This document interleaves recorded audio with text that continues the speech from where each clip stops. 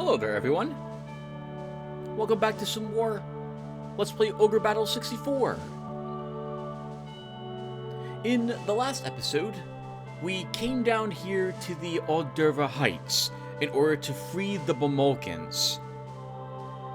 The Revolutionary Army wants us to use the Bomolkans in the upcoming battles against the forces of Westinus and potentially Lotus. But Magnus revealed that he refuses to use them as such. The Bomolkans themselves are a bit suspicious and feel like they're being guilt-tripped into joining the Revolutionary Army. And maybe we will have some support from them going forward for those that do feel that way.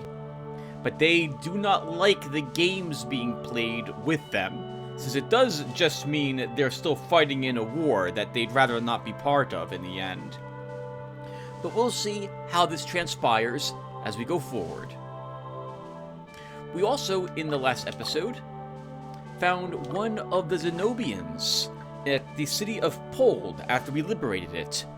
Aisha, the priest, has now joined us, or will be joining us, and is one of, if not the first Tier 2 unit that we now possess. I'm sorry, nope, that's not true. She's the third, because Gina leveled up into a Cerberus some time ago, and Donovan leveled up at the end of the last episode into a Ophinicus. Nice! We'll get to see what Windstorm is capable of. We'd also done a little bit of exploring in the highland of Sothon, and I think it was the last episode where we discovered that black dragons drop Kirikians there, a better staff than the Arc Wands are. And although not required, I think, for anyone to level up into a Tier 2, we still want those staves on as many spellcasters as we can get, which means we might be returning here to kill more of them, so we can get more of those staves to help us out. And that's it for the summary. Let me quickly save this part off. Alright guys, let's go ahead now and get some army organization done. We might be here a little longer than we normally are, because I want to re-summarize something that we saw at the end of the last episode, and why, even if I wasn't planning on using Aisha, why I would still take her anyway into our army at this point. And we're going to start with that. The other Tier 2 units that we have in our army are Gina and Donovan. Both of these creatures are indeed creatures, and not humanoid. They level up automatically at the end of a combat that took place in a scene, assuming that they leveled up and they have the stats now to let them become the next creature. So our Hellhound had the required stats and alignment in order to become a Cerberus, and our Griffin had the same in order to complete its transformation into a Ophinicus. Some creatures have no leveled up form. This would be things like the Pumpkinhead, or our Imp, or our Fairy. There is no upgraded creature version of these things. They are only ever this. Some very few, in fact I think just one, human class does this as well. The Witch. There is no upgraded form of the Witch. It is just the Witch. So you will not see a Tier 2 version of her that does things slightly differently. However, everyone else does, or can level up into another form. In this case, I would be interested in seeing my clerics level up to becoming a priest. But we can't tell how close we are to these different classes. Grumbly, our ninja, for example. Oh, that's interesting. I see a Beastmaster over there. I bet you I know who can transform that. In any case, Grumbly, our ninja, I can't see what the Master Ninja is, or Ninja Master is. We don't have the gear for him lying around, and or we don't have the necessary stats for Grumbly to allow him to transform into that thing at the moment. All we can see is just a normal ninja. This goes for all of our classes that we don't have a Tier 2 class for yet. And that is why I took Aisha with us, even if I don't intend to use her. Because I can now see what Katretta, a cleric for example, is lacking to make her into a priest. She needs more intelligence growth, more mentality growth, and her alignment needs to be a little bit more lawful than what it is at the moment. There's going to be, I think, at least one more Zenobian who we will absolutely take into our army, and that is, a little bit of spoilers in the future, Saradin will offer to join us, a warlock, an upgraded human male mage, and we will want him in our army so that we can see what our other human mages might be lacking in order to use items like the Crown of Intellect and so on to improve their stats a bit more. We can also, now that we have a priest in our army, purchase the gear required for her to exist. We need a robe of wisdom we can see over there, which is 300 gold for us to buy it. Even though we don't have, I think, a shop that sells them, from this screen, we don't have to visit a shop to purchase it. We just purchase it right from here. So it's very important when classes do offer to join you. If you do not have that class yet, I think you should always take them. This way you can see what that class can do for you. We could dismiss Aisha right now, but I still want her present because I want to know what we're lacking. I'm sorry. I think we could dismiss her, and we would still actually, let's see if we can do that.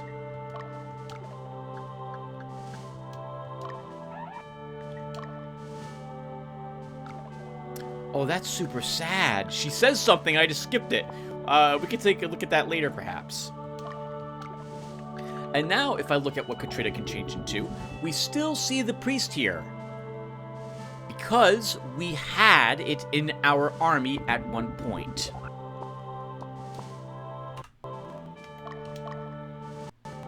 Anyway, so once again, even if you don't intend on using the Zenobians or the class that you just got, I would recommend taking them anyway, just so that you can see what's required to upgrade one of your existing Tier 1 classes to the Tier 2 class. Or, like with Troy, he's our first phalanx, and lets us see what we require to make anyone else into a phalanx at that point.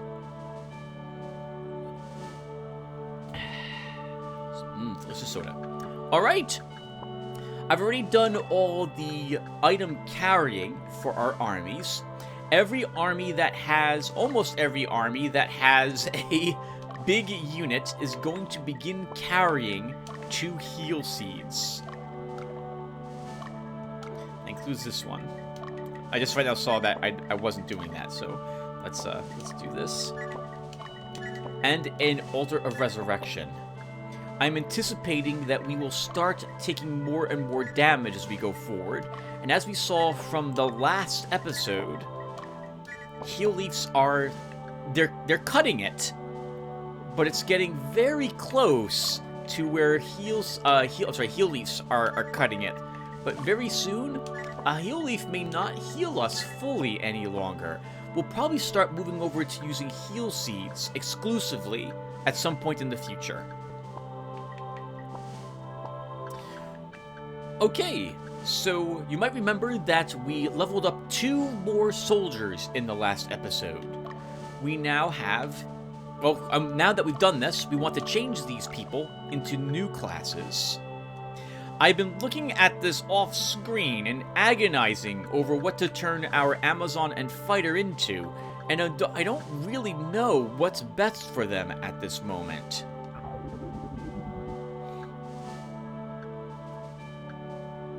I wouldn't mind having another Dollmaster, but I don't know who I would make into one at this moment.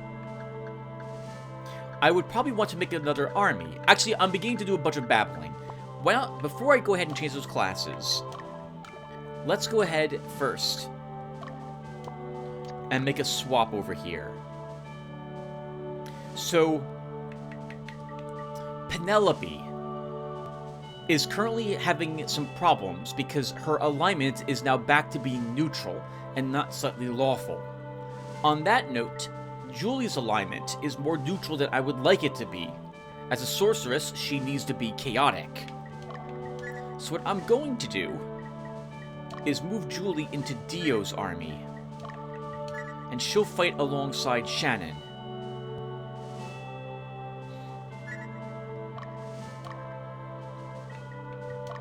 And then for Penelope, we will give her Aisha.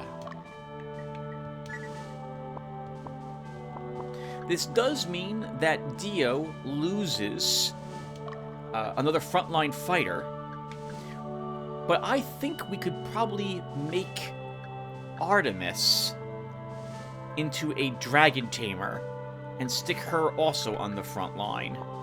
A bit awkward. I would prefer her to stay an archer, but this means kind of repositioning the army a bit and letting, I think, Grumbly and or Dio take more frontline hits occasionally, and I don't think I want them to do that at this point. We could also use another Valkyrie, but if I put one into Dio's army, that Valkyrie is going to probably be losing alignment slowly over time. I guess we...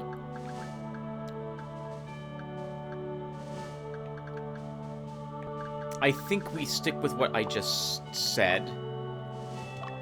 So let's go ahead and change Artemis into a dragon tamer.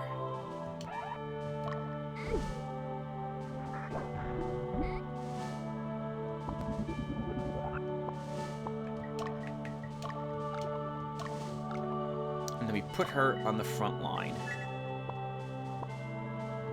We also no longer need that medal on Dio's army any longer. It's not at the moment because we're not leveling soldiers in the next battlefield. Which is a bit awkward. The next battle is not going to be difficult if I recall correctly, but, well, I don't think it matters. We don't need that soldier, and I don't want to make a new army and have Aisha begin leading it. And it looks like everything we're going to find in the area investigation for the Audvera Heights will probably be level 12, in which case I don't want it in our army. I want it to be level 13 at this point, so we'll just leave it there. Okay, so this will hopefully begin improving Penelope's army's morale, alignment a little bit. At the same time, well, I guess what we could also do...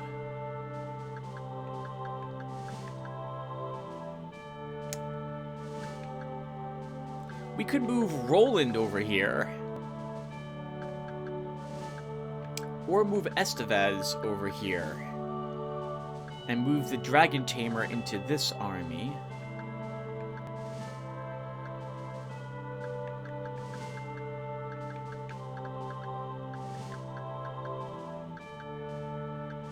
Sorry, everyone. This is going to take a bit of thinking. So if I move the Dragon Tamer over here, she's likely to stay a little more neutral. And if you move the Barbarian over here, that might improve its morale. Let's do that.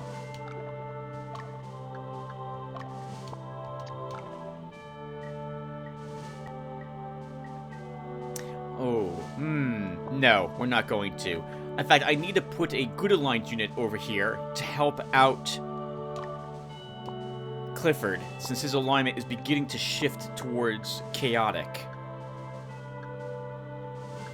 But I don't have a unit I can do that with at this moment. Alright, we'll leave everyone else as they are. But we still want to change these units' classes. So, you are neutral, Glazer Rook.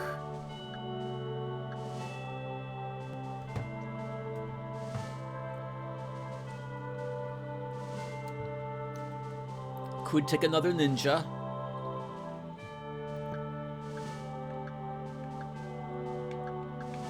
Looking at the Goth price. Actually, we have 8,000 funds, so I probably don't need to worry overly much at this point. So why don't we make him another knight? Or is there someone else who should be a knight instead? Let's look at our phalanxes. Rook is in trouble. He's too chaotic. We need to move him. He's the only other phalanx we have. Is that right? Troy's also a phalanx, but I think he's mostly neutral now. Yep. So the only other phalanx I've got is chaotic. Okay, let's make him a knight. Actually, stop. Do we have a lawful berserker? I don't think we do. Annabelle is. We could make him a knight, actually.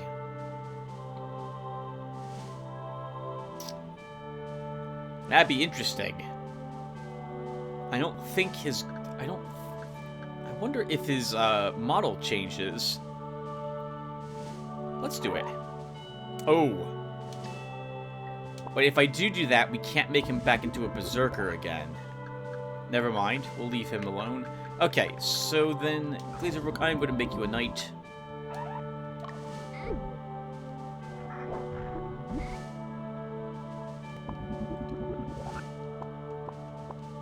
And then that leaves this other Amazon. What does this group want in it?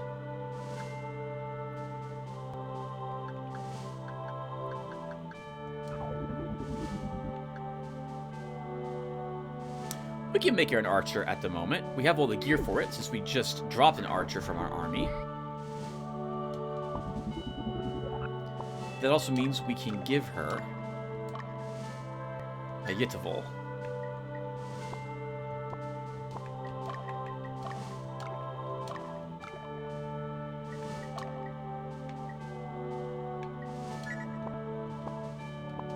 Cool. Now, next, with all the classes done, we need to give these boulder spears and weapons to people. So Aegis will start... Actually, we should... Oh, no, we're not done with classes yet. Not quite yet. Right? We saw that there was a Beast Master available. I betcha it's Bruno who can become it.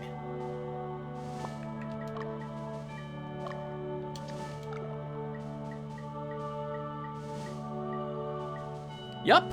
Okay. So we should totally change Bruno to a Beast Master. The stat growths are always better on a higher tier unit, to my recollection. So, I want this army to keep its unity, so we're not going to remove Bruno, but we are going to change who the leader is here. And now we can go ahead and change his class.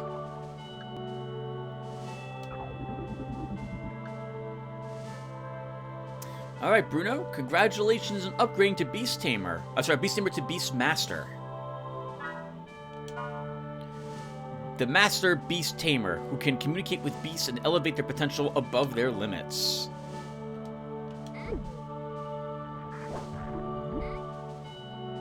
Well done, Bruno. Didn't even have to buy a new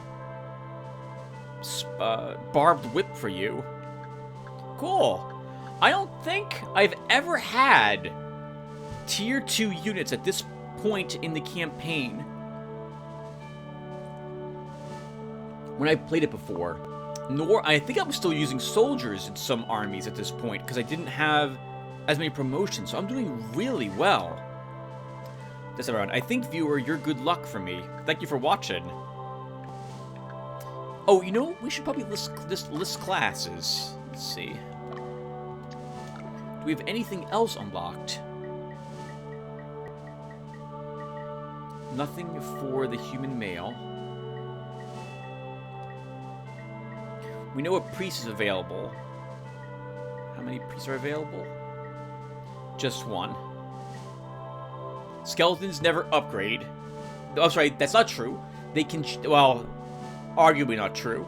They can be changed into ghosts if hit with certain spells. I think it has to be like 2 spell types to change their shape. I want to say it's like they have to be hit by an air spell and an earth spell or something like that. And then they become ghosts. Otherwise, they remain skeletons. Oh! We can upgrade Remy and Lerman. at this point. I see Raven and Vulcan, and their alignments are different. So I know they both can be promoted. There's no reason not to do this.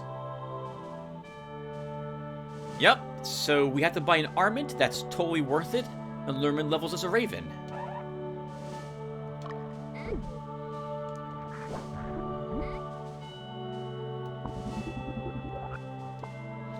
We then give him back his Axe of the Worm. Which also means we're keeping you on the front line, because I don't want you to use your spells. Axe of the Worm lowers is less intelligence than physical strength. And over here, Remy, you're becoming a Voltan. Oh, we need a... I mean, it's only $40, but I forgot that you need this as well. I shouldn't have sold off so many of them earlier. Just wasted a little bit of cash, that was all. And now we can give you back your axe. It's 5 more damage on the front line and 1 more point of defense. It's also 3 more wind shot, apparently. I don't know why his wind shot goes up. I feel like that should be intelligence, but this is amazing. Very nice. Holy crap. Our armies are getting better. That's fantastic. Okay. So next, equipment. I think we picked up, yep, we picked up in a stock. 2 of them, actually, looks like last episode. So let's give those into the hands of our dragon tamers.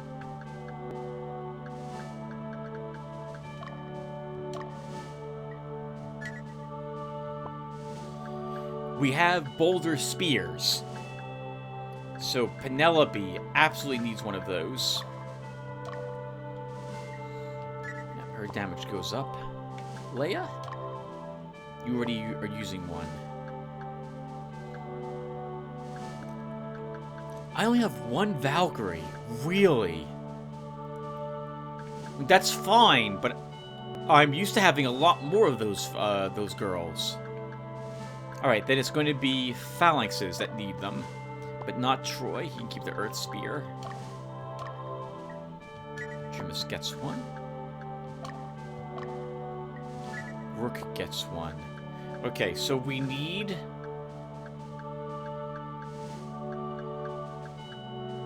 one more spear at this point. And probably some other boulder gear. What else do we have for items?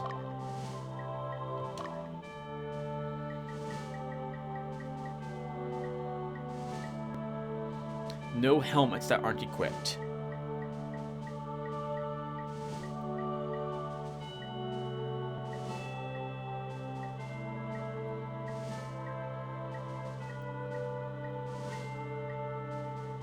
A single boulder claw. But we don't have another ninja to give it to. 3 fools, but we don't have any... We don't need... I argue we should sell one of these. We'll need fools when we upgrade our doll masters to enchanters. I'm gonna want a second doll master at some point. Just so I can use some other cool marionettes to go with it. Books of Bane. Right. We picked up 2 Books of Bane. So... Leia and... Okay, so in case I didn't explain spell combinations yet, Julie and Shannon here give me a great opportunity to do so. The longer that these units are combined, that fight together, the higher that the squadron's unity becomes. It is reduced to 0 immediately upon moving someone out of the squadron and into another one, or removing someone from the squadron and placing them someplace else. You gain unity whenever the unit fights, and judging from what the internet has said, you gain more unity for doing training missions, or morale, or whatever it's called for the squadron. So training a unit to give it more unity can work out really well, even if you don't necessarily need the experience points. It really only affects 2 things, though, in a squadron, to my recollection.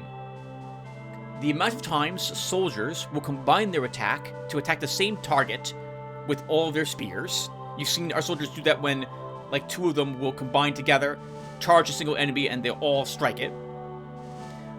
And for combining spells. In order to combine spells, the spells must be combinable. That may seem rather dumb to say, but it's incredibly important. Witches do not combine their spells with sorceresses or mages. Imps cannot, to my knowledge, combine their spells with anything else, for example. But ghosts can combine their spells with witches. Valkyries can combine their spells with sorceresses or mages, and mages and sorcerers can combine their spells together. A ninja master can combine his spells as well with another damage-dealing spellcaster, as can a princess, as can a lich, for example. But some spell books don't permit their spells to be ever combined. Dragonite spells can never be combined with any other type of spell. And why would you want that? You want every single Dragonite spell being cast separately, individually, given how stupidly powerful they are. Cockatrices cannot combine their breath attack with another thing, and dragons do not combine their breath weapons with anything else either.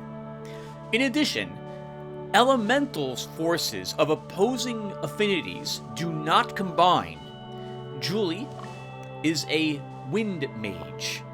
Shannon is an earth mage. Their spells will never be able to be combined, no matter how much unity this squadron gains. It's simply not possible. There is no earth-lightning combination. Neither is there one for water and fire. Bane, though, can combine with any other element. So, we're going to give Gioan a Book of Bane, which also, as you can see, improves his spell. I think it improves his spell casting. Does it not improve his spell casting? It does not improve his spell casting, but it does give him one more int. I think I'm going to also change Belduke a bit. Is that right? Oh. I would love Leia or Belduke to cast a different type of spell other than lightning. But I'm going to do the same thing over here. So I guess we won't do that. Actually, then, in that case, since there is no, I guess, real reason to do this, we will give you back your Spellbook of Water, Gioan. But I will have to change one of these two spell books. So we'll go for Bane on Julie. Bane and Earth can be combined together into a spell. Clerics, by the way, only combine their spells with other healer casters. Priests and clerics can combine their spells, and priests can combine their spells together. I think if 2 priests combine their spells together, it heals the entire squadron of their damage. So we have a leftover Bane book and a Lightning book. I guess we're going to hold on to them at the moment then.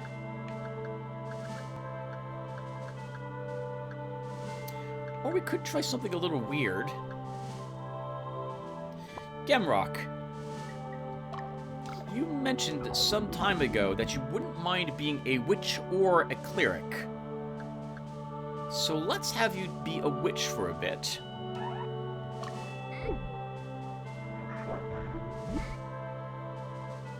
And we'll do something really strange, which is use 2 witches in an army, which I've never done before.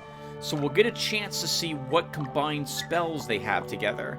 You 2 have been in this army together for a while too, so you should have some amount of unity together.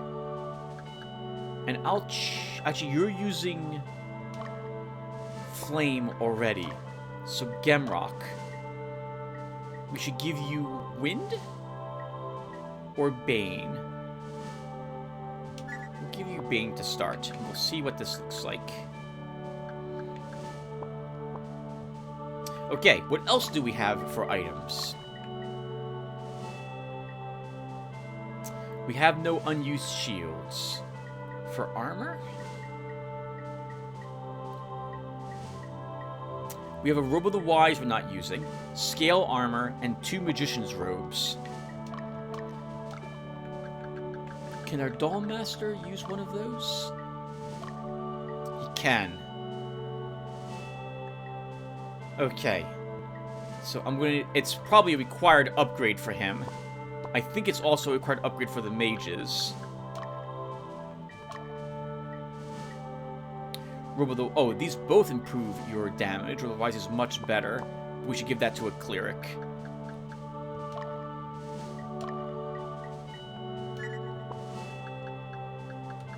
So, Gion, let's go ahead and give you Magician's Robe. And I think we only have one more mage, and that's me, so I'll give myself Magician's Robe. And I think we picked up another Kirikian. Oh, we did, but I've assigned it already. Okay. What else? What other items did we get? Let's see. Nothing new here, although we still have the unequipped Angel's Brooch. I'm not going to equip that on anyone at this moment. Do I want to use any of this stuff? I don't think so. If we do find dragons here, and the dragon is yet another type of different dragon, I was going to say maybe we take it and level it up, but I don't want to make another squadron at this point, so no, we're not going to do that. Okay, so then we are currently done now with army organization. Okay, let me put a small break here, and we'll be back to do the area investigation of the Audvera Heights. Alright, folks, let's go ahead and see what's happening here.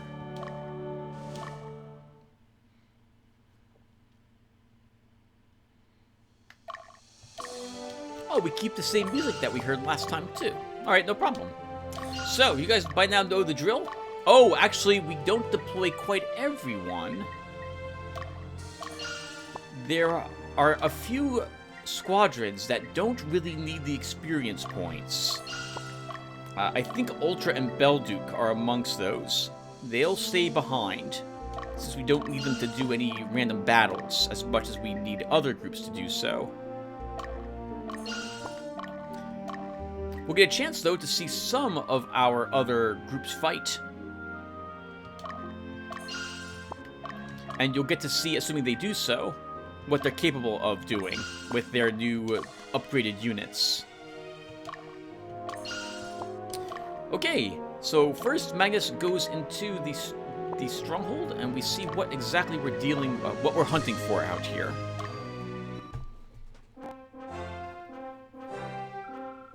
The townspeople have informed us that cockatrices and mature dragons inhabit this land. There's also a rumor that masterless golems wander the area. Oh, man. We could use a golem in our army. If we do get one, oh. I'm a little worried we'll be missing on golems. Like, we won't get the chance to get another golem in the future, or anytime soon.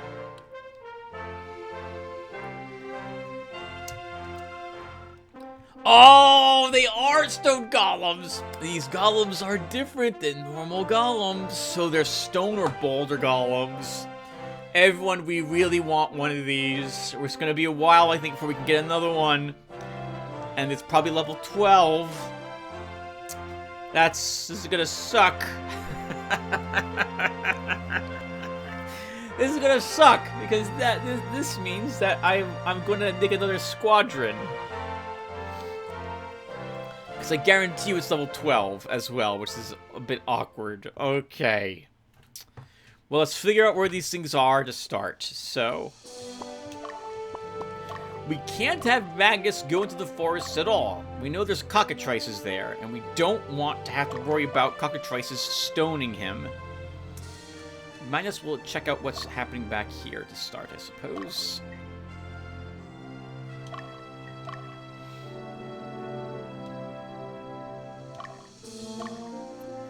Oops, nope. Isn't this a shop, by the way? No, there's no shop here, right. So, Fordham. There could be something else in the woods, like earth dragons could be here, in addition to cockatrices. I don't like the idea of swinging at a cockatrice. It's just I don't like it. Let's send him down here instead. I will avoid the forests. Cockatrices are very powerful. We could definitely try to get one in our army, but I don't like how powerful they are. I think they take away a good amount of the difficulty of the game once we have them, given that they permanently incapacitate an enemy's unit. The enemies will, to my recollection, never possess something that will de-stone someone. So they're always and forever dealing with a permanent statue in their army, which is, it's just too good, everyone. It really is. We don't want it.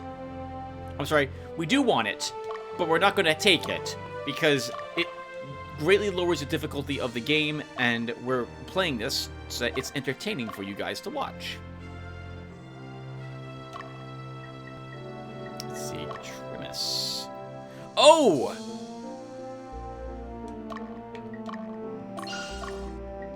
Trimus, you're not supposed to lead that group. That's supposed to be Bruno who's leading this group. I forgot to put the leader back.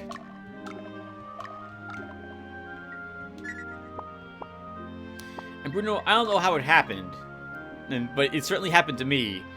Suddenly, you went bald, and you have gray hair. Despite changing your class. Actually, neither of those things happened to me yet, but I know they're going to soon. Alright, so, Bruno. If anyone can kill the cockatrices, it's probably Bruno, but God! Being stoned is going to be awful. I guess we can have Bruno try it, though.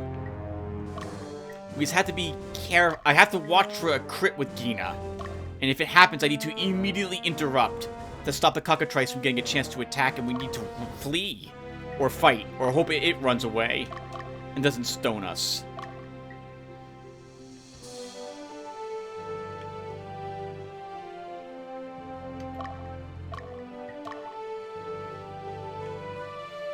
Remember that this map will not be here in the future. We will lose access to this, and I think the Siebel Lowlands, once we are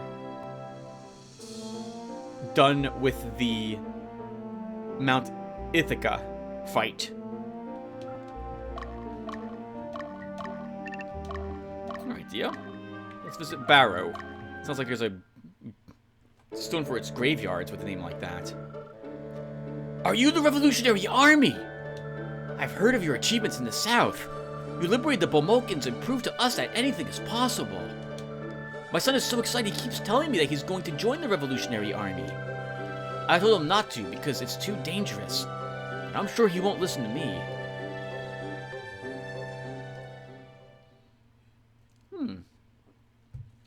I wonder if that's a hint that we'll learn about her son at some point in the future. Right. We need one or two more things here. We should pick up one suit of extra boulder armor. Oh, and that's it. Oh, there's no shields here.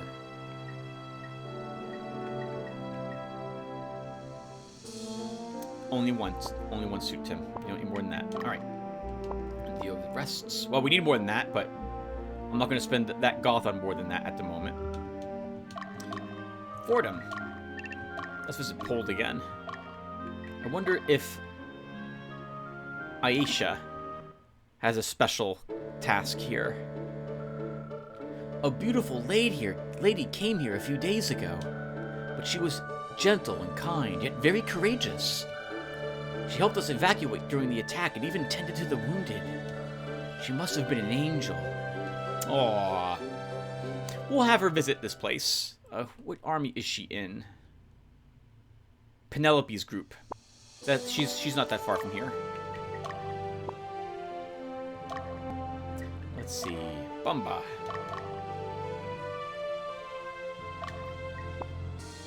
I'm pretty sure we investigated every single place up there. I'll risk you going through the forest just for a bit.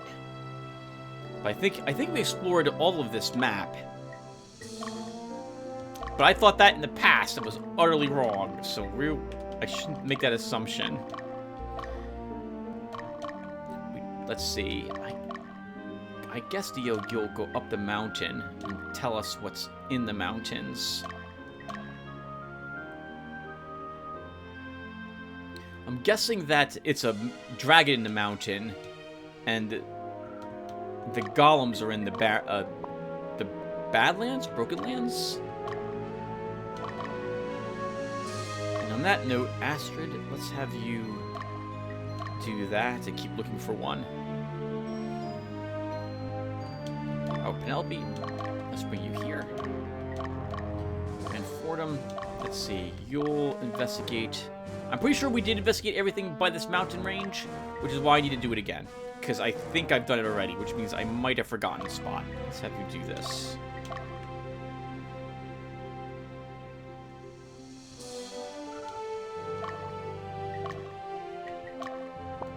Alright guys, what can we talk about while we're doing this randomly? So, I guess I'll talk a little bit about game balance in this game for a bit, because you see me making all sorts of weird decisions, and I think I've mentioned some of this in the past, but I'll talk about it again, because it's something to speak to. I have a weird sense of deja vu, like you wouldn't believe at this moment as well. What the heck?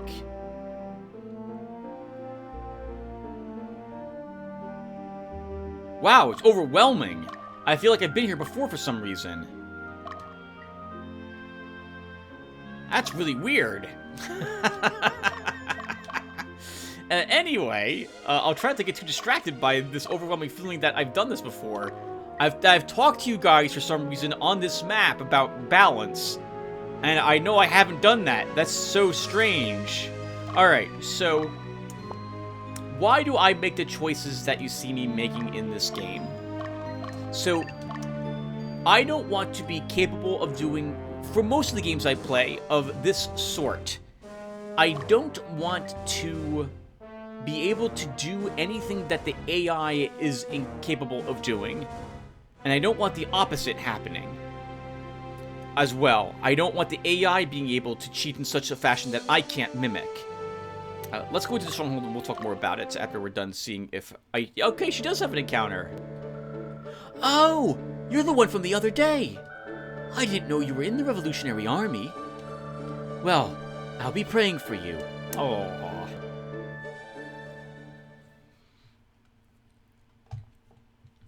Alright, so I feel that if I and the AI are on equal terms for real-time strategies and turn-based games, I tend to prefer it that way. A game like Inscription, for example, bent the rules. The player had a different rule set than when the AI was taking its turns, and that's fine. But I would have liked it better if I and the AI followed the same exact rules, because I don't like thinking that the game is weighted in one direction or the other. I want to square off against an AI with the same rules and beat it, to prove that I'm still smarter than a computer is. I'm gonna keep you in the forest. We're gonna try killing a cockatrice or see if there's an earth dragon in here, Bruno. That's so dangerous. So for this game, this means no retreating. The AI does not get a chance to retreat. Realistically, if I lose Bruno, for example, I shouldn't promote a new unit to leader, because the AI doesn't get a chance to do that. I just right now thought of that. So maybe if we lose a leader, we have to lose that army, and we can't do anything else with it for the remainder of the combat. Actually, I might be able to instruct the unit to evade, and that might make it automatically return and dismiss itself if I lose a leader. We'll try that next time we get a chance. Thank you very much for freeing our land. Now we can live our lives the way we like. We can't rely on you for that. We must work for ourselves. Oh, good. Well, I'm glad to hear that.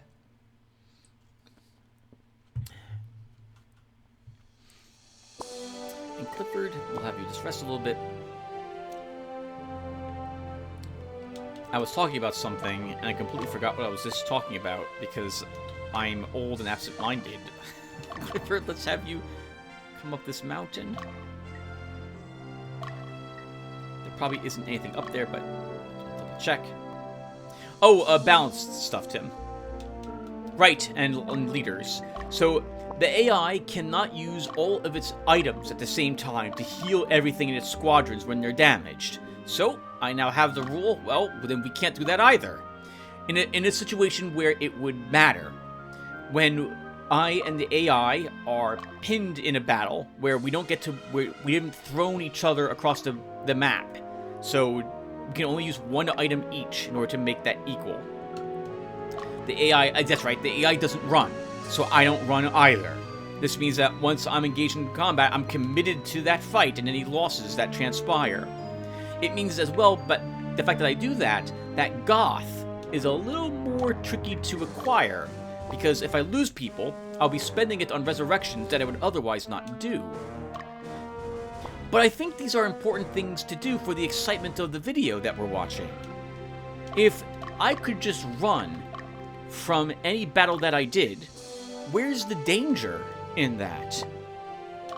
On one hand, you guys would get to see the game being played as the designers intended, but I don't really feel like I'm ever at risk.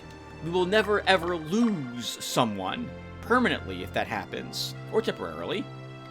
And we're not punished for it either, because we can just run, it sends us away, we can heal up and try to engage in combat again, for example. I don't want that.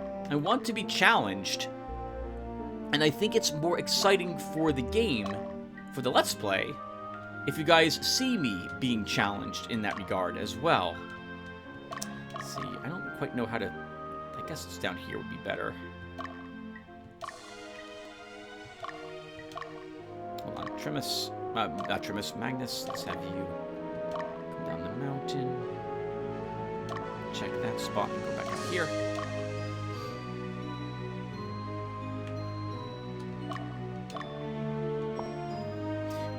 What else is there?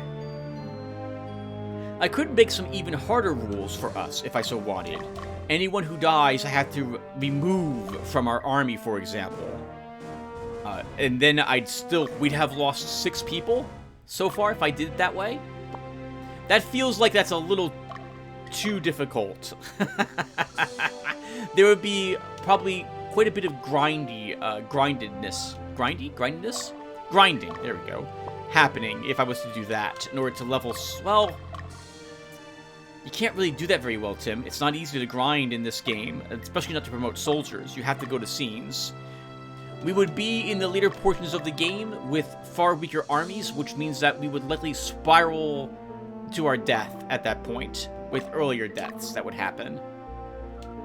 But it's also another rule that you might remember that we put into place is that only 3 of my armies can have attack leader at any one point.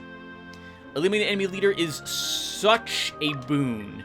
It's extraordinarily powerful. And although the AI can do this, the AI tends not to target leader. It tends to use other battle strategies instead. We get red dragons in the mountains here. Interesting.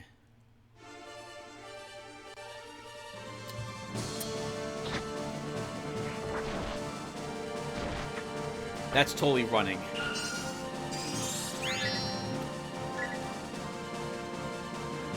Not persuaded and it fled. Okay.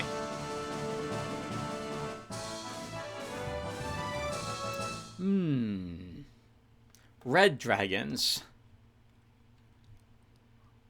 Red dragons promote into flare brasses, which are... Their AoE breath weapon is not the strongest in the game. It's arguably one of the weaker ones. Crimson Note, if I recall the name of it correctly.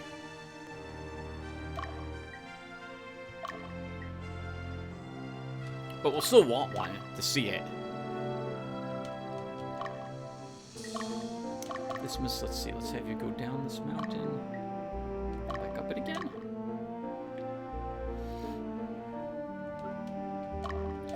So when it comes to the units I'm going to have in my army, one that I've never really been happy with taking is a cockatrice.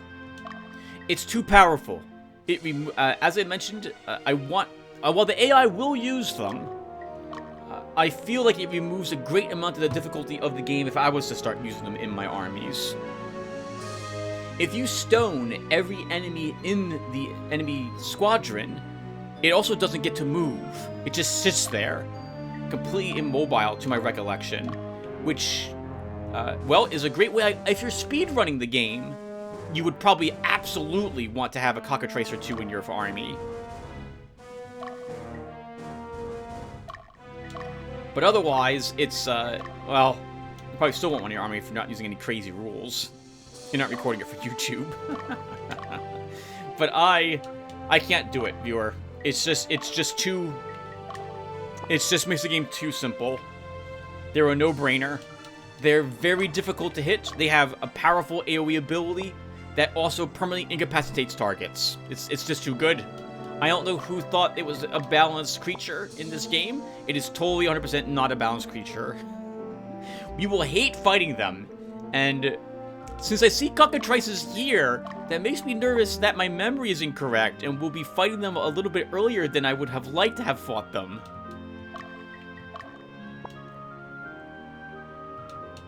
Let's see. Are there any other games, Tim, that you've... Because you've used these weird rules of yours. Back in 1999, you used these rules. Are there any other games that you've used weird rules for?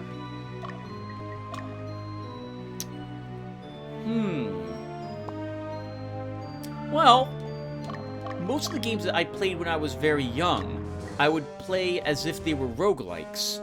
Which is to say that if I died, I wasn't allowed to reload the game.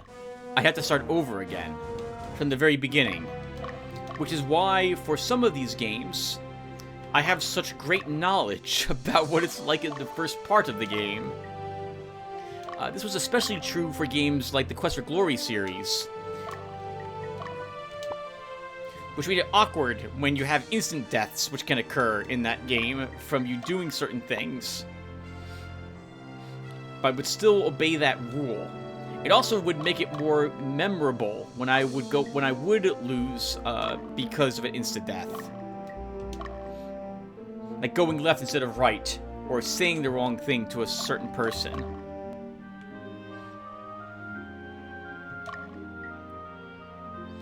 Hold on, let's see. We'll have you do this. Actually, no, we should have you investigate what's down here.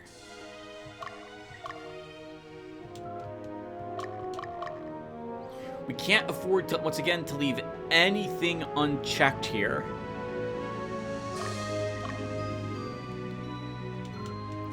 Clifford, we've checked that peninsula. Let's have you come over here.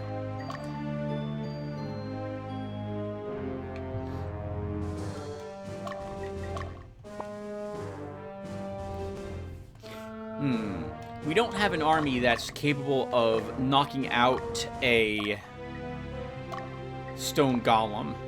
We would need quite a substantial... Actually, Belduke might be able to kill one.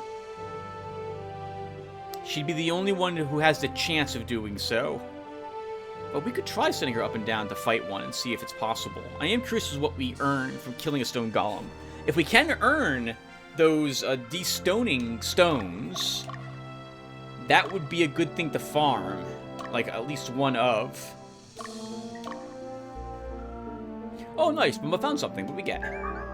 A dragon shield. Not part of the Dragoon set. You do not need one of those. The Dragoon uses, I think, a two-handed sword. Not a one-handed one, if I recall correctly.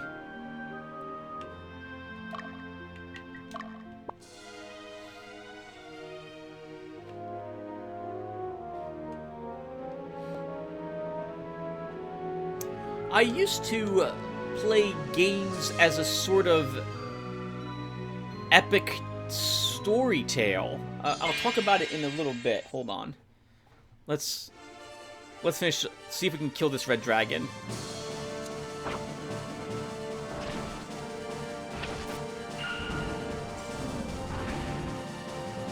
Oh. Well, that's no good. Doom just poisons.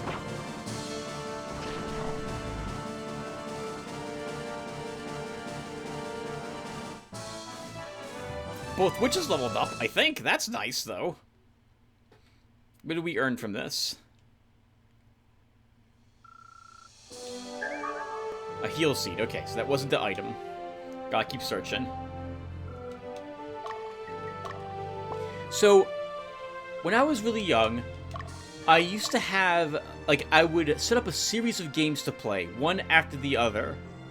But I would only play them in various orders that would be dependent upon if I died in one or not, to have some sort of story play out. Like, I would play one game, and if I died, I would have to play another one. Like, let's say I would play, like, a space game, and if I died while out flying around, then I'd be on the surface of a planet. And from there, I'd play a different game to see if I could get off the planet's surface to go back into space and play a different space game instead. So I used to chain these games together in a story to try to explain what was happening to the protag. Some of them wouldn't make any sense to follow one after the other. Holy crap! That was amazing! Crit, crit, crit! Unfortunately, we are still not killing it with this army.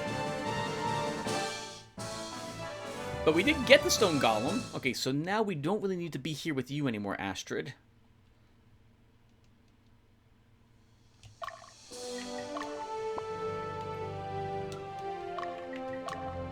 What level is it? It's level 12. Okay.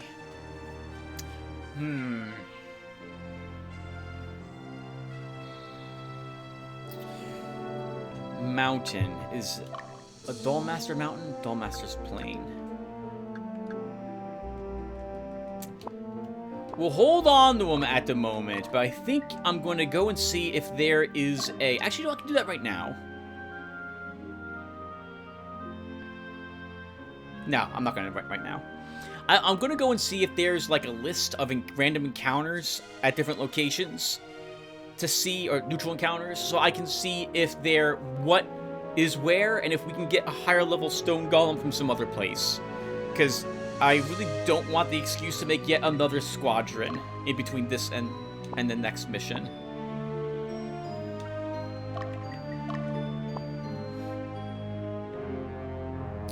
I'm trying to think of any game I can think of that I did, that I owned in the past. I did this too, but I can't think of any from back then.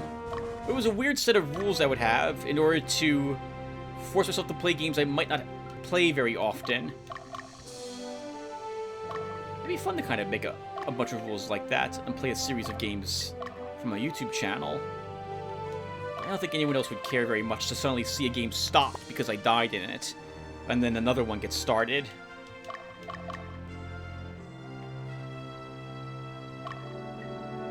Holy crap, viewer, it is so hot in the house right now. Oh my god, I'm sweating. It is extraordinarily humid, and the room I am in, because I love you guys so much, has no air conditioning unit in it. My AC units are in the windows in the living room and bedroom, and I am in my den. And there's no AC unit here. Okay, hold on. Bruno, good luck. Please don't crit this. Please don't crit it. The moment you crit, I have to immediately interrupt.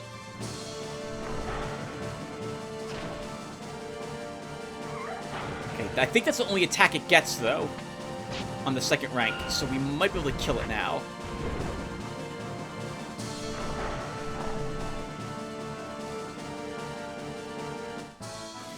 Bruno's the only one I trust being able to kill a cockatrice.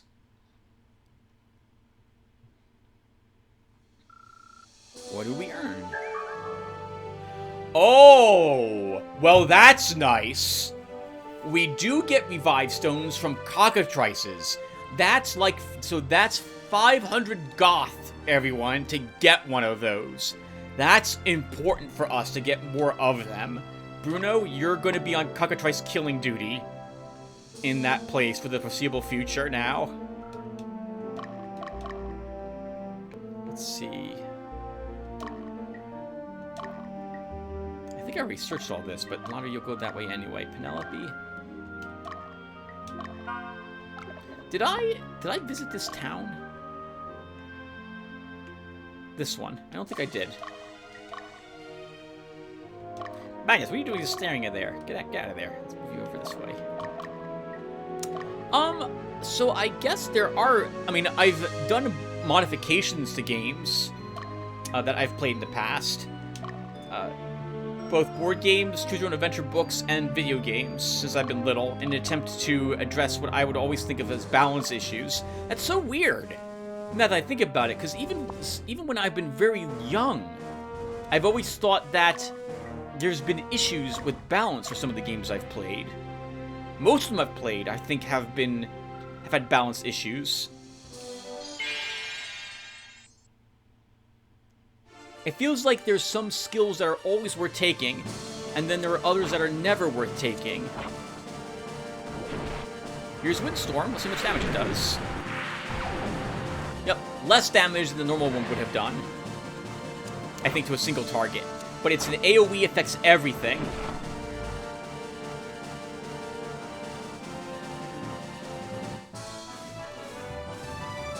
We're not inviting this red dragon into our army. We're not going to do it. Or not. Well, that one in particular, because that one's now dead. Heal seeds. Okay.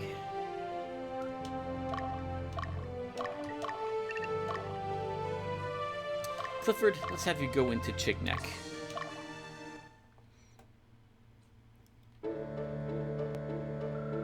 The mines were liberated, and the Bomokins freed. But the kingdom of Nurdem no longer exists. How will they make their living? Do you think you can just let them be, and you won't be responsible for them? Yes, they can, I guess, suppose start over here. Actually, is that right? They would need land or something like that. I'm imagining it was all given to other people.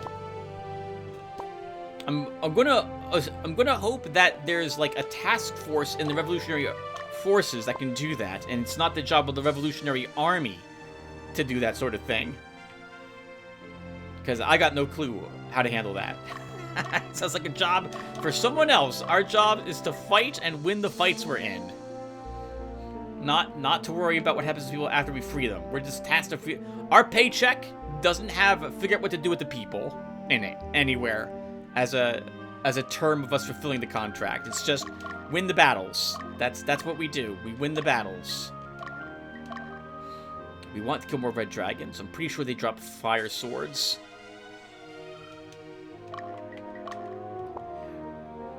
I don't think there's anyone else that can kill a cockatrice. Except for, I guess, Belduke could. But I'm nervous having Belduke try it.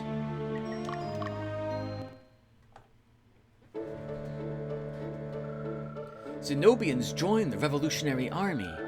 They're fighting for us, blind to our nationality, race, and religion. Ah, that's awesome. Yep, they don't care. These people deserve to be free like they're free, I suppose, is what they're thinking. And hopefully most of the people here agree with that. Alright, I'm going to want, I think, 2 more boulder spears.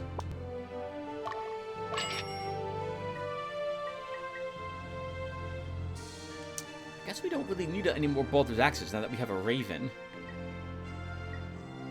I can't think of any other units of ours that want something else. I guess we should purchase another boulder spear just to be... No, we shouldn't. And you're good here, Tim. You don't need anything else here at the moment.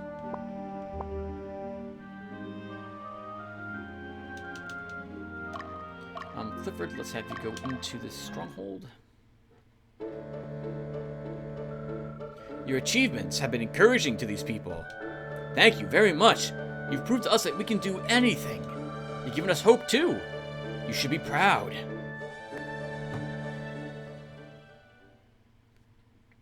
Inspiration and keeping the morale up of the people is very important. Let's have you head up there. Penelope, south with you.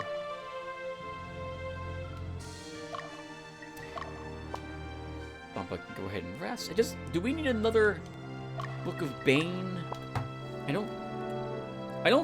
I think the way, as I'm trying to dwell on this, I think the way the classes work is that as long as you have the stats,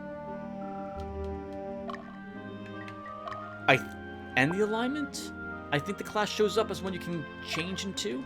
Dio, I see that. No cheating, Dio. You're supposed to stay in the mountain.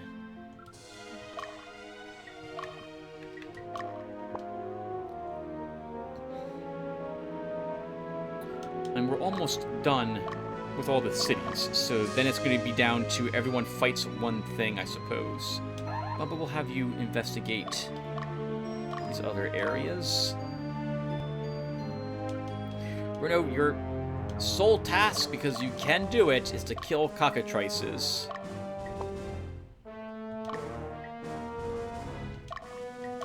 Pretty much the same way you did last time, without any crits.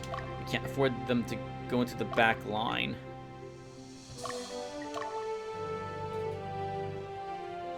Though I suppose if one of you gets stoned, we did pick up a revive stone to cure that, so... It would also give me an excuse to check. I'm pretty sure you can use the witch's hut to cure petrification.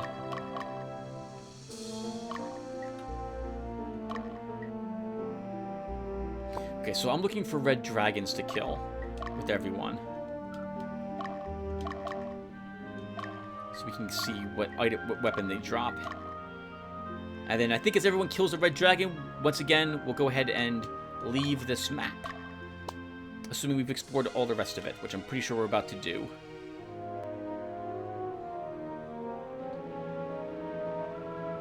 Oh, Fordham. Alright, we can try this with you. No, I'm too nervous. I'm too nervous. I don't want to do this with you. I'm too nervous. That's not going to work. It's just not going to work. If one of your witches, so the witches will use that one spell we saw, which is powered down to everyone, which is, or poison to everyone, which I'm not sure I like. Though it was cool to watch the evil hand grab the, whatever it was, the golem? The dragon. I don't actually want you to fight another cockatrice. Let's get you out of the woods. We can probably assume there is no earth dragon around there.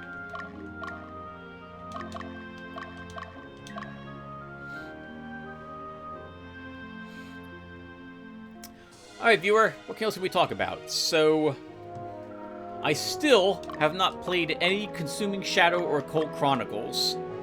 I am obsessed with Ogre Battle 64 at the moment, given how fun it is for me to stare at my spreadsheets and keep notes and track who has what, how much experience points, and who's going to be giving training and stuff of that sort, which I absolutely adore. The more fiddly bits a game has, the more I like that game. Aether Genesis is one such example of a game that has a ton of parts you have to keep track of, and I absolutely adore it for how complicated it is because of that.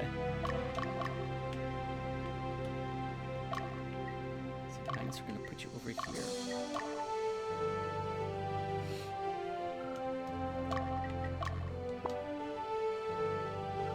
But I really should. At the very least, I do need to record more, Eye of the Beholder 2. I haven't recorded that in a few days now. The last time I recorded it, I began getting rather snappy at the game. Rather annoyed at some of the mechanics, and that's no good. No one wants to listen... Most people don't want to listen to me complain about a game I'm playing. Because most people who will be watching me play the games are there for me to watch me enjoy the games I play, and not hate on them. Let's think here. Are we up and down this mountain?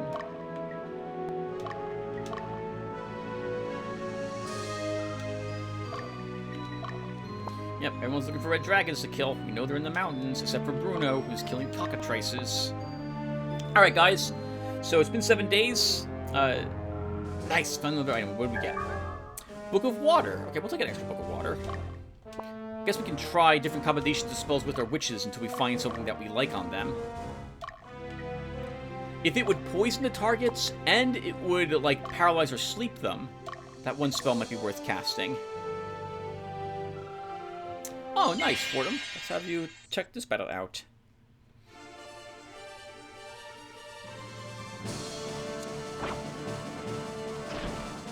That guard means we're not killing this.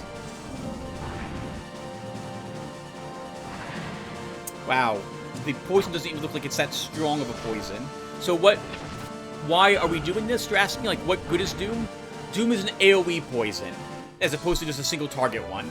We don't get to see that because it's a single target that we're fighting, but it would affect everything, I think, in, like, a plus formation. Which could be useful, but poisoning twice, I think, is less useful than... Well, if they got to go first, it probably would be more useful. I would want to have seen how much damage that dragon would have done before we poisoned it.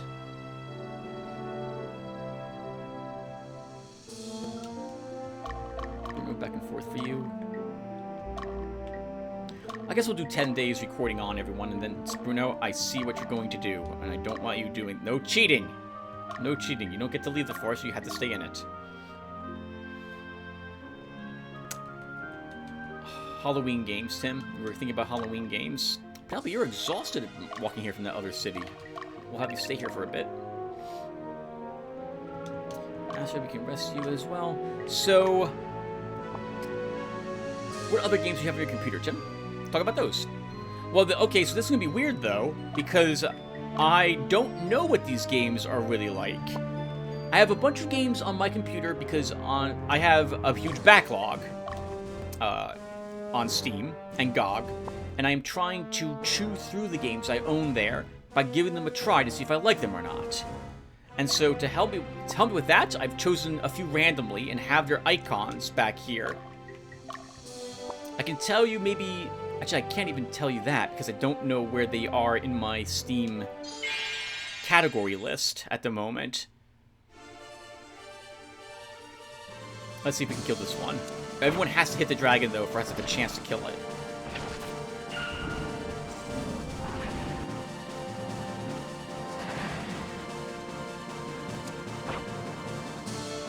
Looks like we do the same damage to this. I'm thinking one of these witches needs to not be a witch. And we need to put it back to either a cleric or a sorceress instead. So we'll do that with you in the future, Fordham. In fact, I think, Fordham, unless someone gets a lucky crit, you're not killing another dragon. And since you did kill one, we can pull you back home. Okay, so yeah, so I'll mention some of these games that I have on my computer, but I don't really know what they're like. As a heads up, so I couldn't tell you if they're enjoyable or not. I just have these. Actually, some of these I've played very briefly, or I know the type of game it is, so I can mention that really quick. But this is also going to go by quick, because I haven't played these games very long, if I played them at all. So here we go. So a game I have up here is called Lost Ruins. And I think it's a platformer slash Symphony of the Night type of game. It's a combat-oriented platformer. It looks like, based on the icon, that I'm playing a Japanese schoolgirl of some sort, based on the schoolgirl outfit I see her wearing. But that's it. That's all I know about this game. It's on my Steam backlog. I don't remember when I picked it up. It's here. Okay, I bought it for some reason. I should probably figure out what type of game it is, and if I like it or not. So, the game sits here, waiting for me to play it. I've got The Void up here, and I fired it up this year to see what the intro video would be like for it, but that's as far as I got. I've heard it's a rather weird, not necessarily creepy or scary, but I've heard it's a very weird story. I think, this might be incorrect, but I think it's made by the same people that made Xenoclash? Or the people that made Pathologic. By the way, speaking of Xenoclash, this is not up on my desktop, but they did announce a third Xenoclash coming up. And so I am very interested in that one when that comes out. It's on my wish list of games to try. I really like the first one in that series very much. It was the first-person brawler I had ever played. Did I walk into the other of mine? I don't think I did. Clifford, let's have you go in there.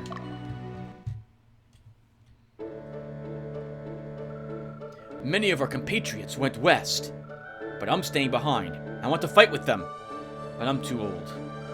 I decided to stay and protect the children. The Old Home Guard. I love that song. It reminds me of that from Rhythms and Boomsticks. Clifford, we're killing the dragon with you, I hope. Let's move you over the mountains and see if we can do that.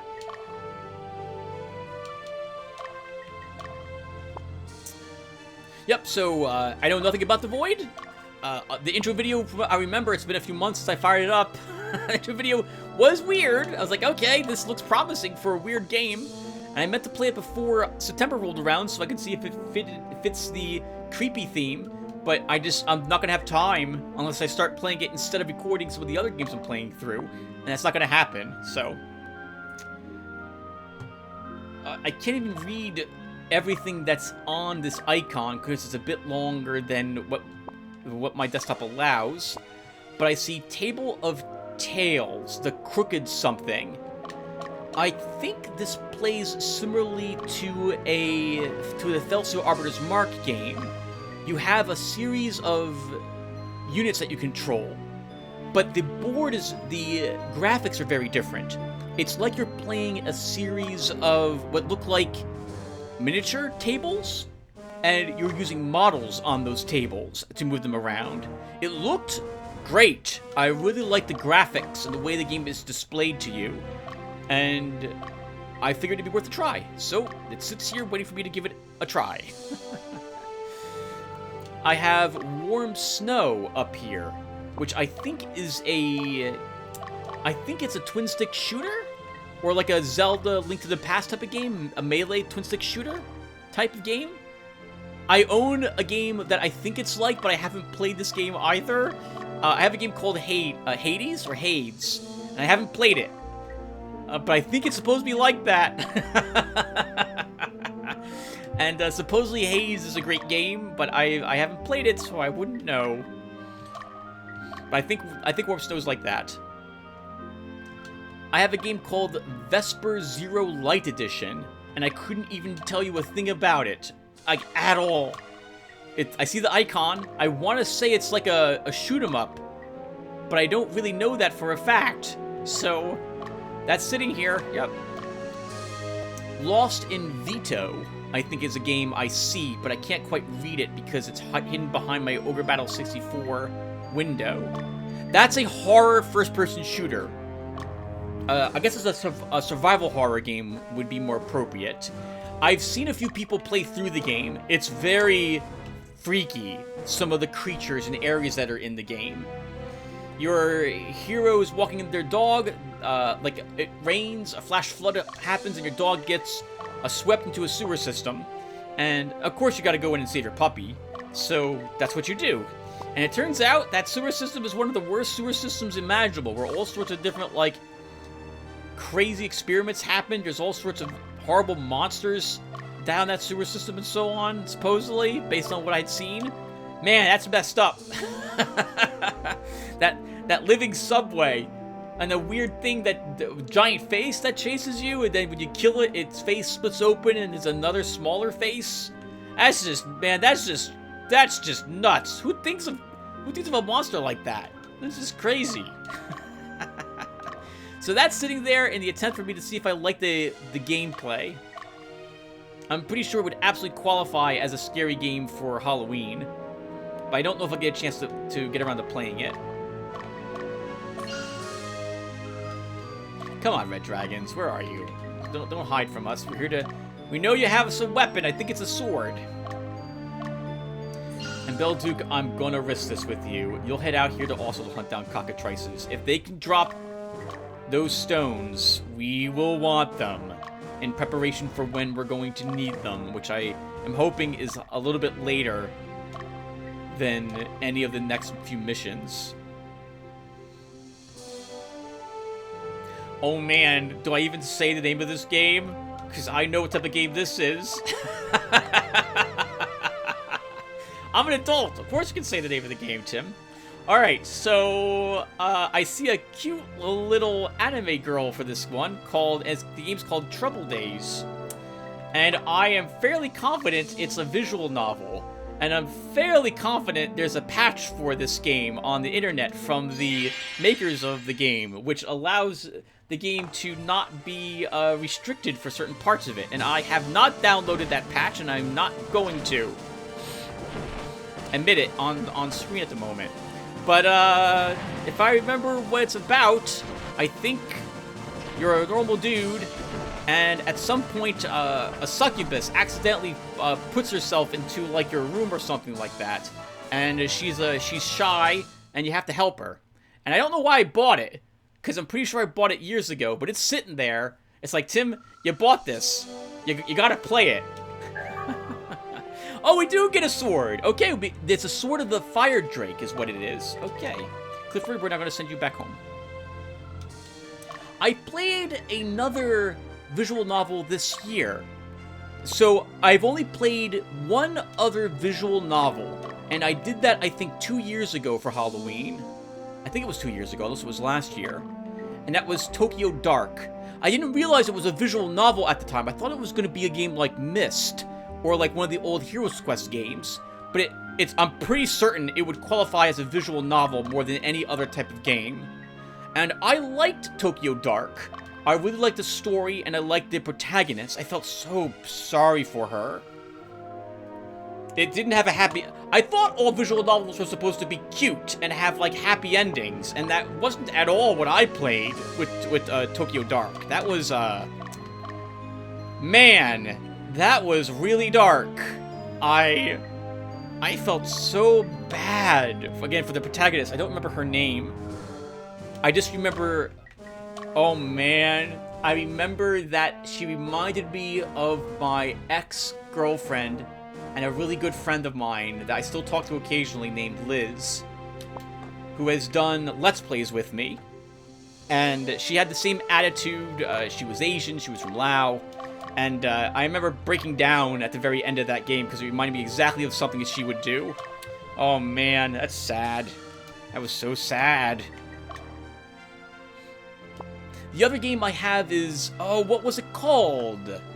I didn't like it very much because I couldn't... The main protagonist is supposed to be you, but I couldn't agree with him and his attitude on things. And you can't make your... You can't design your own protag in the game, so I didn't like it as much as I think I was supposed to. What was it about? Do I even want to say? Yeah, I can't remember what it was called. I just know that it was, oh man. I know it's... I shouldn't be embarrassed, Tim. You're an adult. You're allowed to play whatever game you want to play. But I should know the name of it. I can't unless I go look it up. And turns out there's a lot of these games. I had no clue there were so many of them.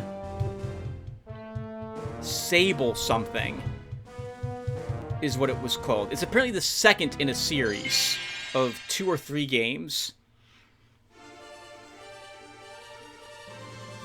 Yeah, I didn't like it very much because I didn't like I liked the writing a bit, but I didn't like the main protagonist, who I think it's supposed to be you, and I didn't like him at all. So I didn't want to see what happened with the story at all. Might kill this red dragon.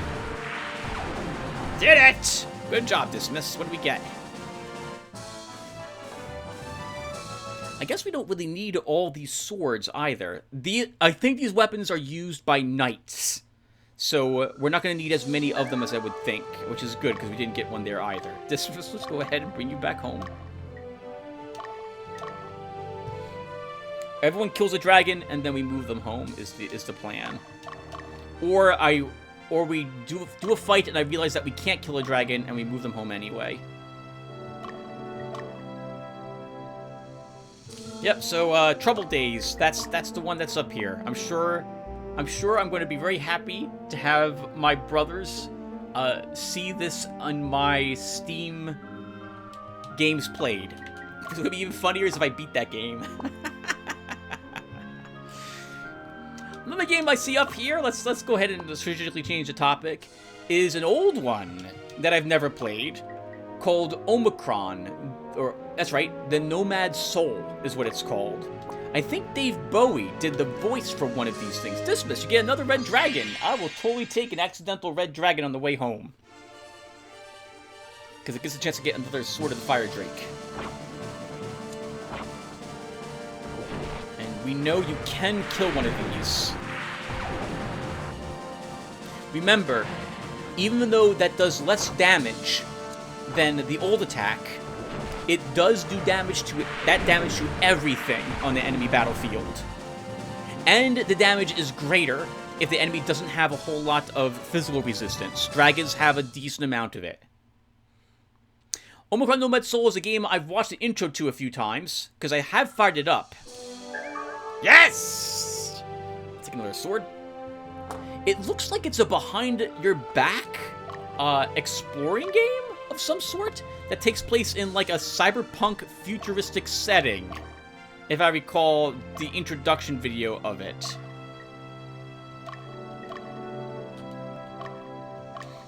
It looks like a game that I would like, and however, I have to keep in mind that it's a game which was made many years ago. It probably has a cult following, and I've never played it, which means I'm not going to have the nostalgic glasses on when I play the game. And it's one of the reasons why, I mentioned this before, I don't record games blind anymore, because if I don't like the game, or if I start out liking the game and then I don't like it later, I'm going to want to know that pretty much right away, so I know not to record it. It's one of the reasons why I don't intend to record through the last of the Eye of the Beholder series. I don't think I'm going to like that one very much. Song of Iron is up here, which I believe is a game which is similar to Tales of Iron? We played through that game earlier this year, Tales of Iron, which was the game with the Reggie, the rat, and King Rattus, first of his line, who was attacked by Greenwort, the frogs. What a great little game that was. I was really happy to play through that one. Picked it up at the summer sale. I think it was... No, it wasn't summer sale. It had to be over winter break, I think. Because summer sale just ended, and we played through that a few months ago. Yeah, it was good. I liked it. So Song of Iron, I've played a tiny bit of. I played through the beginning portion of it. The controls felt a bit odd compared to Tales of Iron. I tried both now at the same time, and decided that if I was going to play one of these games, it would be Tales of Iron that I decided to play through. Song of Iron, you are a Viking, who I believe your town or city comes under fire or attack, and everyone dies in it, and you are left alone. It was interesting. I haven't played it for too long, so I can't give my opinion on it very much other than I preferred the Tales of Iron controls more than this one. So that one I played, this one I only played for maybe 20 minutes and then decided I'll play it later. Something else I do as a rule or a guideline is if I'm playing a game, I can't play another game like that game if the controls are different, because I will totally get confused playing two games with the same type with slightly different controls. This is especially the case for like platformers and the like. I can't play a game like Unepic and then also be playing a game like I don't know, Abe's Exodus, Oddworld Abe's Exodus, for example, because the controls are likely very different, and that will totally mess me up.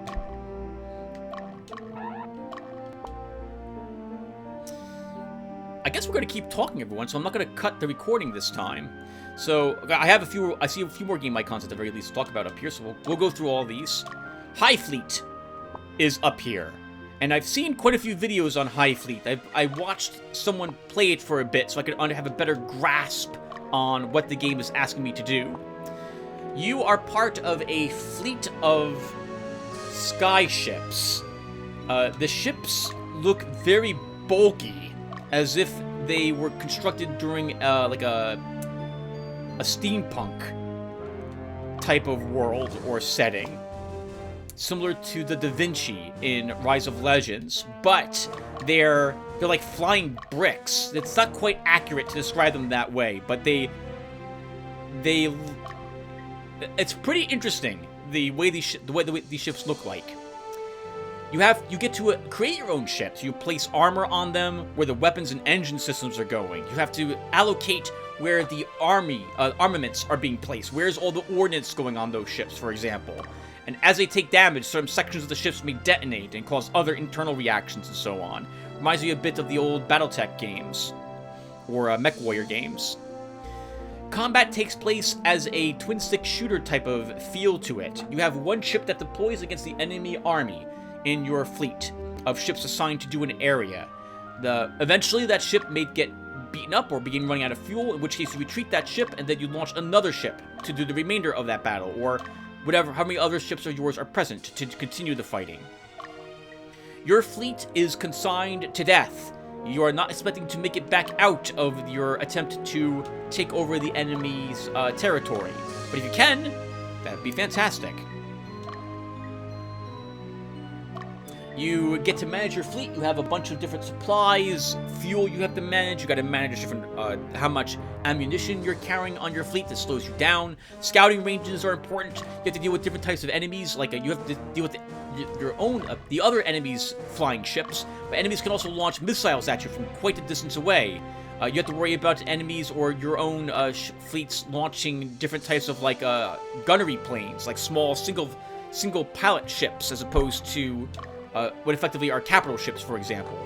If your main capital ship is shot down, it's game over. It looked fun. It looks challenging. It's probably beyond me, and I haven't played it. So it's up here to encourage me to try to give it a try. Black Chain is up here, which is a real-time strategy game. I love real-time strategy games. I'm no longer very good at them, but I still like firing up ones, especially ones I have never played before. And so this game's up here. I played through the first mission, and I liked it. It had a certain amount of charm to it. Some of it reminds me a bit of Dune, with how you can construct how your base gets constructed in certain areas. But I liked it. I can't tell you anything more about it other than I liked the first mission, and I haven't played more of it than that. I have a game called Kathy Rain up here, which is a Wadjet Eye, I believe, puzzle game. And having just played through Primordia, I'm looking forward to playing through this one as well. I've liked all of their games so far that I have played through. I've played through, I think, 2 in total. I think I own something like 4 or 5 of them.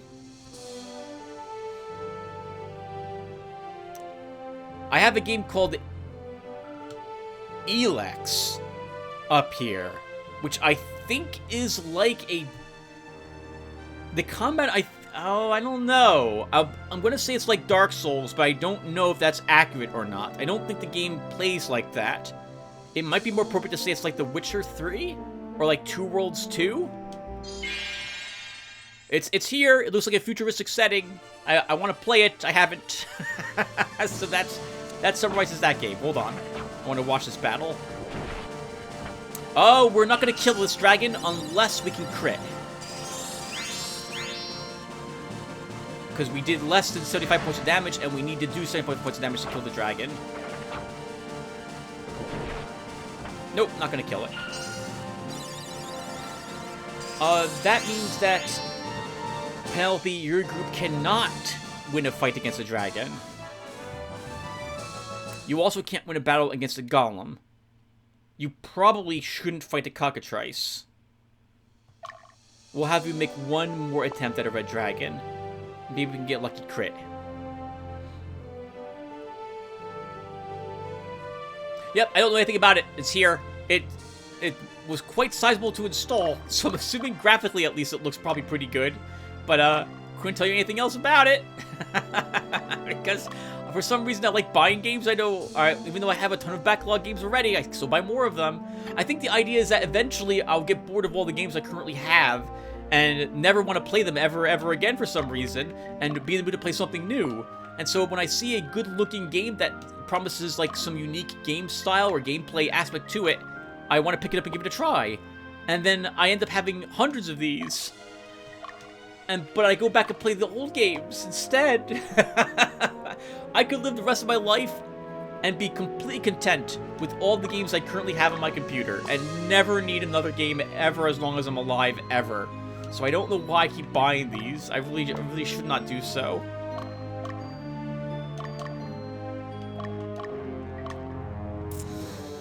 Beautiful. Desolation is a game I see up here. I think it's a role-playing game. I don't know anything else about it other than that. I think it's an isometric view role-playing game of some sort, where it's either just you or it's you and a group of other companions. Couldn't tell you more about it than my guess at what type of game it is. But so what I'm doing now, though, viewer, describing what games icons I have on my channel. This is how I discovered things like One Step Beyond. I bought this past summer sale, but Lotaeri Corporation last year. No clue what type of game it was until I fired it up for the first time, and the game's been out for like 2 years already. I never fired it up before. The same thing with Mainframe Defenders and Cosminator, 2 games that I absolutely adore, and I had them for a long time and never played through them. And so on. Banners of Ruin, a game we played this year, I had for a little bit and never fired it up, for example. So these icons will eventually be clicked on, and I will play through these games. It will just take me a while to do so. Or it could end up like a few other games that I've owned, that I've actually played through this year. I don't have the list with me, but I gave these games a try and decided, you know what, this game, I'm sure it's good for someone, but that someone isn't me. Icy is up here. I think that's another fighting platformer. I see an image of, it looks like a girl. She's wearing like a headset and has glasses, like sunglasses on or something. I'm pretty sure it's like a Metroid game, a combat-oriented platformer. Haven't played it. Bot Vice is on my computer. I have played this one once, and it was a long time ago. What type of game is it like? It'd be best if I tried to describe the gameplay. Your character is on one side, the bottom side of a battlefield, and all the enemies are on the other side. There's different types of terrain and structures for them to hide behind. I guess, you know, I can describe it like Space Invaders. Like a really fast-paced Space Invaders. Your character, this cybernetic girl, can duck behind things for cover, and can herself just duck to avoid being fired upon. But I don't think she can do it for too long, and eventually has to pop up. And you take shots and try to kill the enemies where you can while avoiding enemy fire. It was fun, it was hectic, and it was way too much for me to manage, and I loved it.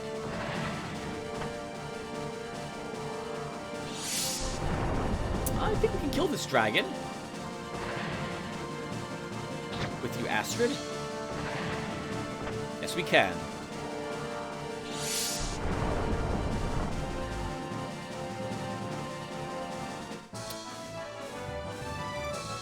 I may keep you here for another experience point.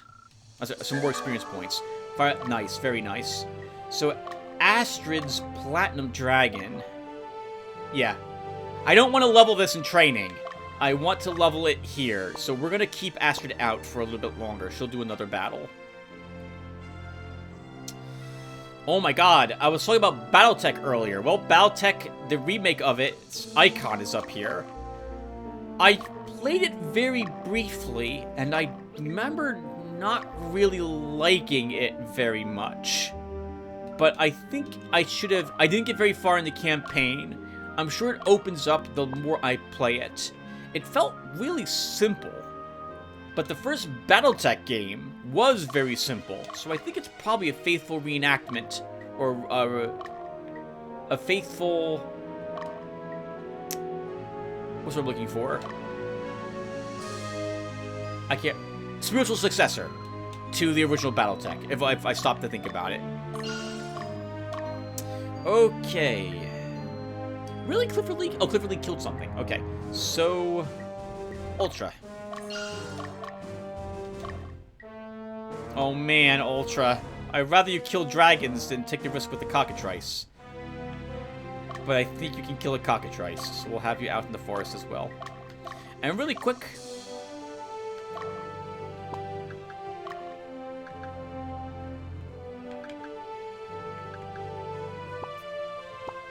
we can probably change out the Bane book for a Wind book. And we'll see what Flame and Wind do for our witches.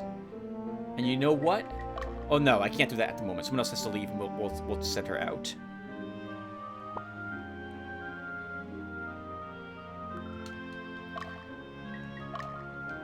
Astrid, we want another dragon with you.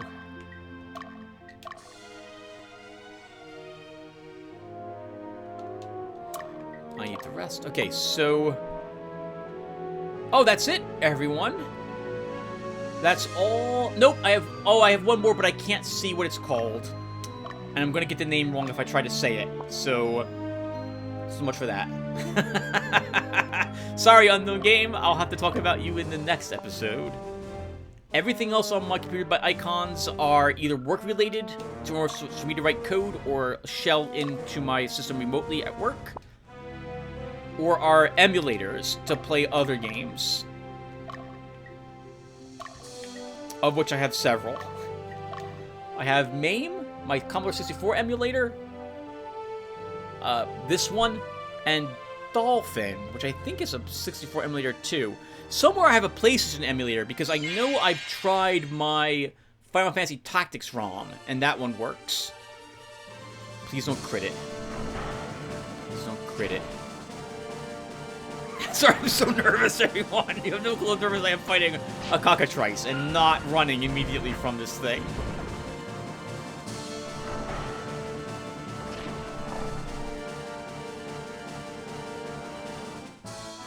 Okay, very good, Bruno. And now we retreat you.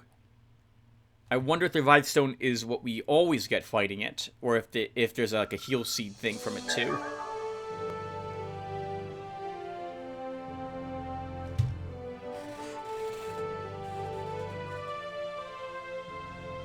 Now that's interesting.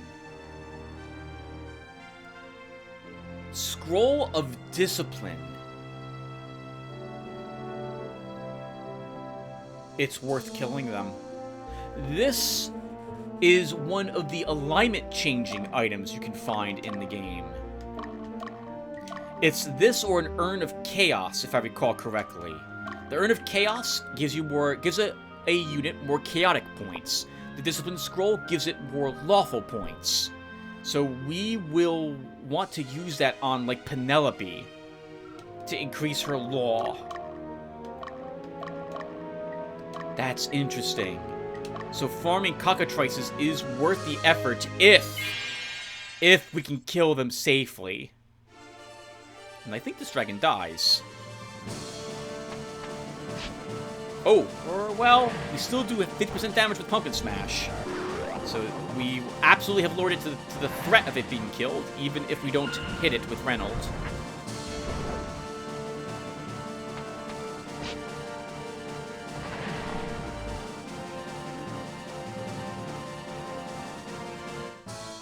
You know, I haven't checked the level of the red dragons, but I'm pretty confident they're going to be level 12. If the cockatrices and golems here were level 12. And Lotaeri, that's the one I wanted you to kill, so you two are now heading home. But you're not gonna go through the forest. We're gonna cheat a little and make you go through the mountain. To do that.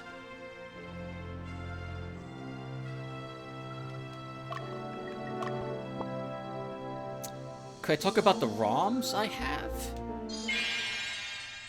For my 64 emulator, it's only the games that I've owned that I have ROMs for. For actually most of the games I have ROMs for, it's only been ones that I've actually possessed. I felt too guilty grabbing ROMs for games I never owned growing up. Good job, Dismas. Wait, you were supposed to leave! You were supposed to leave! Why are you still out here? Because I forgot, is what happened.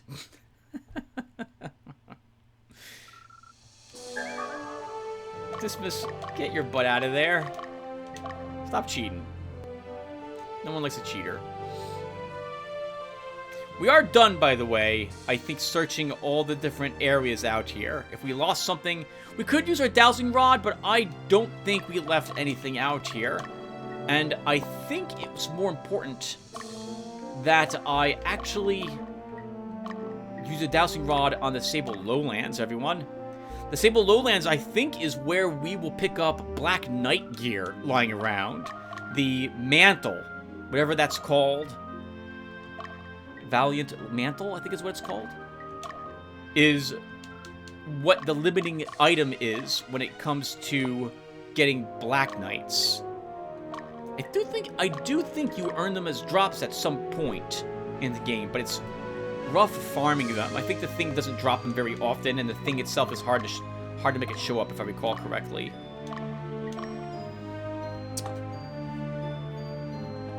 For Part 64, I think the only game I actually own a ROM for on it is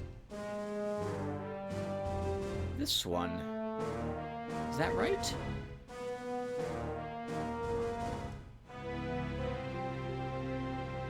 No. No, that's not right. I have Nightmare Creatures for this as well. That's right. I have Nightmare Creatures. That game's a camera behind your view beat 'em up. And I keep thinking of trying it for the Halloween season. The music for it was phenomenal, but the music is also copyrighted, and not by the original music creator, but by someone whose the music doesn't sound anything like, for that matter. Because I tried using it last year in one of the sections of Vampire the Masquerade Bloodlines maps I ended up going to. Right, so I think I've decided that I'm not going to record it, in which case we probably don't even need it, Tim. And I'm going to send you up over that mountain, because I don't want you to fight. Are you going to really walk through the forest? Okay, good. Don't walk through the forest. Forests are off limits for you. Bruno! Out you go. Astrid, I really want you having another battle, because I don't want to have to train your dragon. Alright, Penelope, your last attempt to fight it. Last time this did not go so well for you. It's got 2 less hit points. But you're still going to need a lucky crit to drop it.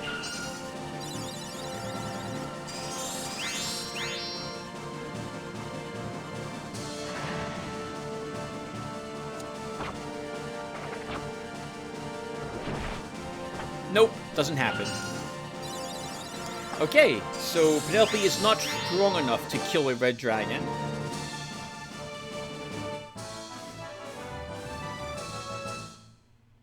That sucks. Oh, there it is. All right, Penelope, let's look at your units really quick. Oh. She and Petra. Is that right? No, she and the knight in the middle. They just need 3 experience points, everyone, to level. It doesn't matter. We're going to leave. We're going to leave with her. That sucks. We're going to waste experience points, but it doesn't matter. You don't really want to be doing this too often. It's too, it's not game-breaking, but it's probably too boring for the viewers at home. Well, then again, people who don't want to watch this are probably done already watching this. Like, they're skipping it. Penelope, I'm still going to move you home. Come on, let's get you off the mountain. You can't kill dragons. There's no way you're killing a cockatrice, then. And you are likely going to be unable to destroy a golem. We're only holding on to that golem, by the way, that we picked up, because I want to see if we can have other chances of stone golems in the future relatively soon, but not at this particular moment in the campaign. I'd like to finish Mount Ithaca before I get a golem in our army. Clifford's going to be perfectly fine with the army he currently has, even though he's going to want to end up with a golem. That's not the case at the moment.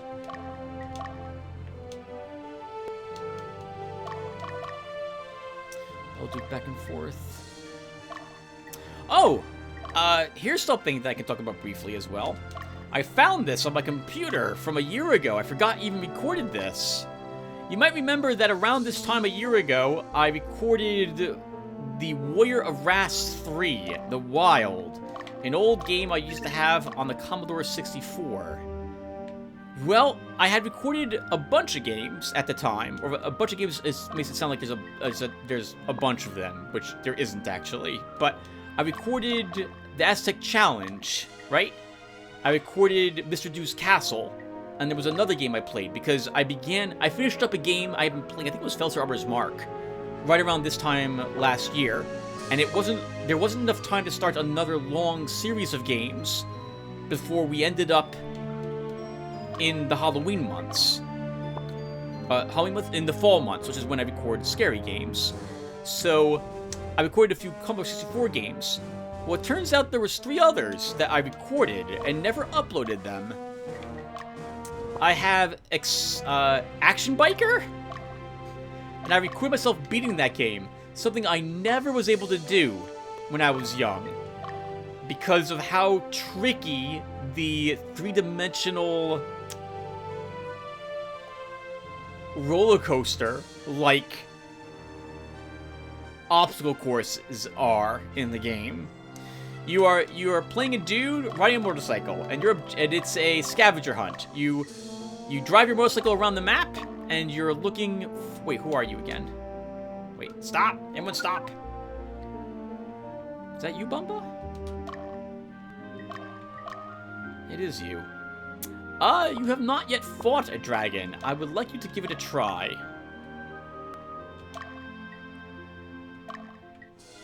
I'm not killing anything else that shows up, that's for sure. Or rather, you can't kill a stone golem, and we're not likely to kill a cockatrice with you. They're a little too dodgy.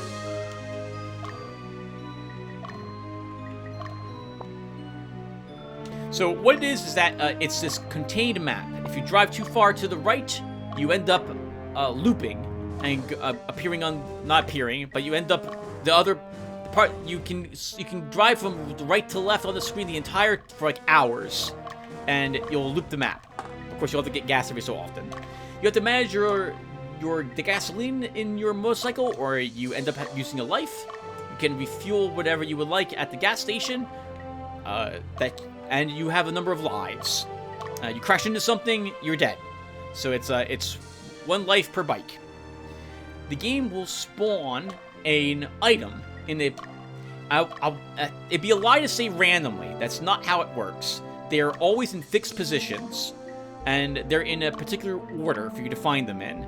You collect all of them, and when you have all of them, you have a race at the end of the game against yourself. It's a time race, and then the game ends. And that's it. It's very tricky to find all the items in time, especially given where some of them or acquire them. You have to directly drive over them. And the items you find are things like a helmet, fancy tassels for your handlebars, a can of soda at one point, a new engine system.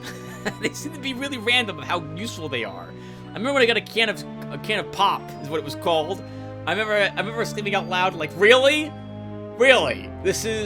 We've gone from collecting, like, a motorcycle helmet and, like, new tires to, like, a can of pop? That's quite a wide spread of, different costing items in the game. Dio, you might be a little too strong for this dragon.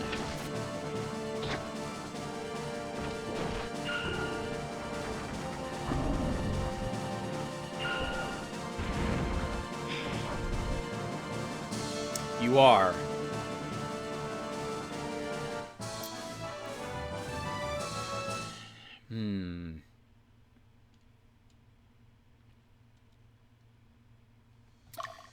can have you do that again, and I can interrupt and see if I can get the dragon to fight Cockatrice time. Okay, hold on, everyone. Alright, silence for the Cockatrice. We need to pay attention to if we crit. Alright, that's not a good start.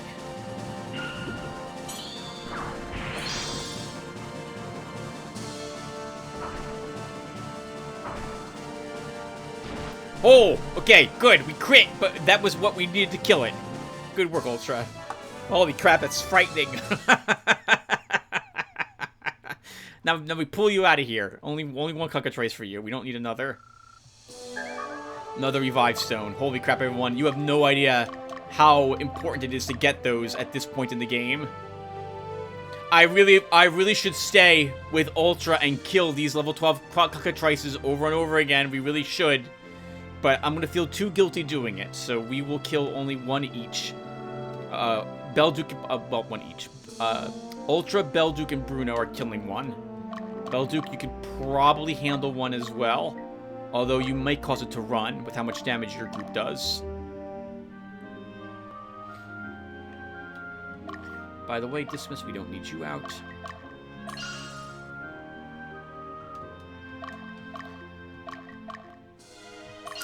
Don't I need another Boulder Spear on someone? We can have Bumba pick that up on his way back.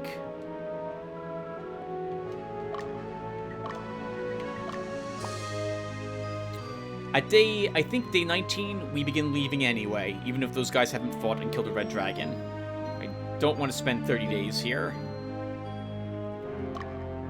Well, Penelope, I'm going to move you back here. You'll pick up the... As long as I'm thinking about it, let's pick up yet another Boulder Spear.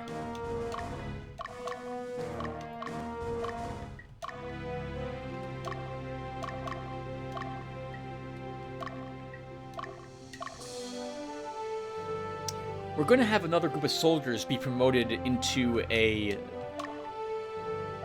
unit.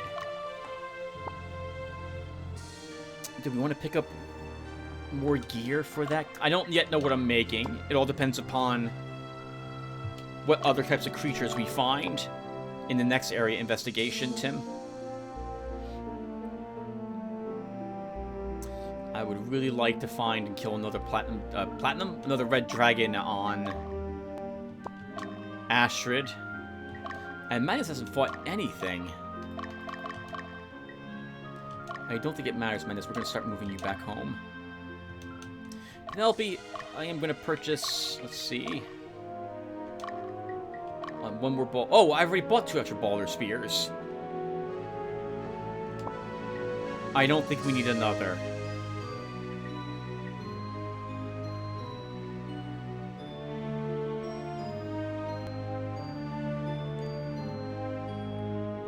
I will buy a Boulder Club.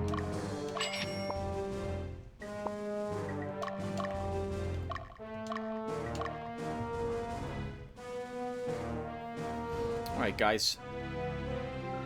Belduke, good luck! Oh my god, we did pick up 2 revive stones. It's the front 2 I have to be really careful with, because their crits will knock it back.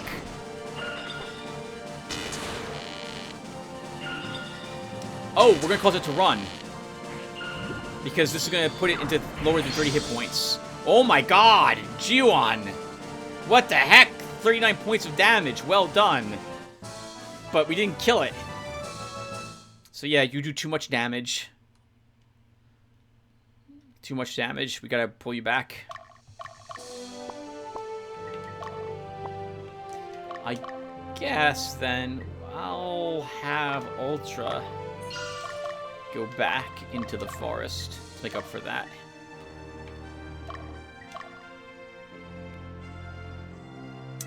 Okay, guys. Time to pull you guys all back now. We're all done out here. Except for Astrid. She'll do one more mountain walk in this direction. Try to see if she can find another battle to do. But Dio, you're going to be done. Bumba, you as well will be done.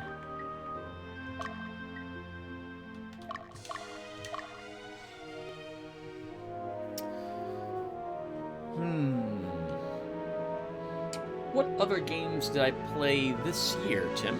My list is in a different room. I guess we could go and get it really quick. I'll be right back, everyone. Hold on.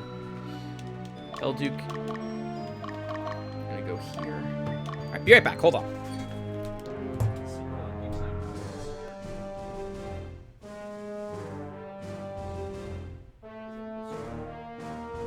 Oh, it's right next to me. It's right next to me this whole time. Yes, I keep a list because I have a to-do list of games to play, or I become too unfocused and I end up playing games I've played before and don't pay attention to the icons on my... So I'm very organized and structured. I make to-do lists and I try to get everything on those to-do lists done when I have them. So I have a to-do list of various games and I try to fill it and write and see if I like the games I've played or not. Bumba, nice. As you're leaving, you're fighting a red dragon. Some of these games, though, I'm not going to know the... Holy crap! Oh, that sucks. That crit that Remy did to start was enough to drop it almost to half its hit points. Remy, that's fantastic, but you overdid it there. What level is that dragon? Probably level 12 is my guess. Darn it! I don't need a level 12 red dragon. We're gonna hold... I guess we'll hold on to these, and I'll figure out what we're doing with them when we're done with this map. So what games have I played this year that I haven't talked about briefly already?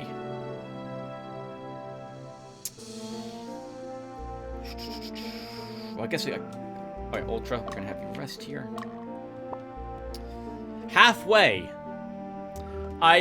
So Halfway was a game I beat quite some time ago, and I was not happy with my audio when I went and watched my Let's Play. And so I meant to re-record it again, and then scrap the old playlist. This was especially true because no one's played the game Halfway in, like, 2022, when I checked. And I really like the story in Halfway, and I thought it deserved to be played again. But I was having some issues with the audio again. It was too loud because I had 1 or 2 meetings occur. It just occurred to me I've had meetings today too, but I checked my audio before I recorded this video, so it should be fine. I'll double check it when I'm done here. So in the end, I scrapped it, and then I decided that I wasn't going to play it after all. Good game, though. I really liked the story and the music for that one. The gameplay itself can be a bit frustrating, though, as I was playing through it again. The accuracy of your people, oh man, relying on like 60% chances to hit that feels bad, man. That feels really bad when you're hoping that's what you can hit. Ugh, that's rough. The worst thing about that game, and I do like that game. The worst thing about that game, though, because every game, even the games I really like, have some aspect to them that I find annoying, is the lack of a undo. If you select the wrong thing, man, you're stuck with it, which can be pretty awful if you accidentally move someone to a spot, or you hit the wrong key, and now your character is going to move up and, like, you move the character, no undoing that. You're stuck with that move. I've never liked games that do that. I really feel like there needs to be an undo button for almost all the games that you play, in case you have a misclick. Like in XCOM or Xenonauts, you really want that. It's a tricky thing, right? Because on one hand, you do want, when you lose people, all right, you lose people, you deal with it. It's what makes the game exciting. But man, you shouldn't lose someone because you accidentally click someplace, or because you click someplace and then after you click it, you suddenly realize, oh wow, what on earth is the AI doing with its pathing as your character runs the most strangest way to reach the destination. Looking at you in particular, Xenonauts. That's so freaking weird. or when I try to right-click on someone to have them attack and they run up and move like directly in front of the creature, but don't actually attack it, and now they've used all their TP, and they can't actually use anything to attack their enemy any longer. I hate that. I hate that. But I suppose in games like Xenonauts, it's not enforced Iron Man mode. You can always just reload for the start of the turn, which I've done once or twice in the past to make sure I don't lose someone when the movement didn't work correctly. Let's see. Playing Eye Beholder 1 and 2. Jupiter Hell had a big patch come out. They're redoing some of the levels and adding secret quests for some of the earlier levels as well to make them stand out a little more in the gameplay. And I've liked it. I like the new weapons they added. They've retweaked some of the gameplay, what's what I'm looking for? They rebalanced. They rebalanced some of the traits and feats that are available to you in that game as well. I like the changes very much. It's made the game a little more difficult. They added a few more creatures to the areas.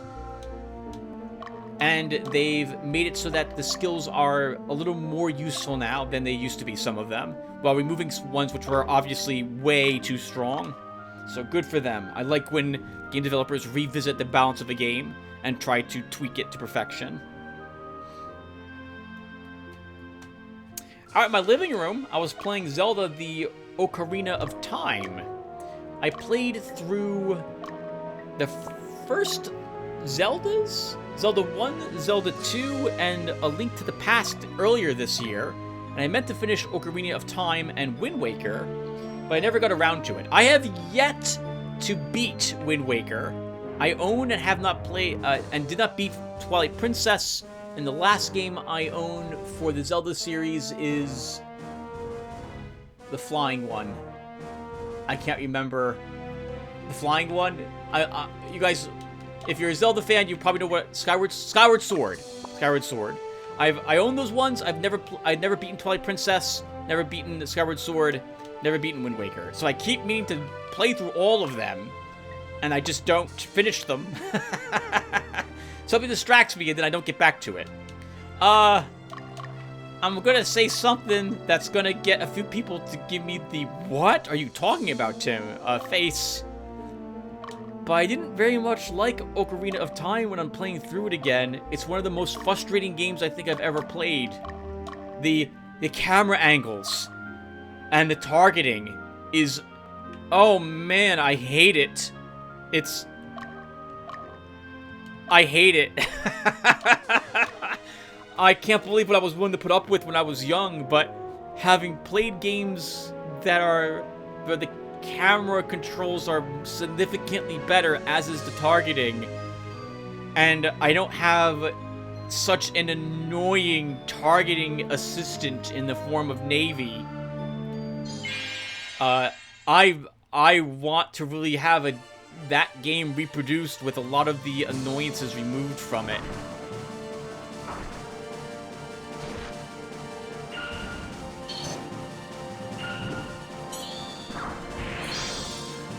This is good. You guys should... Oh! Would have killed it. And I think you still do.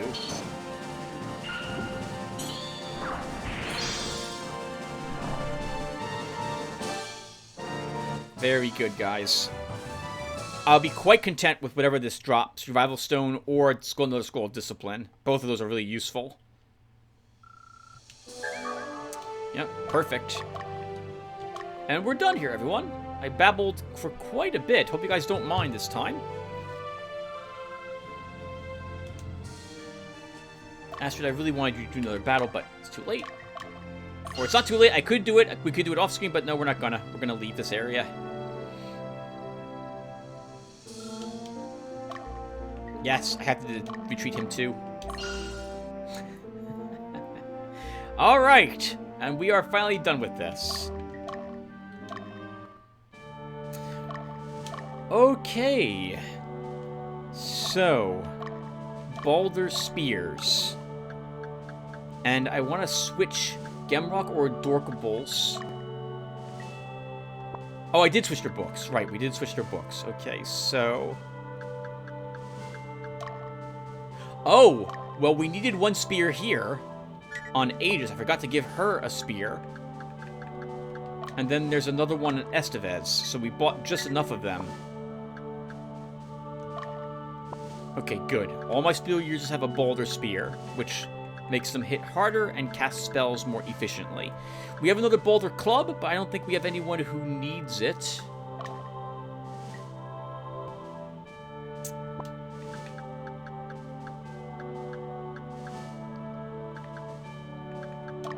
Shannon, you and Julie. Book of Earth, Book of Bane. We haven't seen that be combined, I think, so we'll let that be. And I think that's probably good.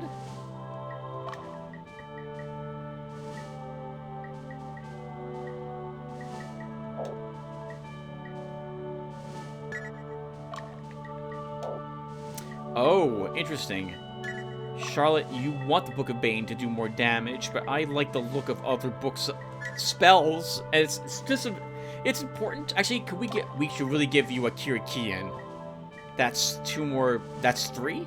2 more back damage. Oh, that means killing a black dragon. Here.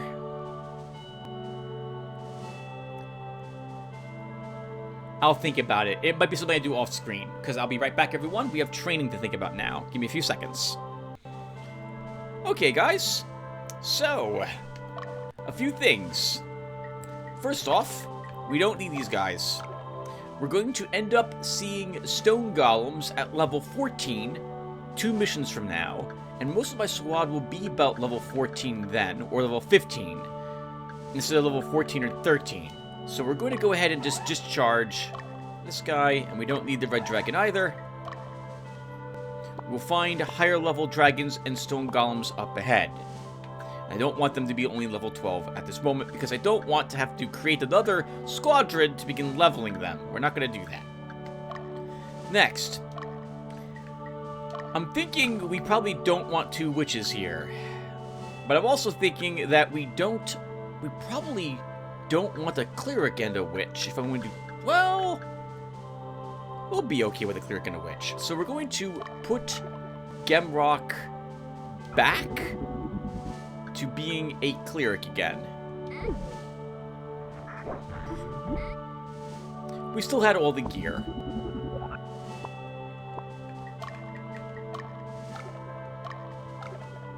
And we'll move Adorkable back over here. And just to make sure, Gemrock should be using a Boulder Mace so that she gets better, or no better healing, but she'll still get that anyway. And we don't have a Robe of the Wise to give her at this moment, or Magician's Robe for that matter. We'll look for something of the sort better for you, Gemrock, in the next mission.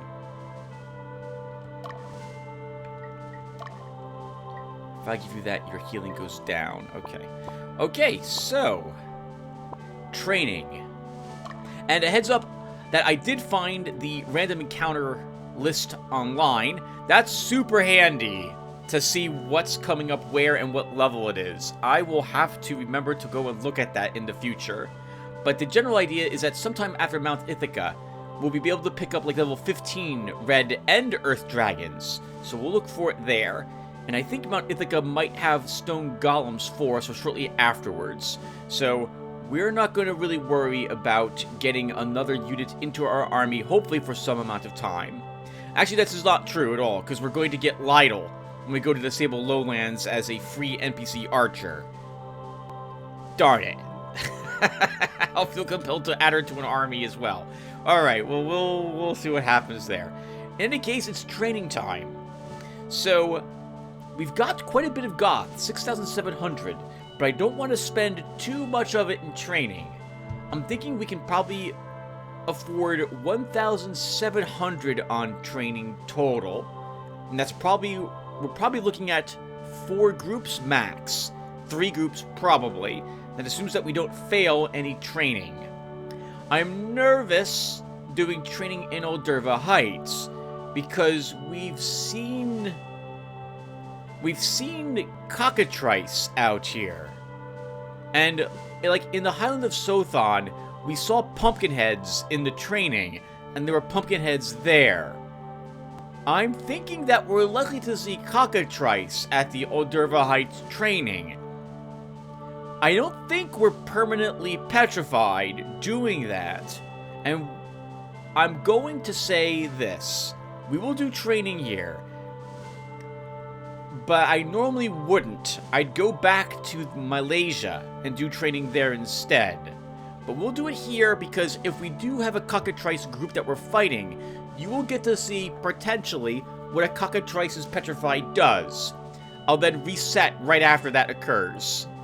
Or we'll finish up the combat, and you'll see why it's so nasty if you've never seen us fight cockatrice, or seen cockatrice in this game before. So, let's go ahead and do some training. Okay, so Clifford Lee, Astrid, Lotaeri, and Bumba are the 3 groups that I want to send, 4 groups, I cannot count today, that I want to send into training today. I think we need Astrid to train because I really want Palatine to be a level 13 dragon. So we'll still... let's wait on her. Let's start with Bumba. Holy crap! It's 600 goth to train here. So if I want to only spend 1,700, we're doing this just twice.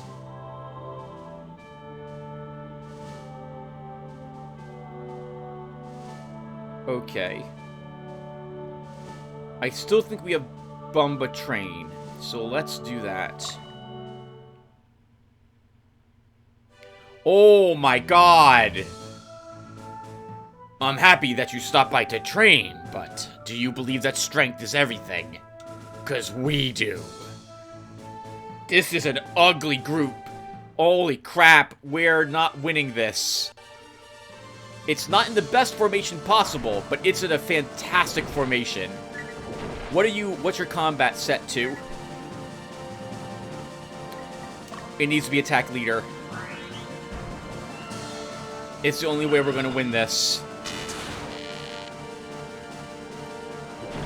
Good block, Bumba. Another fantastic block.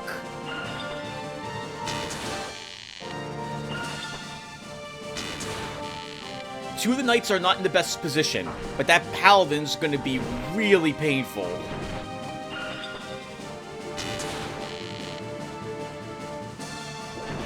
If it could hit! I'm really grateful that it's not doing so. Oh, Remy, you're getting beat up pretty badly. And you just killed the paladin for us. Perfect. I'm going to set this back to autonomous, so I don't forget to do that later.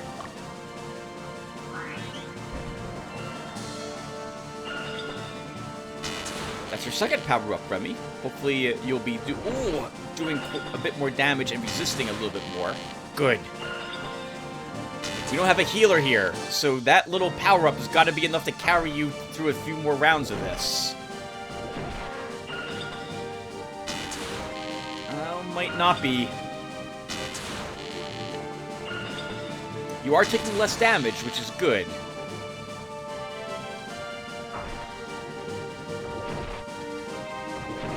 I'm gonna give you another kiss.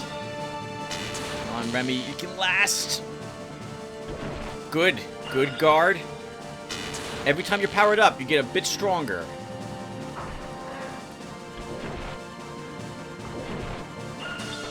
Well, it looks like we're going to do this without losing anybody, which is great.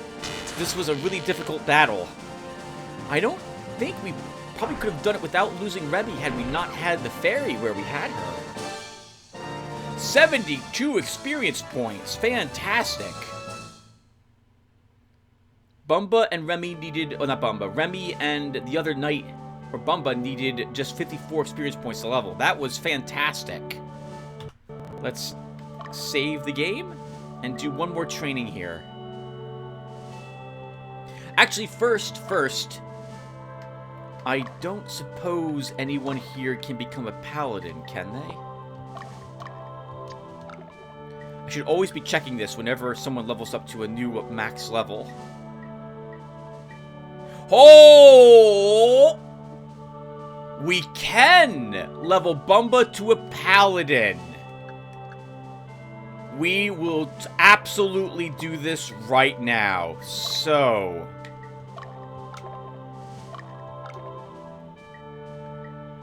Ivanhoe, you take over the leadership until we get this task done.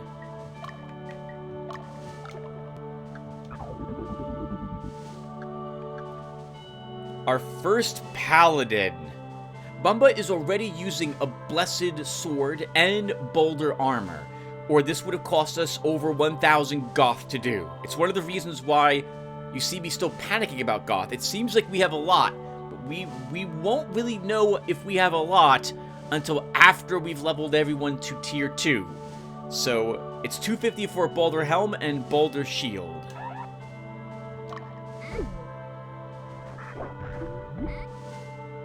Oh, right, we have a dragon shield we found out there. We should get that equipped on someone, too. Now, oh, I'm sorry, it's just a kite shield. Okay, we're down a kite shield. So, we will give you the Shield of Inferno.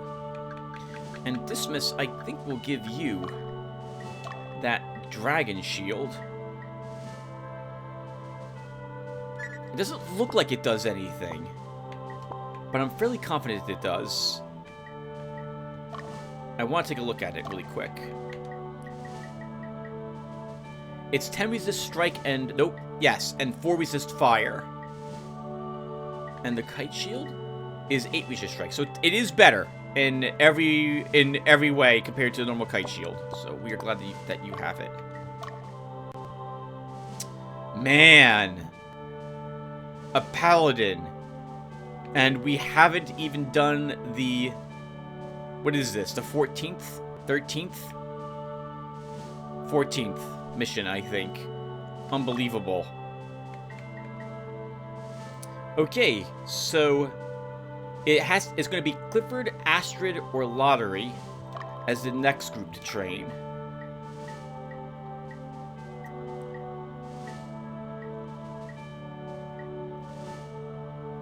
It really should be Astrid.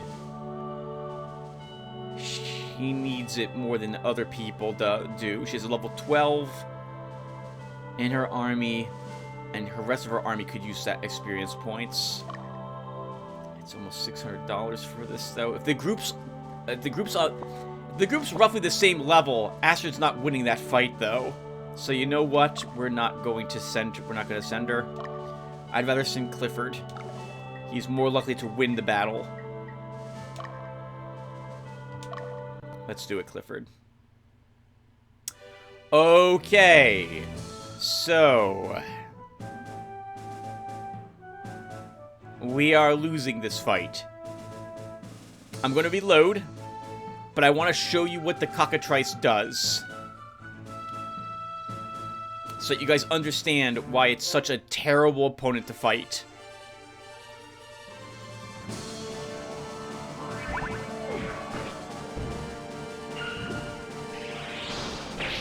First off, our group is incapacitated. There's Petrify. It did not... Okay, it didn't stick on her.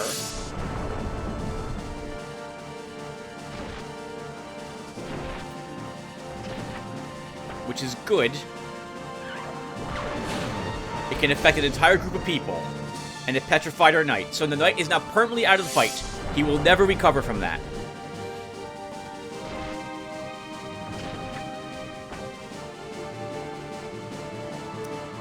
Note that it affected all 3 in a line. It also affects, I think, a 2x2 square. I'm glad that Cassandra back there, I think, is not dying.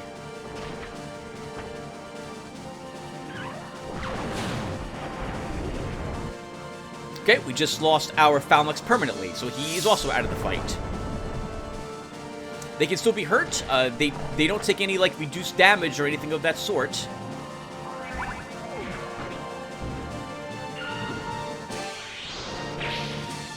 He's also put to sleep for all the good that does.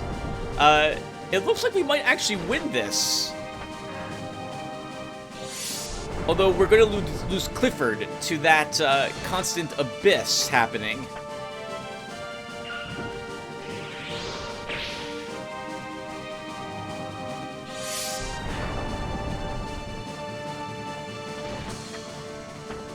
I am curious if we're petrified at the end of this. I don't think we are. But as you can see, this is pretty broken. I think this is, like, horrifically unbalanced, the cockatrice. The only way to unpetrify your people is to use one of those stones you saw us get, or to bring them to a witch's den and have them cured there. That's a shame. We almost did this without losing someone.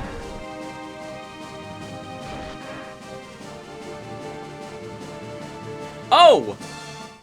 Oh, screw you too, game! And they don't get any experience points because I guess the game considers them killed. Okay, so they are not permanently petrified. It was for the battle only. But screw that noise. I'm just gonna reload. And we'll just level our one paladin again. Up to a paladin, and I will just do a battle someplace else. As I thought, if the creatures you find in the area can make up the consistency of what you train against. So that's just terrible. That's just terrible. Why would you think that was okay, doesn't matter. Alright, so we have to learn to deal with that, by the way, guys. We have to figure out how to deal with cockatrices in the future. It's the reason why I'm interested in at least one stone golem. And we need to assemble a group that uses them, because they'll be immune to the cockatrice's petrify. Troy is, as well, thanks to that hollowed shield that makes him immune to it. So the group needs to be like Troy, a Dollmaster,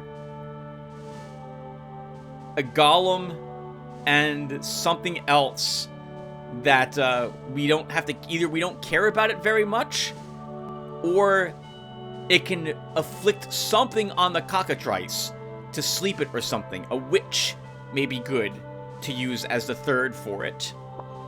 But it's going to be really annoying to deal with it. And when we fight the cockatrice groups, guys, there's 2 of them in the enemy armies. Like, one unit will have 2 backline cockatrices in it. It's awful. By far the most dangerous thing in this entire game. Or Gorgons that have the option to petrify you as well.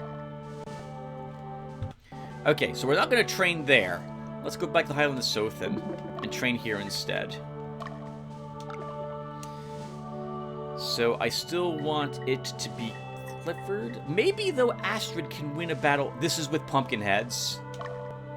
We'll see if she can win a battle against Pumpkinheads. Hopefully it's not Pumpkinheads. Okay. Oh, this is still an ugly battle, though. 2 archers and a hellhound.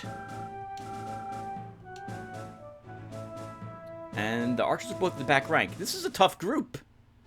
We haven't seen this group yet. It all depends upon what we're fighting first. The hellhound might have been a better target to attack first, because it's going to tear to shreds our front line.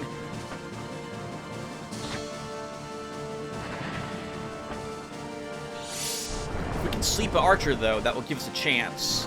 Oh, okay, well, we lost Astrid at the end of this round. Okay, no, we didn't. Next round. We have to do something about that hellhound, guys. If you can kill it before, well, that's not happening now. Unless it attacks the Palatine. It did not.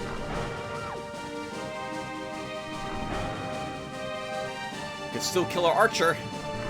You could still kill our archer. Well, oh, look at all that wasted experience points. Oh man, 100 on Palatine. He only needed 20. Well, I think we keep it anyway, because I don't like reloading. We keep it. We keep it. Again, I do like playing most games in a semi-roguelike state. Okay, so that's all the money I think I want to afford on training at this moment.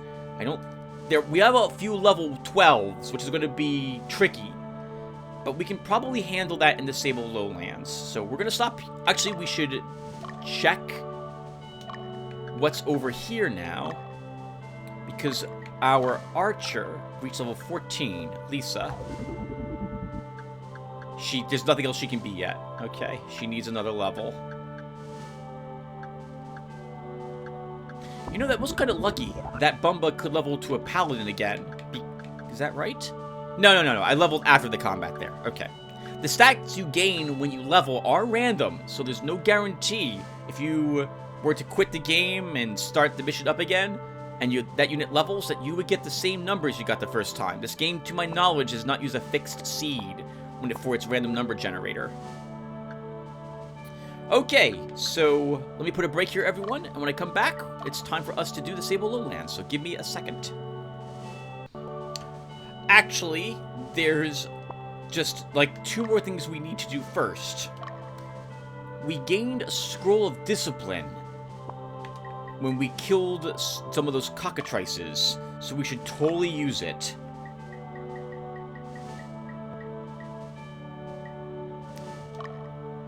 And this, to my oh, actually, we should read about it first.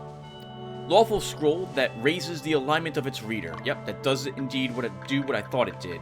And we want Penelope to be lawful, so let's give it to her. You might see her scales change if she was close, but I think the amount of law it gives you is random.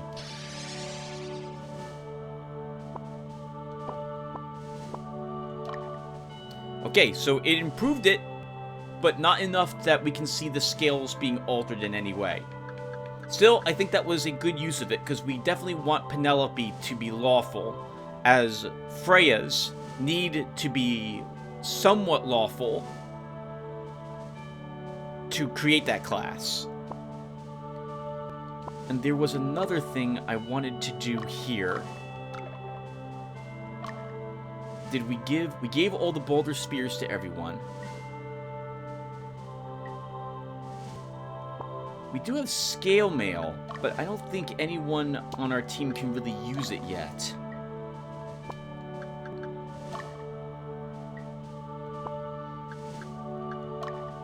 Yeah, I think that's it. I think we're done at the moment. Okay, so now I will be back, everyone. Nope, there was something else I forgot. We want to use the Swords of Fire Drake on a few people now.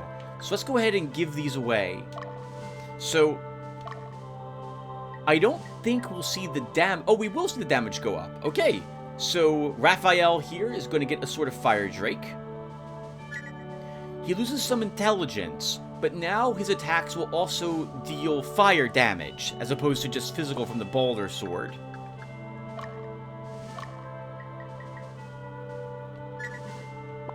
That gives us 1 left. I guess Dismas can have it. Although it might... Okay, that lowers his damage by 2, because the Blessed Sword increases his strength more by 1 point, and it also does holy damage. I think we'll keep him with the Blessed Sword. But someone else should have... It shouldn't be Magnus. Dio? You're also using a Blessed Sword, so your damage is going to go... Oh, your damage doesn't go down. Your defense goes down 1, though. I'm not willing to do that with you either. So we have 1 Sword of Fire Drake that I can't find a person for. I'm sorry, we can find a person for it. I don't want to give it to any of those people. Yeah, it's not a two-handed weapon, and no one else uses swords except for knights and paladins, and some of our story characters. If I give it to you, Magnus... Ooh, your attack goes down 2 in the front. Your defense goes down, right, Dio? Since he's tanking for his group in the center, I don't want his defense dropping. I guess we can sell it, or we'll just hold on to it in case we get another character that could benefit from this sword. Yeah, it can't be given to skeletons. They only use axes or hammers. And it's not given to our dragon tamers either. They use thrusting swords.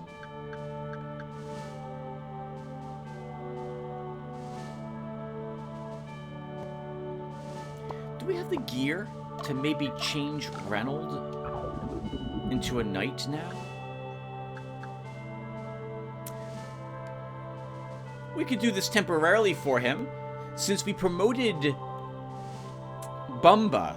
That gives us an extra suit of armor now lying around, an extra boulder sword and armament. I think we'll do this for Reynold.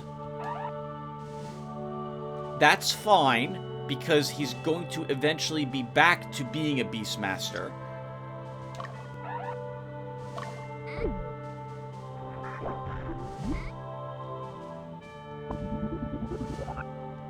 He's here to have his alignment dropped at the moment. Okay, I think that's a good trade.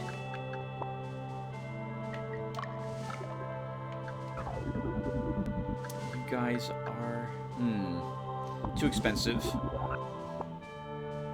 Okay. So now I think we're done. And now put a break here, and we'll come back with the Sable Lowlands. So give me a few seconds yet again. Alright everyone, hello! It's finally time to do the Sable Lowlands. Let's get over there and free up the resources the Bamulkans will need if they want to have a normal life in this area again. And hopefully, they might be a little thankful and help us in our battle against Lotus, but we won't expect that of them. Let's get started.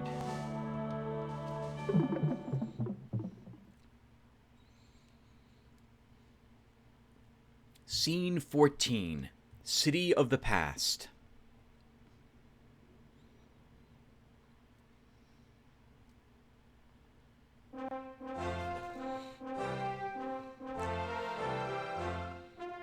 I don't want to fight the Nerdames. What should I do? Is battle with them really inevitable?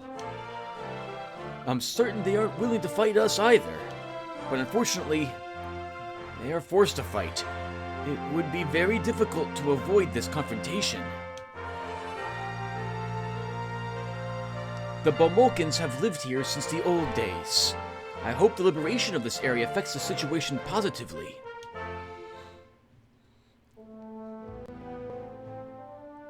Oh wow, I remember this map.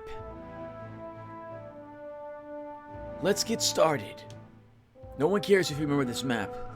For this operation, we will gather in the town of Temel in the east. The old castle of Koital is a day's march west of Temel. Our objective is to capture the castle. Our scouts report that the enemy sent messengers requesting reinforcements. We've been unable to track the messengers. If we can catch them and intercept their message, we will gain a significant advantage. Let me tell you what that means, everyone. I think this happens in like 2 or 3 of these missions. There's going to be a unit on the map that is moving towards the edge of a map. I don't remember where it's located. But if it reaches the edge of the map, it will vanish, and then other enemy forces will show up.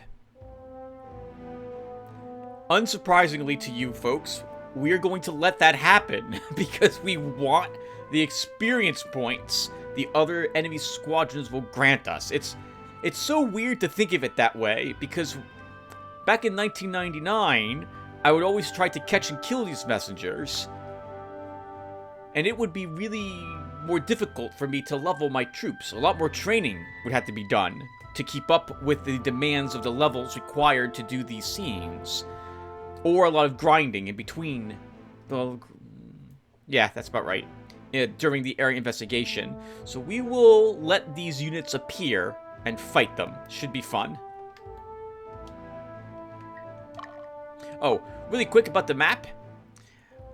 I think there's a Love and Peace somewhere on this map. I think there's a Silver Hourglass here. I want to say there's a Yitral Bow. And I think there's a Valiant Mantle somewhere out here.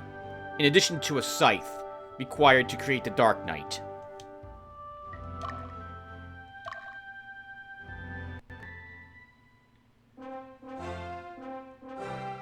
Nothing can be accomplished by just discussion. We must do our best. Right, Magnus? I do think we get Lytle, the archer, in this mission. I can't remember where we find her, though. In the past, she used to be the first archer I would get in my armies. Winning condition. Taking over the enemy headquarters of Kroltal Castle. Losing condition. Invasion of your headquarters. The death of Magnus. Alright. So, let's first see what this city is. Good aligned. Okay, so we can send Bumba out to take it. I suppose we'll take a peek at what's over the mountains as we do so. What's this city? Chaotic aligned. So, unlike the other missions I've done, I now need my spreadsheet open so I can begin tracking how many battles certain individual squadrons require, so I know who to deploy in these missions first. And so Ultra needs to kill 3 enemies for me to be happy with the results of this scene for him. That will probably level everyone in his forces. Another chaotic city to the south. Okay, so Bruno can handle that one. In case you guys skipped the area investigation stuff, we have a few tier 2 units now. We have a Beastmaster. We have a Opinicus.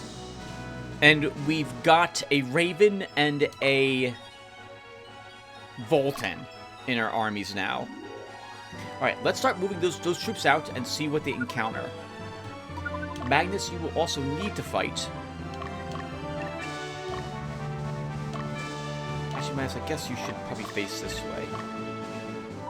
This is also a shop, so we want to see what's inside the shop. It's a shop. I took a look at how chaotic it is, but not what's inside the shop. Let's see. You buy Balder helms here. I'm going to buy 1 helm. Rupture roses and blessed swords. Balder shields. Oh, interesting. Balder shields are not required, apparently, to create a paladin. I thought they were. We're going to buy 2 of them. We can buy Robes of the Wise. Let's buy 2 of these.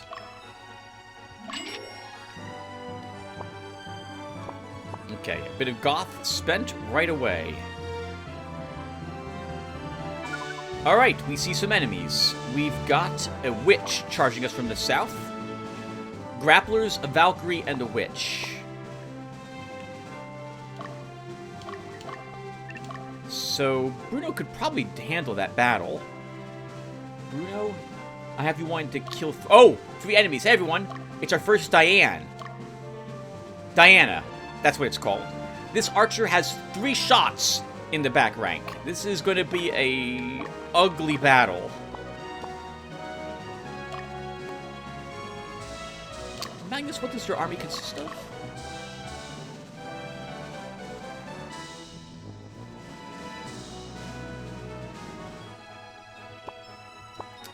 You can probably handle that battle. Okay, so who else is coming out here? So I want Dio. I'm going to want Penelope. Realistically, I should always deploy all the troops I think I'm going to need right away, so we have the guards in my starting headquarters. The enemy will have a really rough time chewing through so many squadrons, even if they're able to handle a few successfully. Clifford. Lotaeri.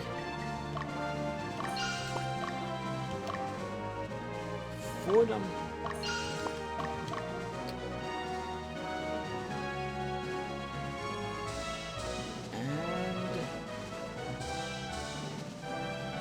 None of the others are on my list, so we can deploy any of them. So let's get Dismiss out. Okay, Dismiss, and we'll move you out in this direction. I see a Ninja Master out here. Evil aligned group. Okay, so that's not going to be you, Ultra. You probably can have Fordham? No. Dismiss can probably handle that battle.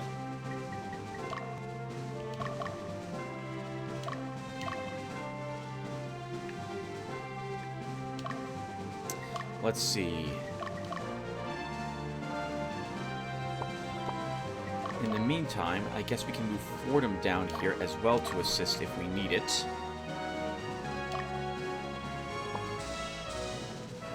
Oh! Hey! This is it! Beck, this Ninja Master, is leaving the battlefield. He is traveling up here, and he will vanish when he reaches the edge. When he either reaches the city, or when he reaches the edge of the roadway here. I'm gonna let him go. Or at least that's the intention. We're probably gonna want a few units up here, though, to deal with whatever it is that shows up.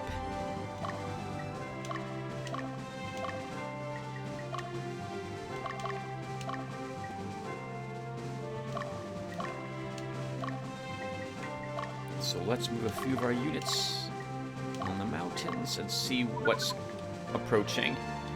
And I think Dio?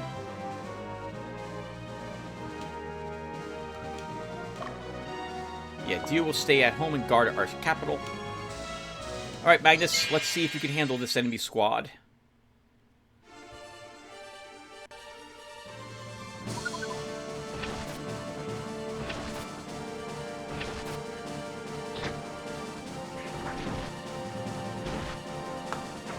That's always aggravating when they block Ansabel.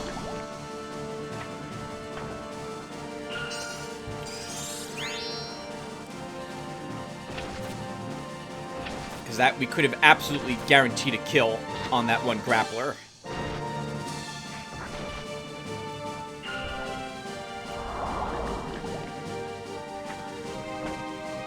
Thankfully, this switch is a poison-dealing witch and not incapacitation. I think in the end, now, having seen the Poison Witch in action, I do prefer the other types of witches. I think poison is still useful.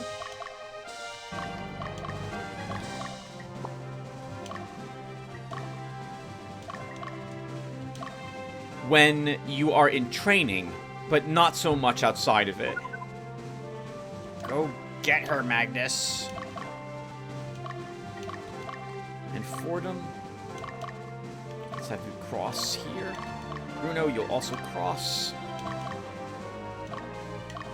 The bridge. How about it? Yeah, you could just barely intercept that ninja if you were really quick at it. Unfortunately for them, their leader is on the front rank, and we have attack leader on Magnus, so that's the end of her.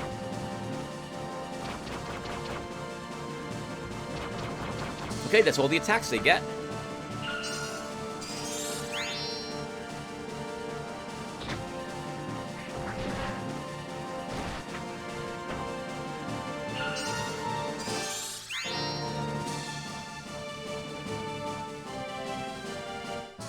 Ansabel's alignment is continuously shifting towards good. We're going to need to do something about that if we want him to not be a berserker later. Alright, we've eliminated 2 of those enemies, and more importantly, killed the leader. So we don't have to go after it. We don't have to pursue it immediately now.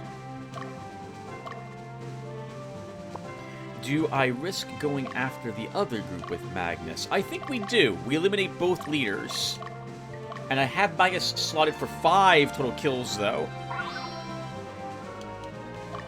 Bumba will rest you.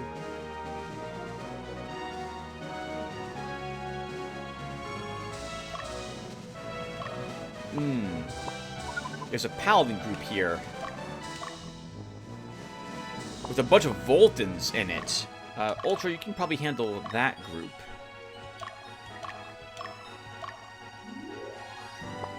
And Dismiss handles the other. I think. Now, V, let's get you on the other side of the mountain.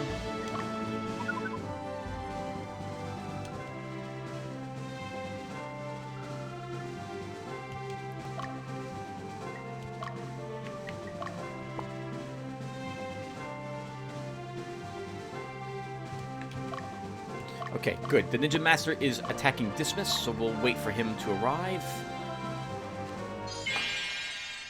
Assuming she's not using a fantastic bow, we shouldn't lose someone here.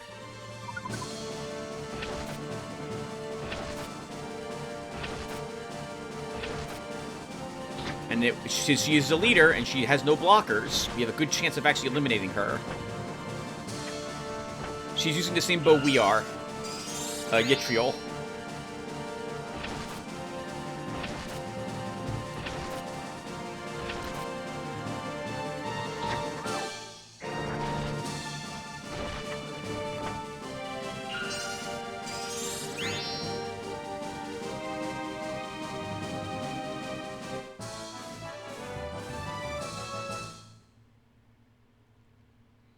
Very good, Magnus. You need 2 more kills, and I'd be happy with the amount of bat fighting you've done.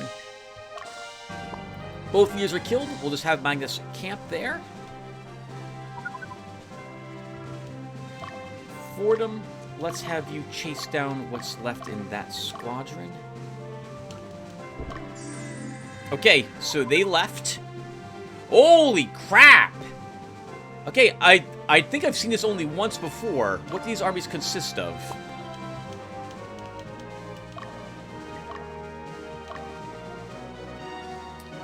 That's an interesting group. A Dragon Tamer, an Imp, 2 Imps, and 2 Fairies. Penelope, I'd rather you not do that fight.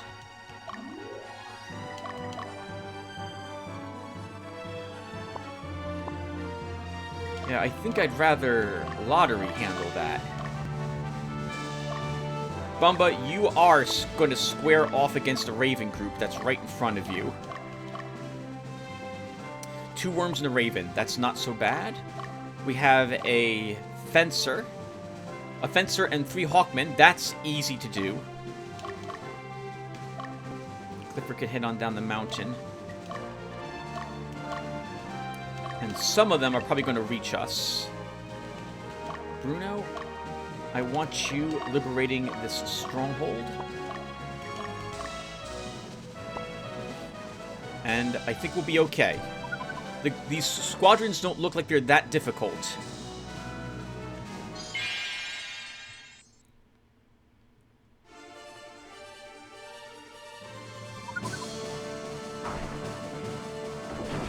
Wyverns are a little more dodgy than their Griffin counterparts.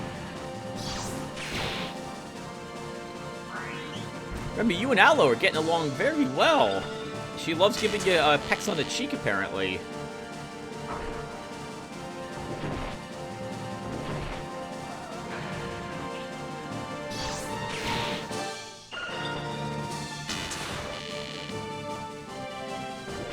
Nice. Killed one of them. Bumba, I only needed you to have 1 victory, but since you're here, you'll kill a few others before we pull you back. Let's see. I think we should use a heal leaf on Remy, just to make sure he'll be okay. What is your combat strategy? Autonomous. I'm okay with that.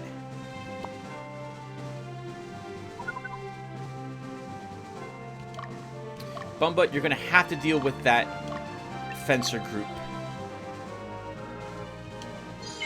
Alright, we'll get to see Donovan now against a group of enemies. I think we have you guys set to attack leader? No, you're set to autonomous, I think.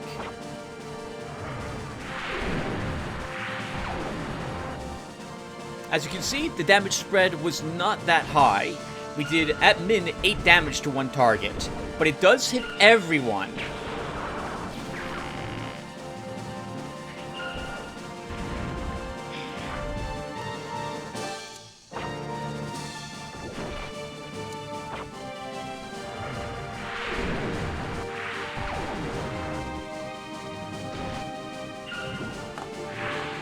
As you can see as well, the Ninja Master casts random spells. Good resists, Donovan.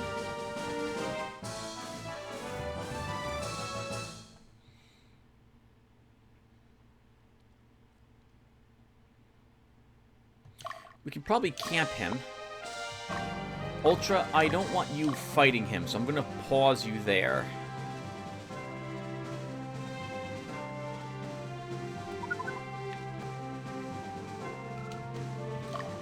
Magnus, yep. We'll have you keep hunting down this group. I need you to kill 2 more people.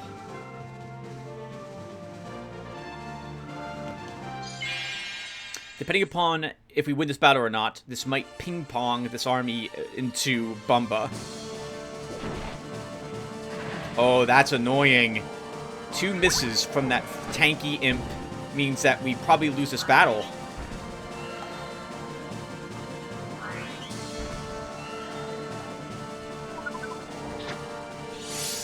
Yeah, we've lost this fight. Unbelievable. Well, have we? Yes. Yes. No, we have not. God, that was awful, though. We could have killed a unit, and we killed nothing. Too many misses. Too agile. Oh, wow. Well, that's a bit awkward. Lottery, we're gonna rest you. Clifford. You probably can't spin around fast enough. Penelope? Oh. Their formation's better than ours when it comes to being shifted around. Something is still in the front rank every single time.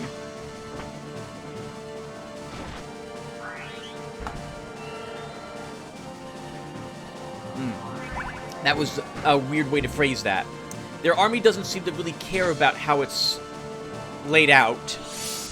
It's set up just about to do the same types of damage to the same enemy targets.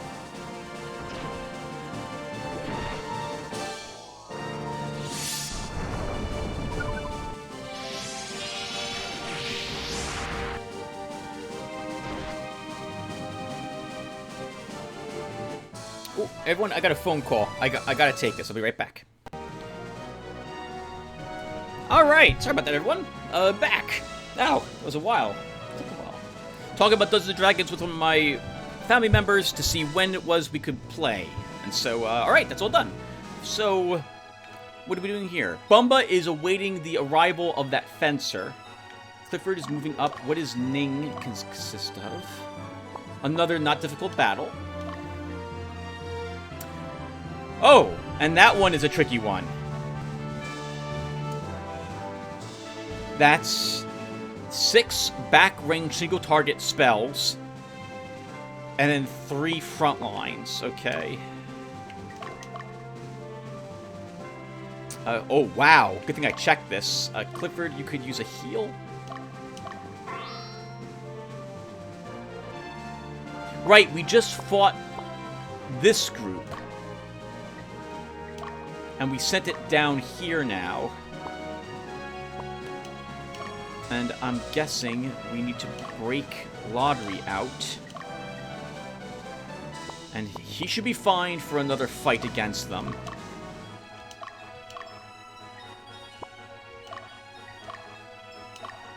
Penelope, it would be useful if you could fight that Dark Knight.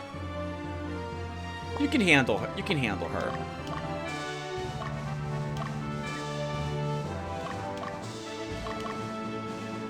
Clifford, you'll move up here. And, okay, I think we can unpause now. I think so. Everyone's panicking. They want to run back to strongholds. This is perfect.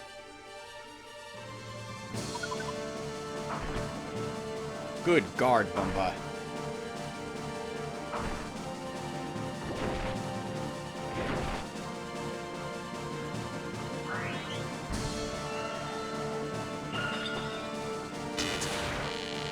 Really glad I remembered to equip boulder spears now on folks who need them. Another nice guard. That poor Hawkman. Nice! Excellent work. Leader down. You're set to autonomous as well.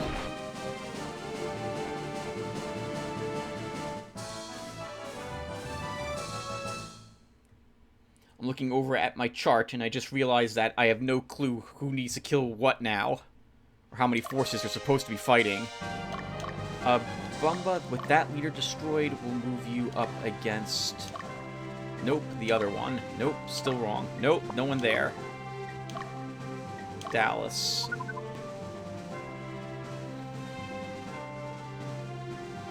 Alright, dismiss. You're back on your feet. You can fight that group again. So we'll have you do that. In the meantime, I think we probably can send Ultra out now. Lotaeri, I really want you to kill something here. I need you, according to my chart, to kill 5 total things. Okay, that's a lot better. Their tank is down. And the Pumpkinhead wasn't put to sleep. That's even better, because that's going to be a decent amount of damage. No, it's not. Not at all. Just 7? Get resisted. That's a shame.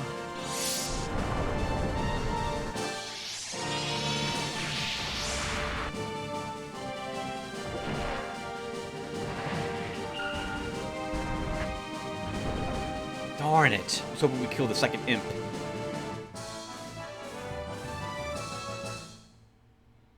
That is still somewhat acceptable, though. Oh, well, that's also awkward. We'll have you now camp. Hey! I liberated Quills. Good job, Bruno. Let's see what's in here.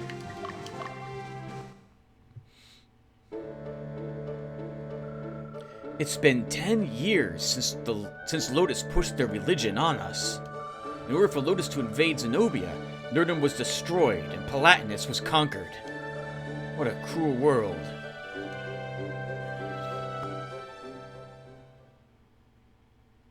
I don't remember reading anything about...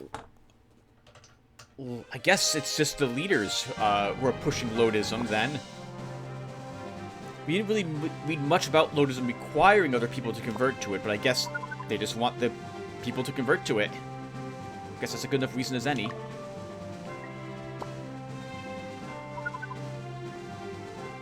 Alright, Bumba. This may be the last battle we have you do. And then you'll guard our stronghold.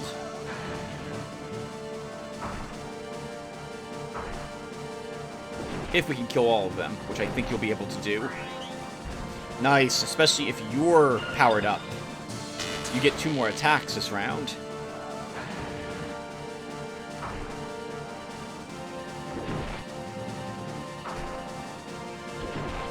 Oh, that was a bit awkward. I think their leader lives. No, it doesn't. Good.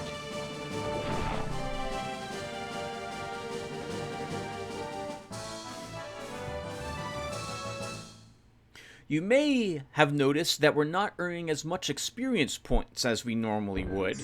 The enemies we're killing here are lower level than what we're used to.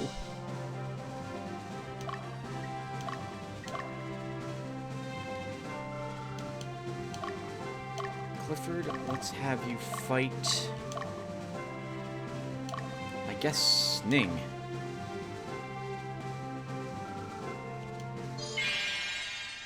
Dismiss gets a chance to wipe out what's left in this squad and should at least kill the leader. I can't imagine him not doing so. 2 attacks from Donovan will guarantee that leader dies.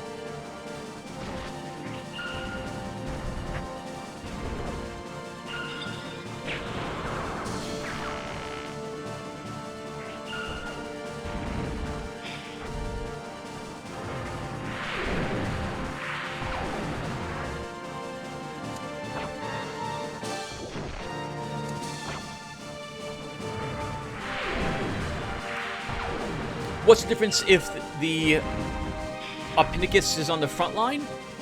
Nothing, to my recollection. It's still the same. It has 2 attacks against a target. Which is why I prefer keeping it in the back rank. Alright, dismiss. You needed to kill... Nothing, you're not on my chart. Okay, let's move you back here then. And that will do. Magnus needs at least, if I recall correctly, 2 more enemies defeated. I think we kill at least 1 here.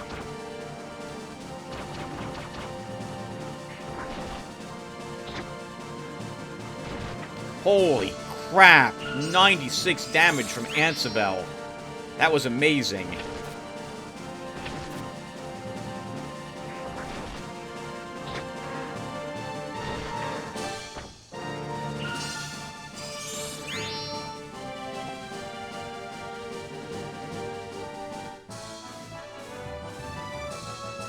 Alright, Magnus, we can probably pull you back now and get a different unit out and out here on the battlefield. Oh, no we can't. You're going to wipe out the rest of that squad because it's at the edge of the map. Okay. That'll be fine. Okay, so this nonsense up here is going pretty well so far. Magnus wipes out what's left of these grapplers. Fordham wipes out what's left of that one witches group. I guess we can leave Magnus back here.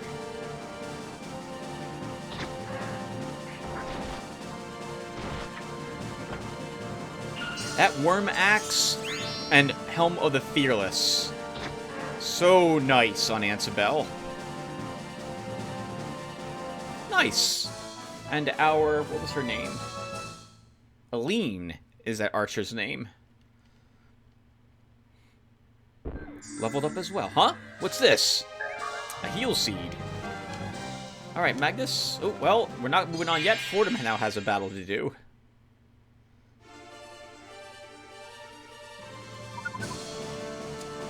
Fordham needs 5 kills, so this will be 3 of them for his squadron. I tried to think about what the average experience is for killing a unit, and see how many units I need to kill to level up all the units once in an army to the next level. And we're not killing any of them in this one on a combat. Right! This group is a bit more defensive with a witch and cleric in the back ranks.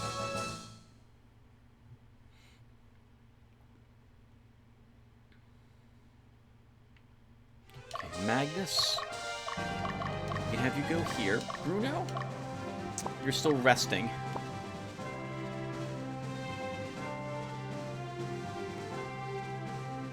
This is a good aligned city, if I recall.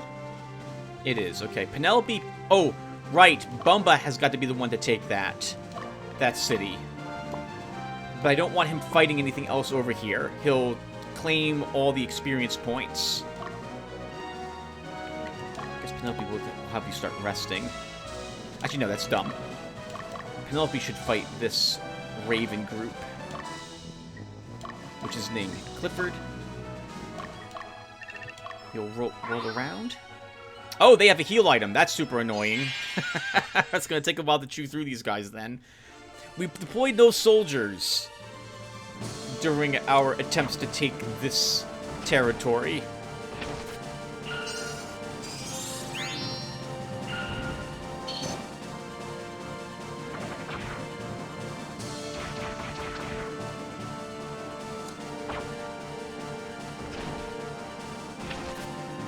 Which is awkward. Only so much that this, for example... Well, if I was to put more soldiers in Fordham, I'd have to move the witch or healer out, probably. Or I don't really want to move out one of the frontliners. But that would be 5 total units, I think, that would have been leveled, promoted in Fordham's army. That's, as a leader, that's incredible. I don't think I've ever had a leader promote 5 soldiers.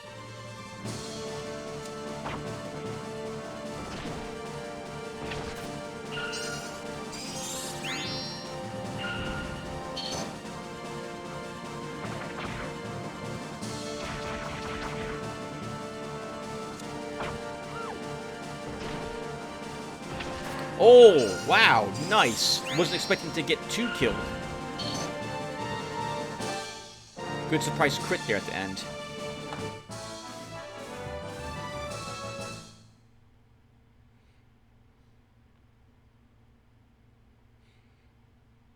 I just right now see that on the list, Penelope needs to fight 7 things. Sorry, kill 7 things.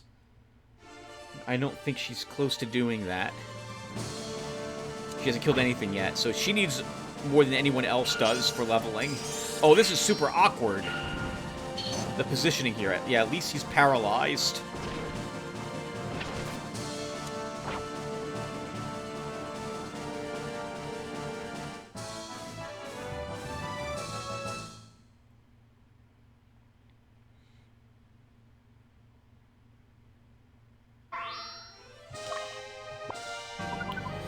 Okay, so Clifford will face you that way. Bumba, I'm going to hold you around here after all.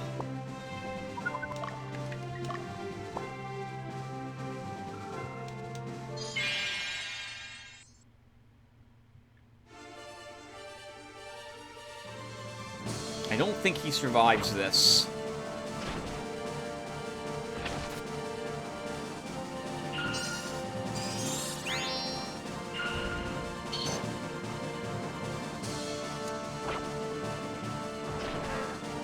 Good work, team.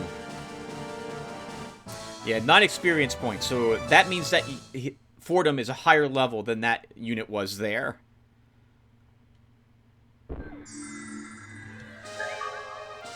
Satan's Bolnova. This is a axe, I called it a scythe earlier, that is required for you to create Dark Knights. I think Ultra's probably going to be one that we do that for. I should probably update this chart I'm looking at over here to my left, everyone, so give me a second, I'll be right back. Okay, Fordham, you still need to fight more things. We're going to have you move down this way. I can help you. Good luck. You won't lose a unit to this. I don't know if we kill an enemy, though, here. And in fact, it looks like we're not going to.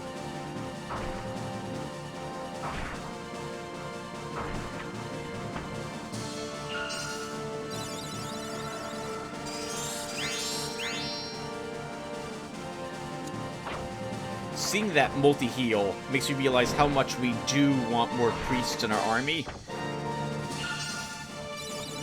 Normally the answers I give at the very start of this game, they used to be quite different.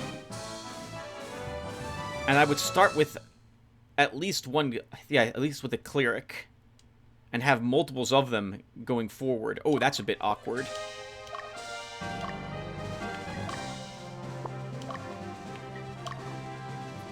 Lottery, you didn't kill anything. You just, no, you killed one thing, but you sent that army in a different direction. So you could probably still stand to get some more kills.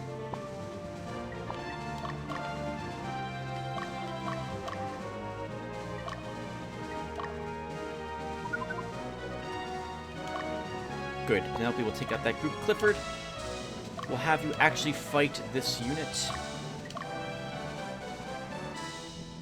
Oh, Clifford, what on earth are you doing? Why would you shift like that, you moron? This is not the formation I wanted to see you on.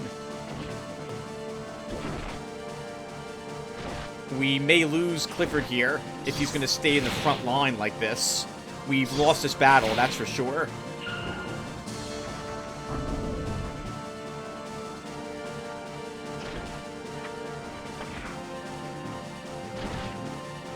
That is a really annoying Raven back there, too. Holy crap, so many blocks. Good for him.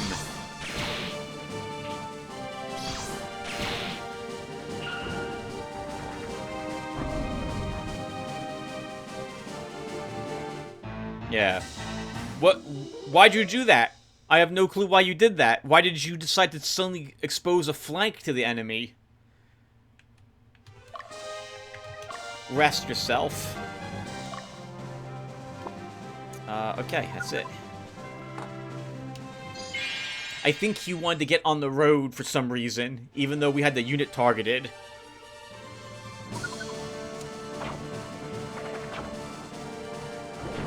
That doesn't make a whole lot of sense to me. It should go directly at the unit.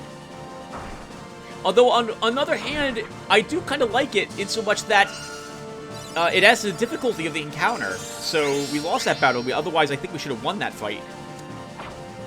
It's like right now, how no one's... how no one's going to kill that one Raven off.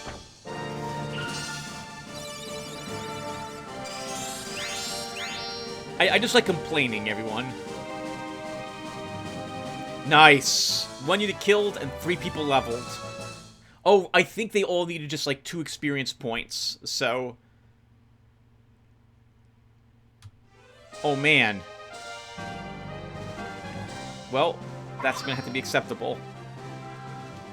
Ultra, I forgot about you fighting down here. Let's see how you do.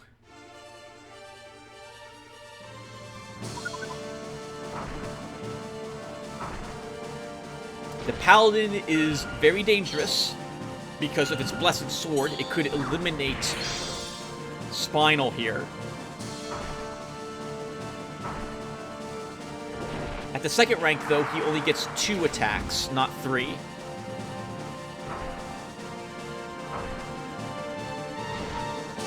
Just barely didn't kill the Paladin.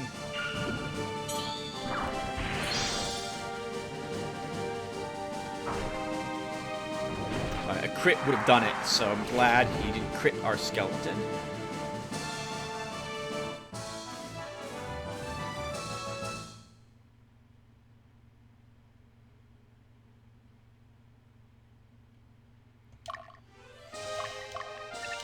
And have you face that direction. What was left in this, by the way? You know what? I guess you should have actually taken that out, Dismas.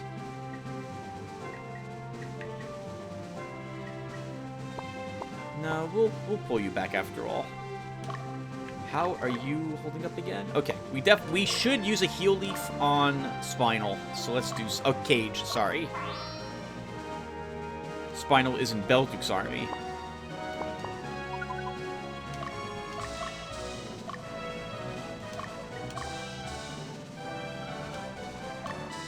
Magnus will pivot you this way.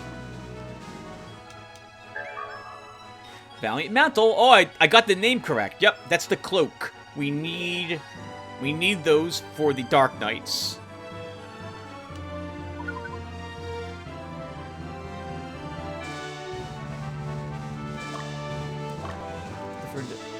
Let's break you and move you straight down here. How wounded are you still? You know what? No, we'll just rest you. Lotaeri, I don't need you to kill or fight that one group. We pull you back. Well, this is a bit awkward. Penelope, let's have you use some power fruit.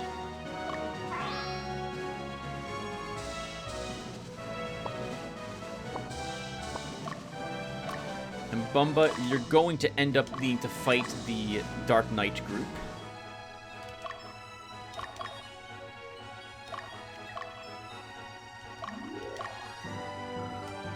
That's a mistake. We can't have Lotaeri take that city because he's not of the proper alignment.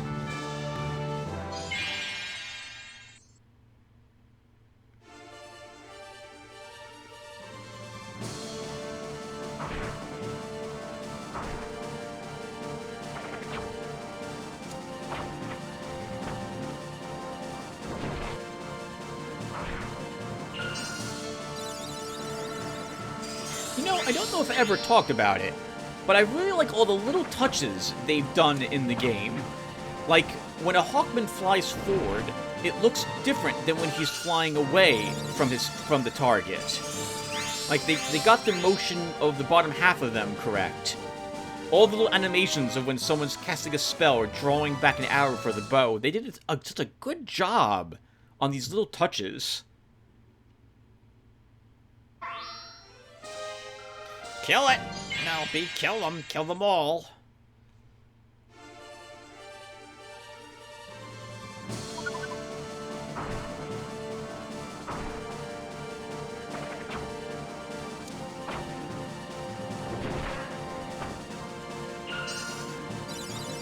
So nice. 53 damage healed, too, on all of them. It basically undoes 2 of their attacks.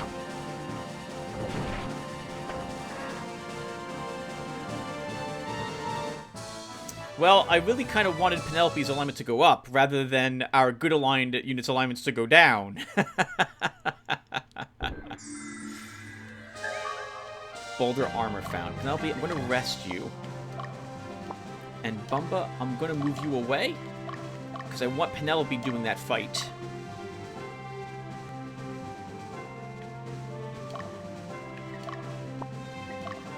Ultra, I'm a little nervous that the wizards will end up moving out and fighting you if I move you up, so I'm not going to.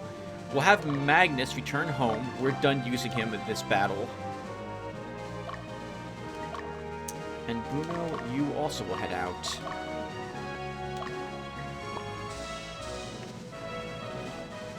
Sure, in this direction. What's this city? 66. That's good align. Fordham might be able to liberate it, so we'll have him make the attempt.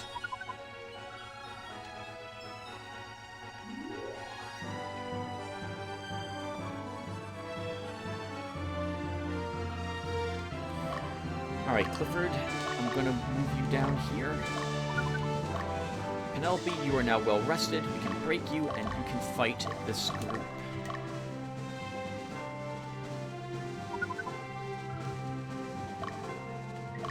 Lotaeri, you're going to fight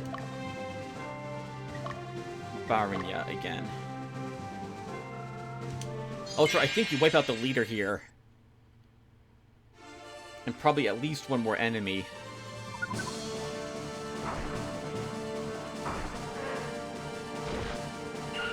I just realized we got 2 Axes of the Worm in this army. We could even have a 3rd on that skeleton if we find more Earth Dragons to fight. I think I did mention it, but these are not the best weapons either. They're good, solid weapons to have so early in the game, though. We would be finding or using these in, like, Act 2. Is that right? No, Act 2? 3. Act 3 as standard weapons. I think you guys can do another fight without needing for me to withdraw you, but we just killed the leader. And that's going to be awkward to try to do. Okay. Geo, we can move you out now.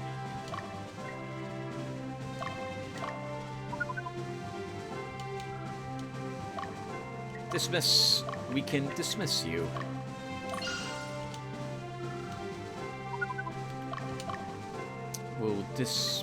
We'll now get out into the field, I guess, Astrid. We can't actually leave the city undefended, Tim. You have to keep someone in here just in case someone's ping-ponged down here, which shouldn't happen. But we also should not leave it undefended. Good. Starting crit there, Penelope. We might kill that Berserker if our archer decides to target him, which she might.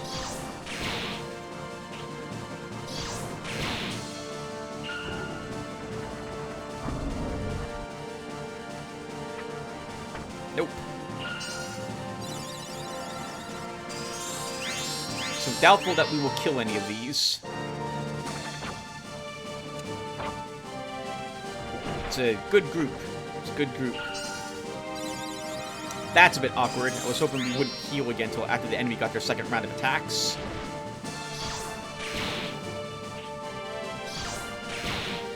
Thunder Arrow does look pretty cool, doesn't it? I like the Voltin's Windstorm attack, actually, more than the Raven's.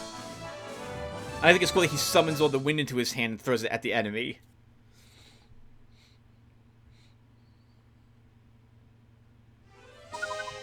Oh, man, that's awkward. Okay.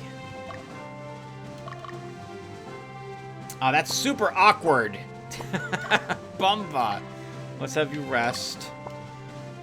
If he's going to make it back to that stronghold.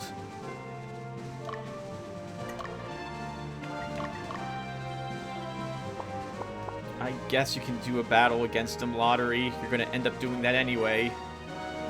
Okay, good. We're chasing them away. Ultra, how is your army holding up now?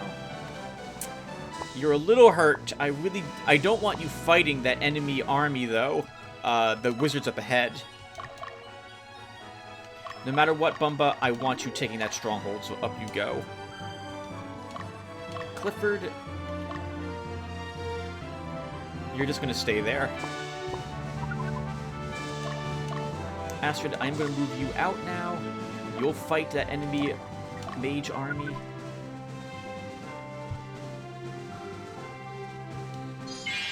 Hey, Lotaeri, here's your chance to kill another imp.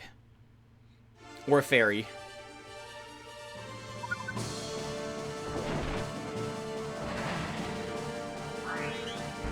Oh, that's awkward. I was hoping the fairy wouldn't kiss the imp. But, actually, that does nothing. So I don't have to worry about that at all. Pumpkinheads are not affected by power down in any way. They still do 50% damage with their attack. Nice! We may kill the leader here.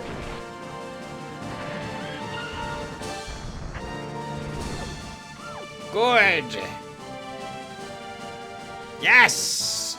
And I leveled.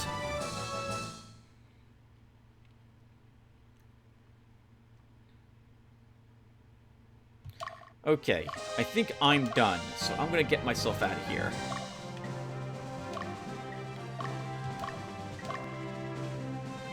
And Clifford...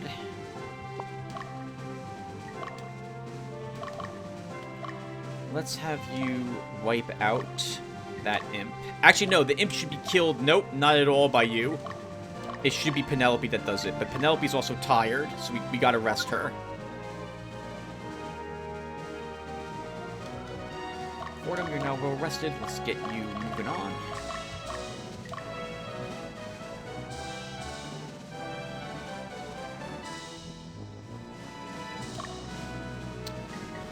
Okay, so Clifford, let's have you fight the dude that's moving into the stronghold. He's going to be tired by the time he arrives there.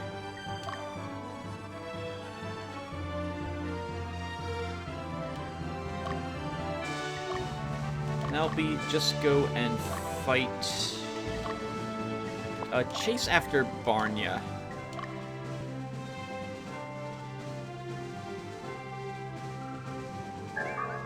Book of Bane found. The good news is we shouldn't need any more specialized spell books for our army. We already have a few extras lying around in case we... Oh, wait, what? What are we fighting? Hold on, what is this? A dragon. Thunder Dragon, I think. We'll kill it. No, we won't. It's gonna run. It's a blue dragon. Okay. We don't care about blue dragons very much. I mean, we will want one of each specialized dragon in our army at some point so we can see what they're like. The good news is this also does let me see what level the creatures are here.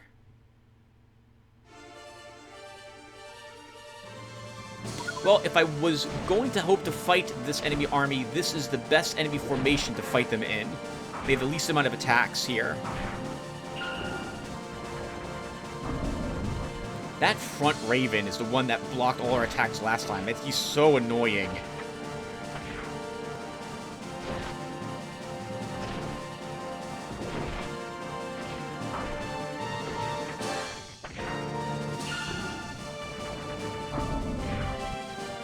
Clifford, good work. Killing two of them is very nice. And Cassandra leveled. I think that's Cassandra.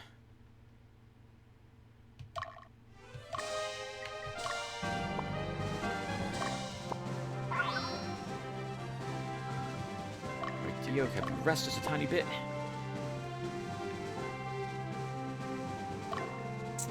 Clifford, we can now break your camp, and you can chase after that dude. I think you're fine. I think you're healthy enough to do it. You should be. We killed 2 of them, so there's going to be greatly reduced damage on their side.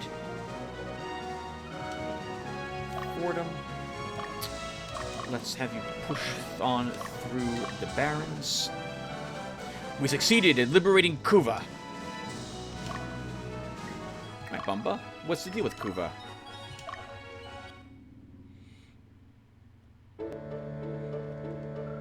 Lotus is so cruel.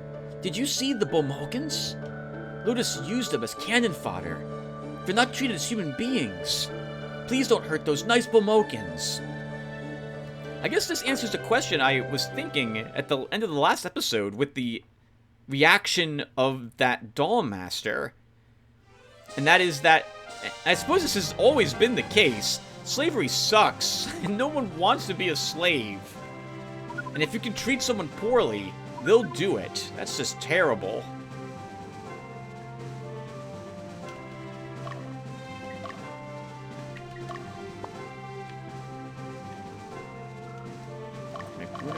Oh, we see someone over here. It is a sorceress. What does her army consist of? That's interesting. We should probably have Bruno fight them.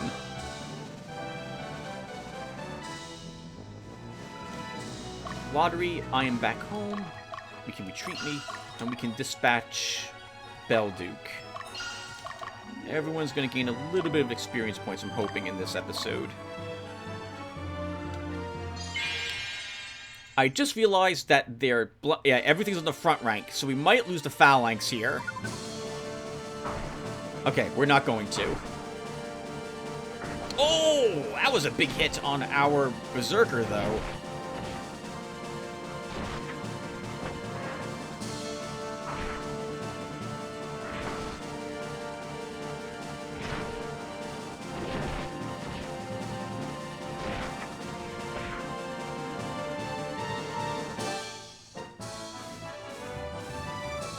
Good exchange, Clifford. I can tell by the experience you're earning, you don't really need to kill something else. So we'll pull you back here, and you'll hold that city. Bumba, what level is all you and your troops? All 14. We don't need you to engage in any other battles.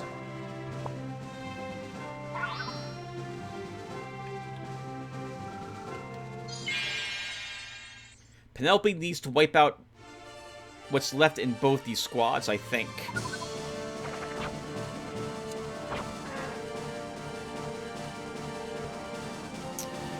Well, that's awkward. No one gained alignment up. What the heck's happening with your group, Penelope? That was an imp we just killed. Another Satan's Bullnova. What level are you? 13. Yeah, you need this.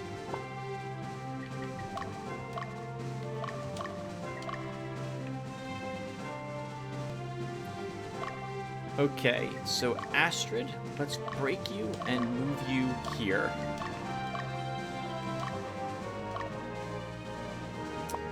Okay. That army should probably be Penelope as well. Oh, that's... I still always feel so bad when the enemy army is so tired and they have to rest about attacking them here. Not very honorable.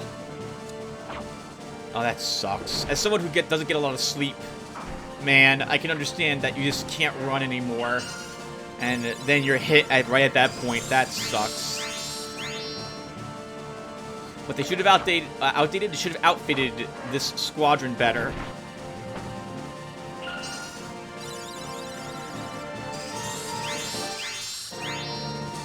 And we should also expect no mercy. What is going on here? Why is everyone getting alignment down? Stop. I shouldn't have to add more good aligned units in this army. You were supposed to gain alignment up.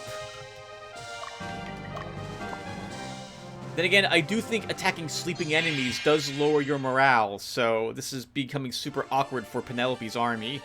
We're getting the kills I wanted her to have, but we're going to have to shift some units around here. to fix their alignment. Yeah, we're not getting any alignment up. My good aligned units are instead shifting more towards being more neutral. That's not really what I wanted.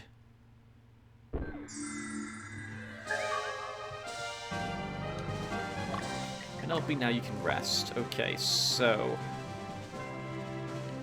we see a raven here, but I couldn't quite make out what was in its army. Dio will have you advance.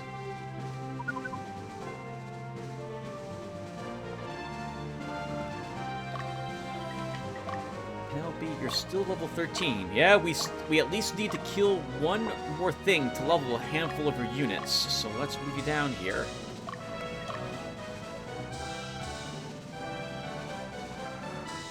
Fordham also needs some battles, but Bruno's the better suited one to fight that enemy Sork, so we're gonna have him do that.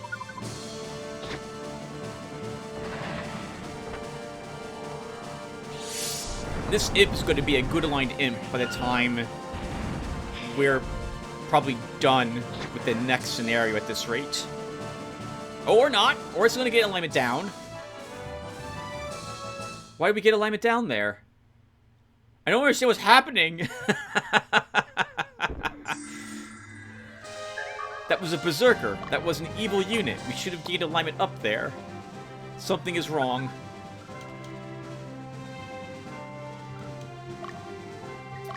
Clifford, we can roll you around. Bumba, we shouldn't need you, so you'll head home.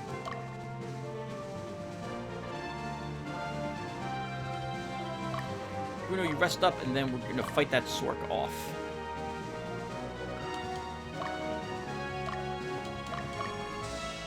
Theo, I want Penelope to engage the enemy wizards, so you will head this way.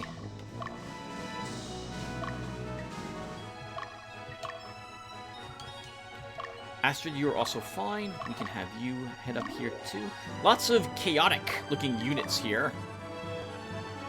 Right, ravens are also chaotic. That's an ugly group to fight.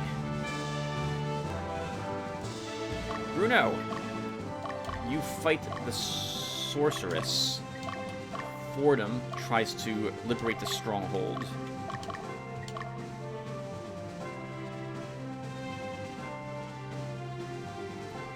It just occurs to me, if we win, we might ping-pong this unit down into Dio. That's a lot of magic damage.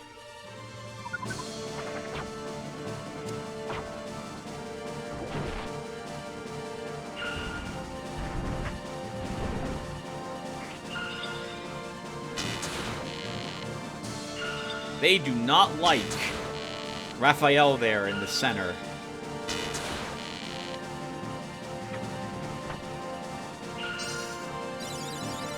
I was hoping that she would wait until the wizard got its AoE attack off.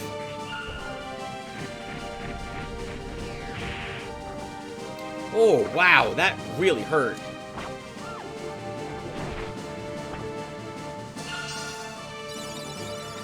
I think they might win this conflict, actually, even though we're going to end in better shape than them.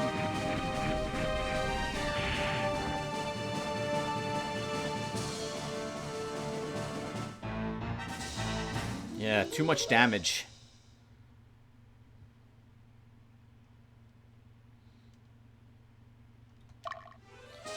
But you can do that battle again, Penelope.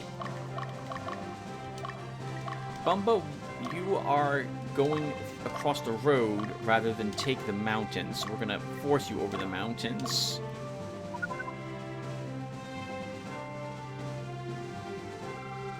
Ooh, the sorceress left her stronghold.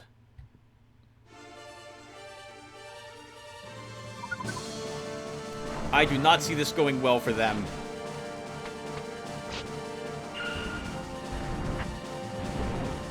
Wow. Almost killed the leader immediately. Gina, attack the fairy. Please attack the fairy. Don't attack the leader, by the way. Come on, you can never attack. No! Bruno, what was that? I'm gonna blame you for that. Gina wants to get the last 6, apparently.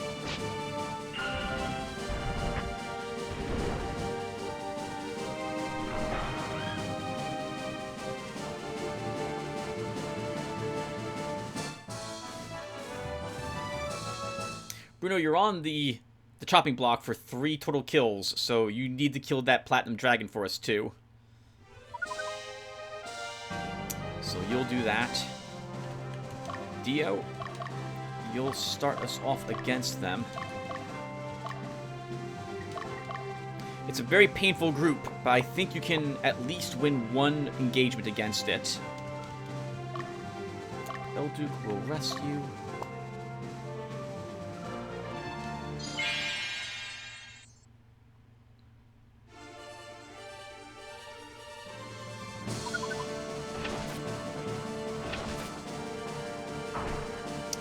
Oh, that really does hurt.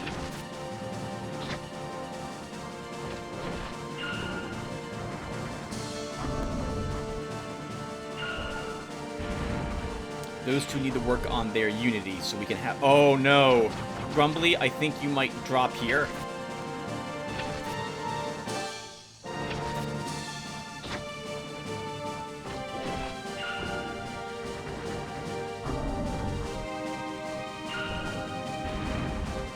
You know what? I'm going to use it to make sure we win this conflict.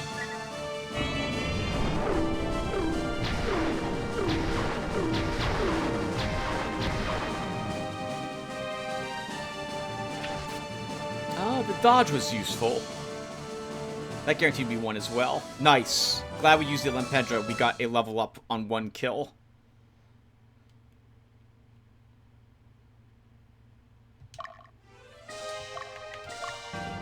Dio will use a heal leaf on Grumbly.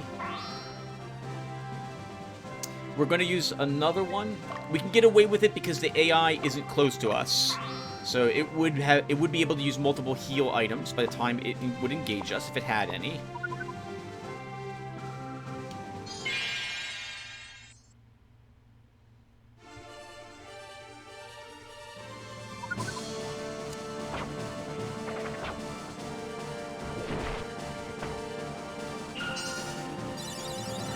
I think we still lose this fight, everyone. We're not going to kill any of them before they get their damage off.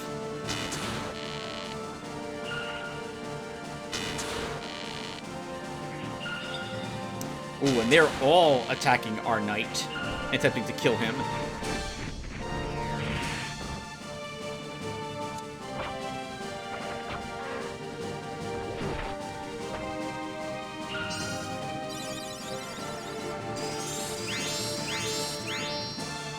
Once again, we end in better straits, but we did not meet their damage output. We did! I think that final resist is what allowed us to do it then, since all 3 of us resisted that one mage's spell.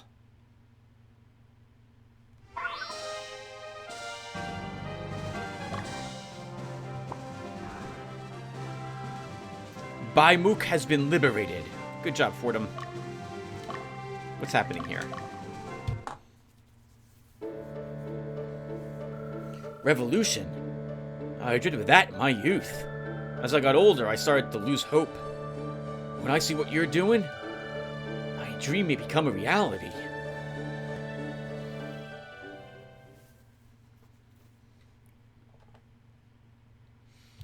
Before we can just hang out there for a tiny bit, recover some stamina. Dio tries to eliminate more units from... Oh, did I healed. Okay, good. Right. I did heal. Yeah, we would have absolutely lost Grumbly had we not done so.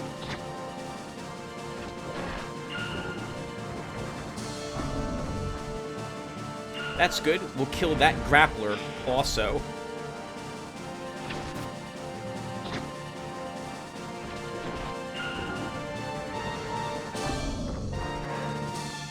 And before I got a chance to do a second attack. Well done.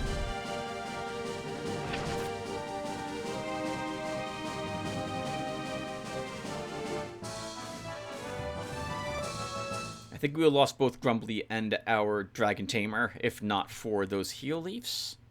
10 goth well spent. That's interesting.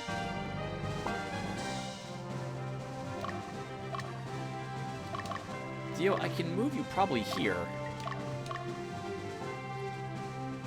Astrid, we can have you wipe out that enemy squadron.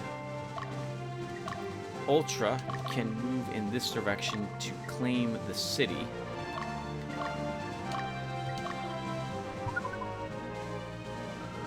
Belduke just wipes out that enemy Archmage squad.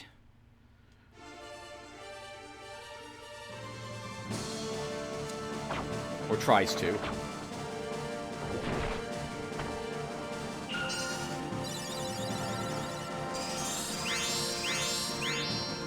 You know, Crag Press does more damage than I remember it doing. I thought it was physical damage, similar to being hit by a boulder sword, but it seems to be... it's magical earth damage instead.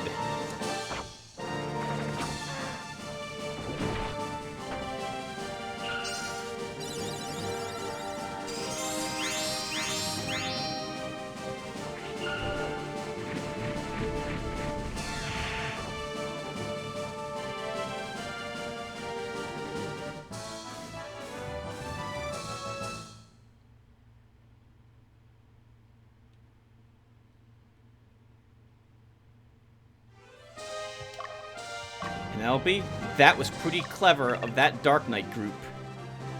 But you're ready for them. They leave the stronghold just as Penelope was passing it to get her from behind. So we'll have her whirl around and intercept this group.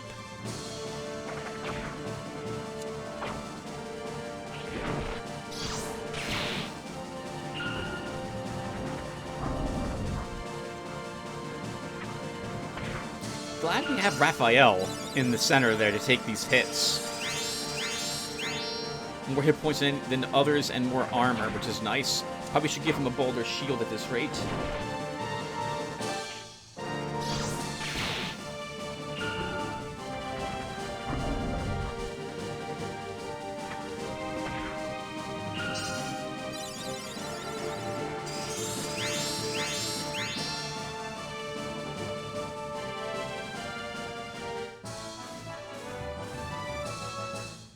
When we're done here, Aisha's gonna be like a neutral priest, which is super awkward.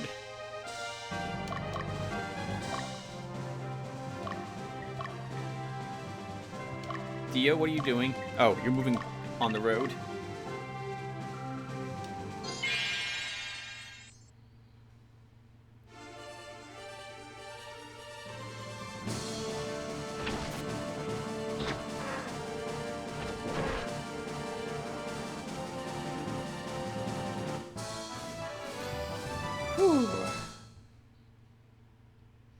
You can rest in the city once we claim it. We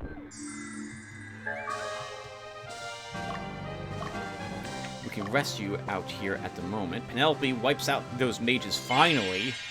Holy crap, so much damage, that Archmage.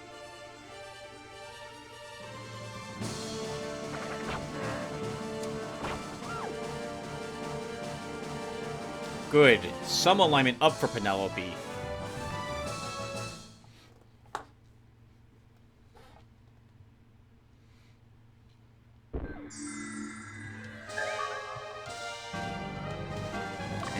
This was a good aligned city. You can't take... it has to be Bumba that takes it. Right.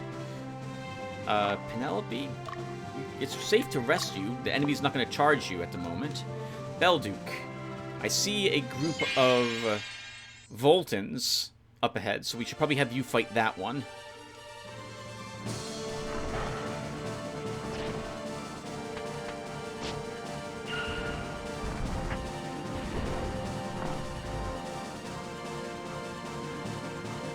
Nice. Another level up for Tracy there.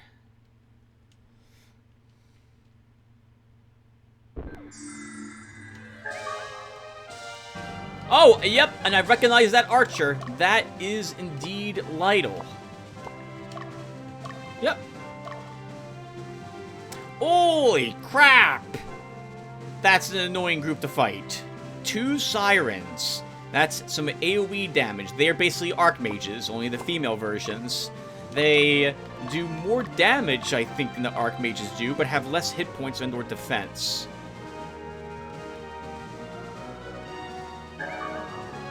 Nice and boulder armor. I think it's required for a Black Knight, or Dark Knight is what I call them. Belduke. out here.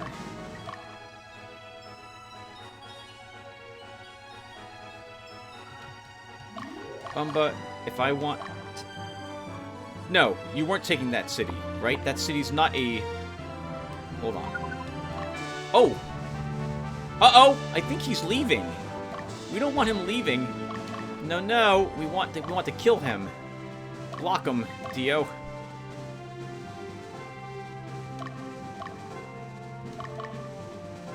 Fordham, there's no way you're going to be able to intercept him, unfortunately.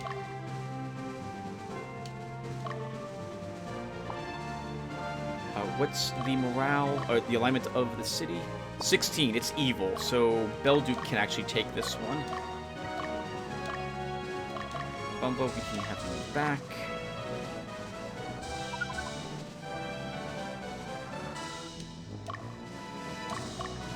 Penelope, you'll wipe out these guys. Astrid, you can wipe out these ones. I'm pretty sure the Voltan wants... Oh, he's not... He doesn't want to leave. He wants to fight someone. Okay. Dio, let's pivot you. You're not suited for this. Because you're still hurt. Let's use a heal leaf on our Dragon Tamer. No, he is leaving, I think. Okay. Well, then let's fight him once before he gets out of here. No, he just wanted to avoid the forest. I think.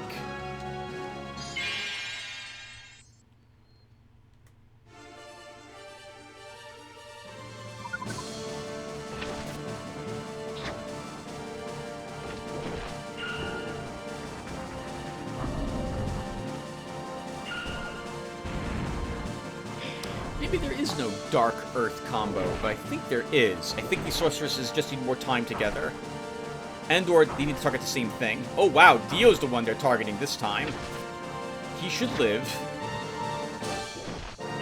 And we should win this fight. The two Hawkmen in the back, guarantee we do, because there's only one attack they each get.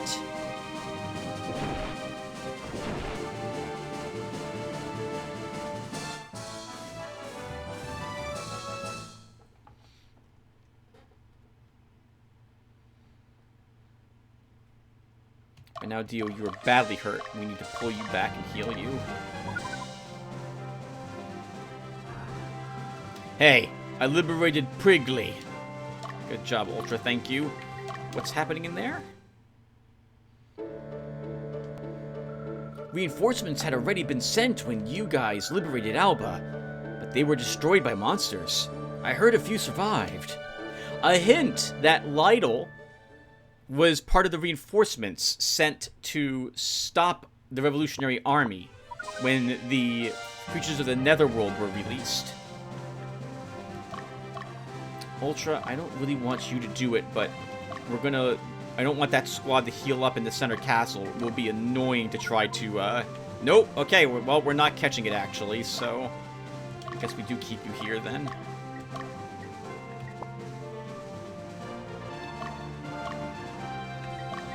Wonder how you holding up. Still a little wounded. I liberated Shichidari.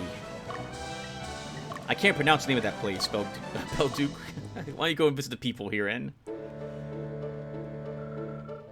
What are you guys doing here? I don't think there's anything around here that would interest you. Oh, I see.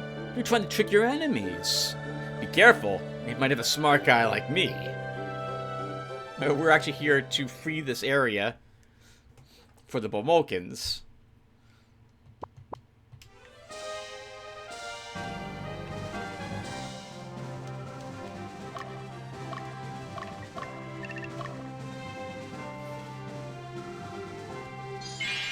So many battles for Penelope, I'm just realizing.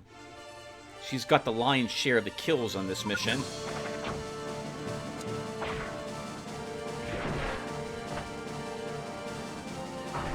Man, everyone hates that knight. Every single person. Must be the cool fire sword he's got.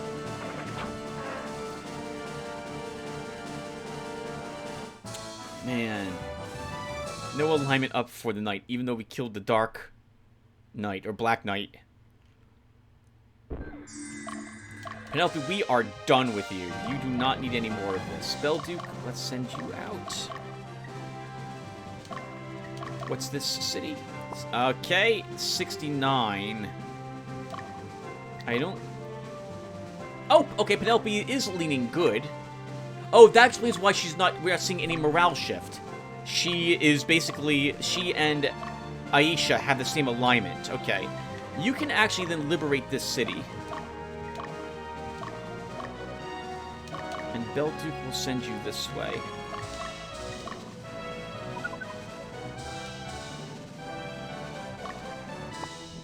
Asher wipes out what's left of that one group of with the Paladin and Bumba. You're finally home. Can retreat you. And I don't think we really need anyone else out. I guess we'll put Dismas out, though.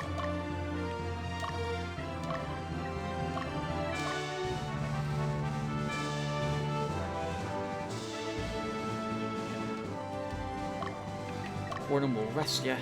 Bruno, we're going to have you come up in this direction as well. We'll try hitting Lido from behind. That's a far, far easier fight than attacking her from the front. Though we'll still do it from the front once. This way you guys get to see what that's like.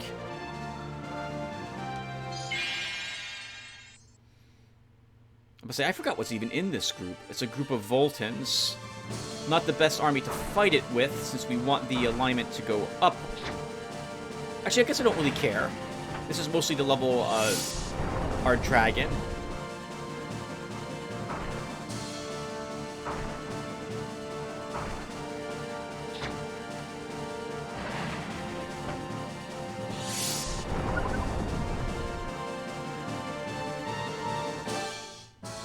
Though we can't have him lose too much alignment. He needs to be lawful if we're going to make him a Bahamut. Oh, that was awkward. I'll just roll right around and look at us. Like, you really going to kill me? Yes, we're really going to kill you with this group.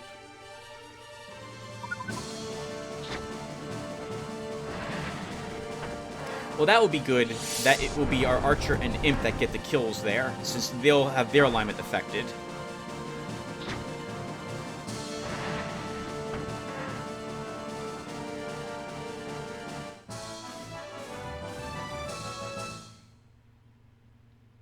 Might have to put a good aligned unit into this group soon to help your alignment, Astrid. You're neutral, which is what I want.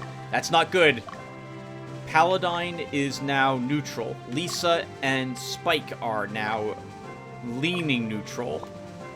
So we gotta change up Astrid's army a little bit.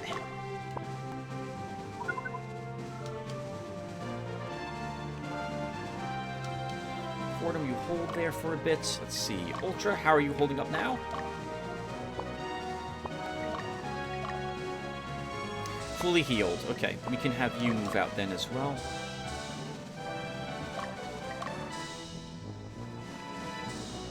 And Dio, you holding up too? You are badly hurt. Okay, we need you to rest. That was a really roundabout way that Penelope took to get to the city there. Astrid will move you there as well.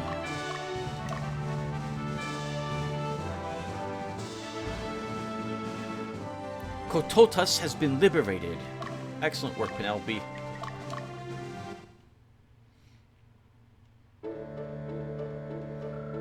Once upon a time, during the Ogre battle, Bomogans, renowned for their combat skills, were guided by the gods to cross the ocean. After their long journey, the Bomogans found this region, near the Sea of Ray. They established a kingdom of Nerdum and its rich soil.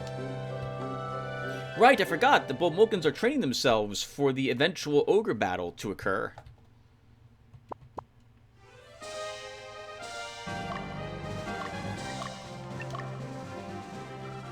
Check this out. Another Satan's Bolnova. That's 3 of them.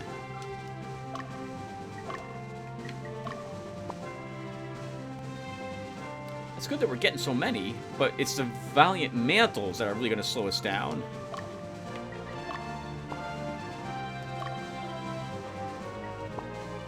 Bruno, when you wake up, I'm going to move you closest to them in the hopes that you fight that group of Voltons, because you will likely kill one of them at the very least. Too late! You're moving out. Alright then. So it's going to be Ultra that fights them. But maybe... Fordham? I can't get you there quick enough. I can't get you there quick enough. That sucks. So it's going to be Bruno. We're going to throw that group of Voltons into the corner here. So we'll have Bruno be the one to fight it, assuming he doesn't decide to march into Lytle first.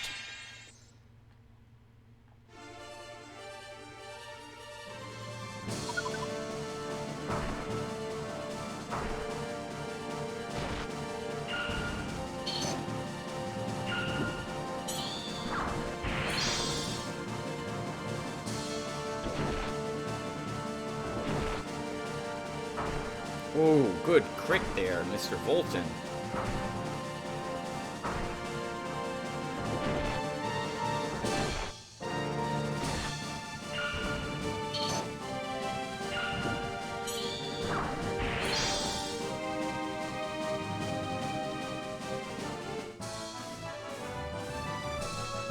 One, moderately damaged most of their army. Oh, that's interesting. It didn't quite go where I thought he would. We're not going to be able to reach him before he makes it into the capital.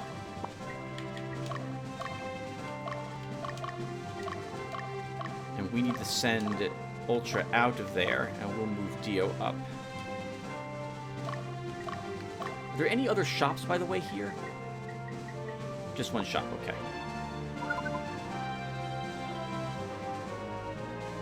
Oh, that's super useful, though.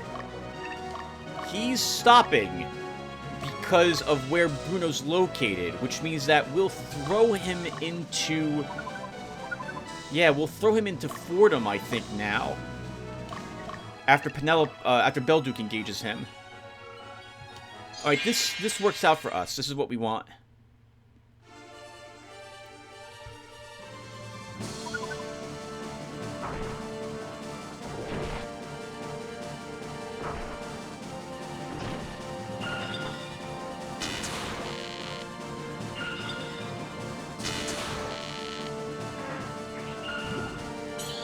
And now with the leader killed, we no longer have to worry about this squadron running back to someplace in particular. So we should be able to wipe out what's left.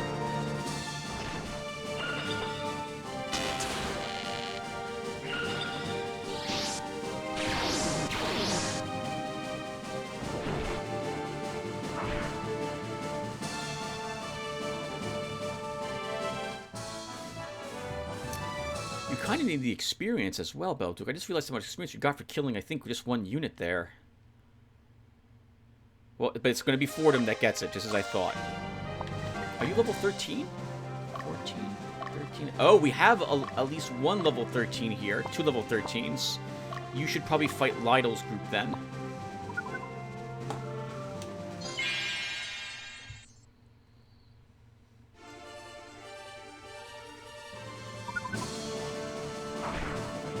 We don't kill all of them, unfortunately, but we do kill most of these.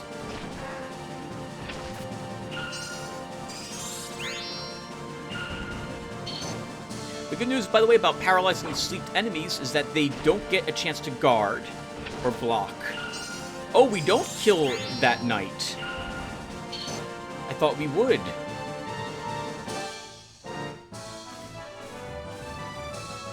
Well, I guess you don't really need the battles as much as I thought you did, Fordham. If you're only earning 9 experience points on one of your troops. Okay, this is what I was worried about. Belduke. Thankfully, we can break you. And you can kill what's left here, which will get you the experience points I want you to have.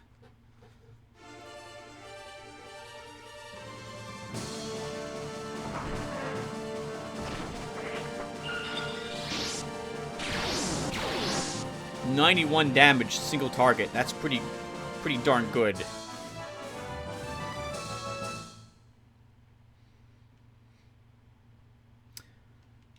I gotta come up with some way to get another Valiant Mantle. I am super glad we destroyed that group. If we hadn't, we let that group exist, because it would have been too tricky to track down, and I would have given up. Oh man, I'm glad we did it, because we're not going to get very many of those Valiant Mantles. Okay, so we let Dio stop. Yep. Dio. Oh my god, everyone, stop saying things. Ultra, let's rotate you here. Okay, so I think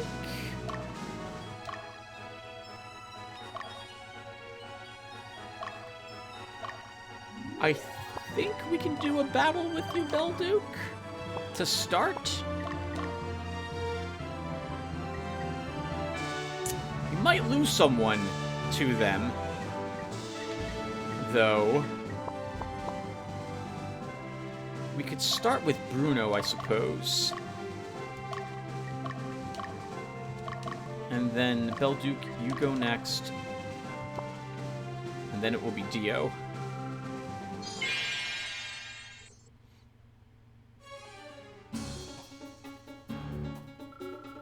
I've been expecting you!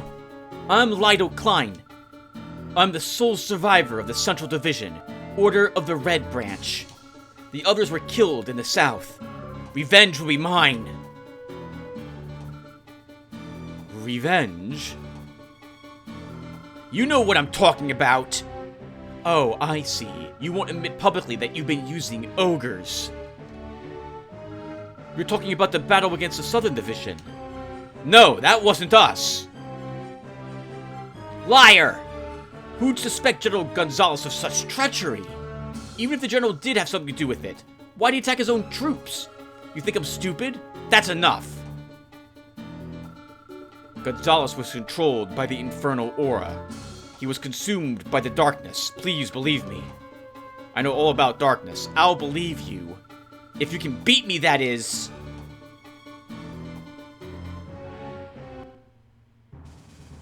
We're set to attack weakest. And this is the best possible formation to fight them in, because we're not dealing with AoE damage here. Oh, wow, we're going to ignore Lytle as well, maybe with our troops, which is also acceptable. If we can kill both Sirens, that makes the rest of this battle very easy.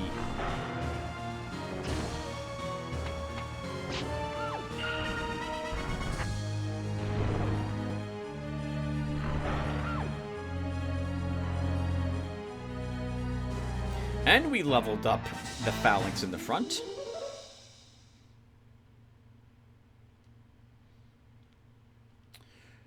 Bruno, you no longer need to do anything.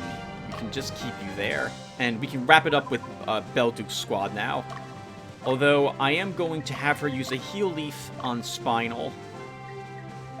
We don't need to, but I would like to make sure if we do get any experience points that it also gains experience points.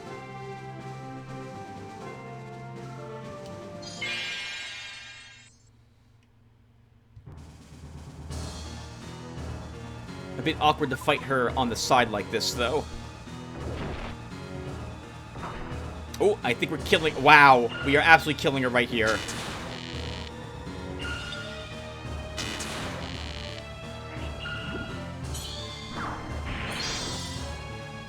There's no way Spell doesn't just flatten her.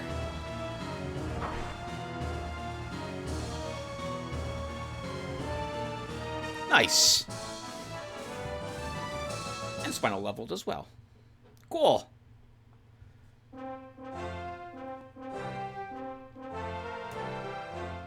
You win.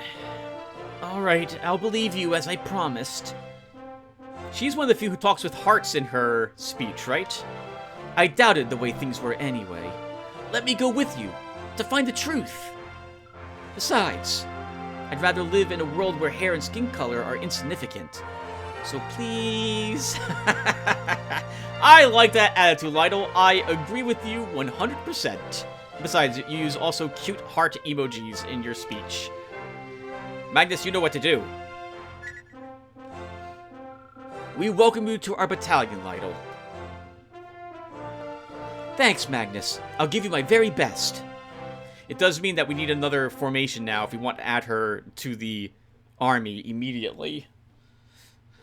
And congratulations! That also tells us that our chaos frame is better than average at this moment. It's high. She wouldn't offer to join us if it wasn't. Alright, nice. 3,558 goth and a bow of sandstorm. Probably a lightning enchanted bow.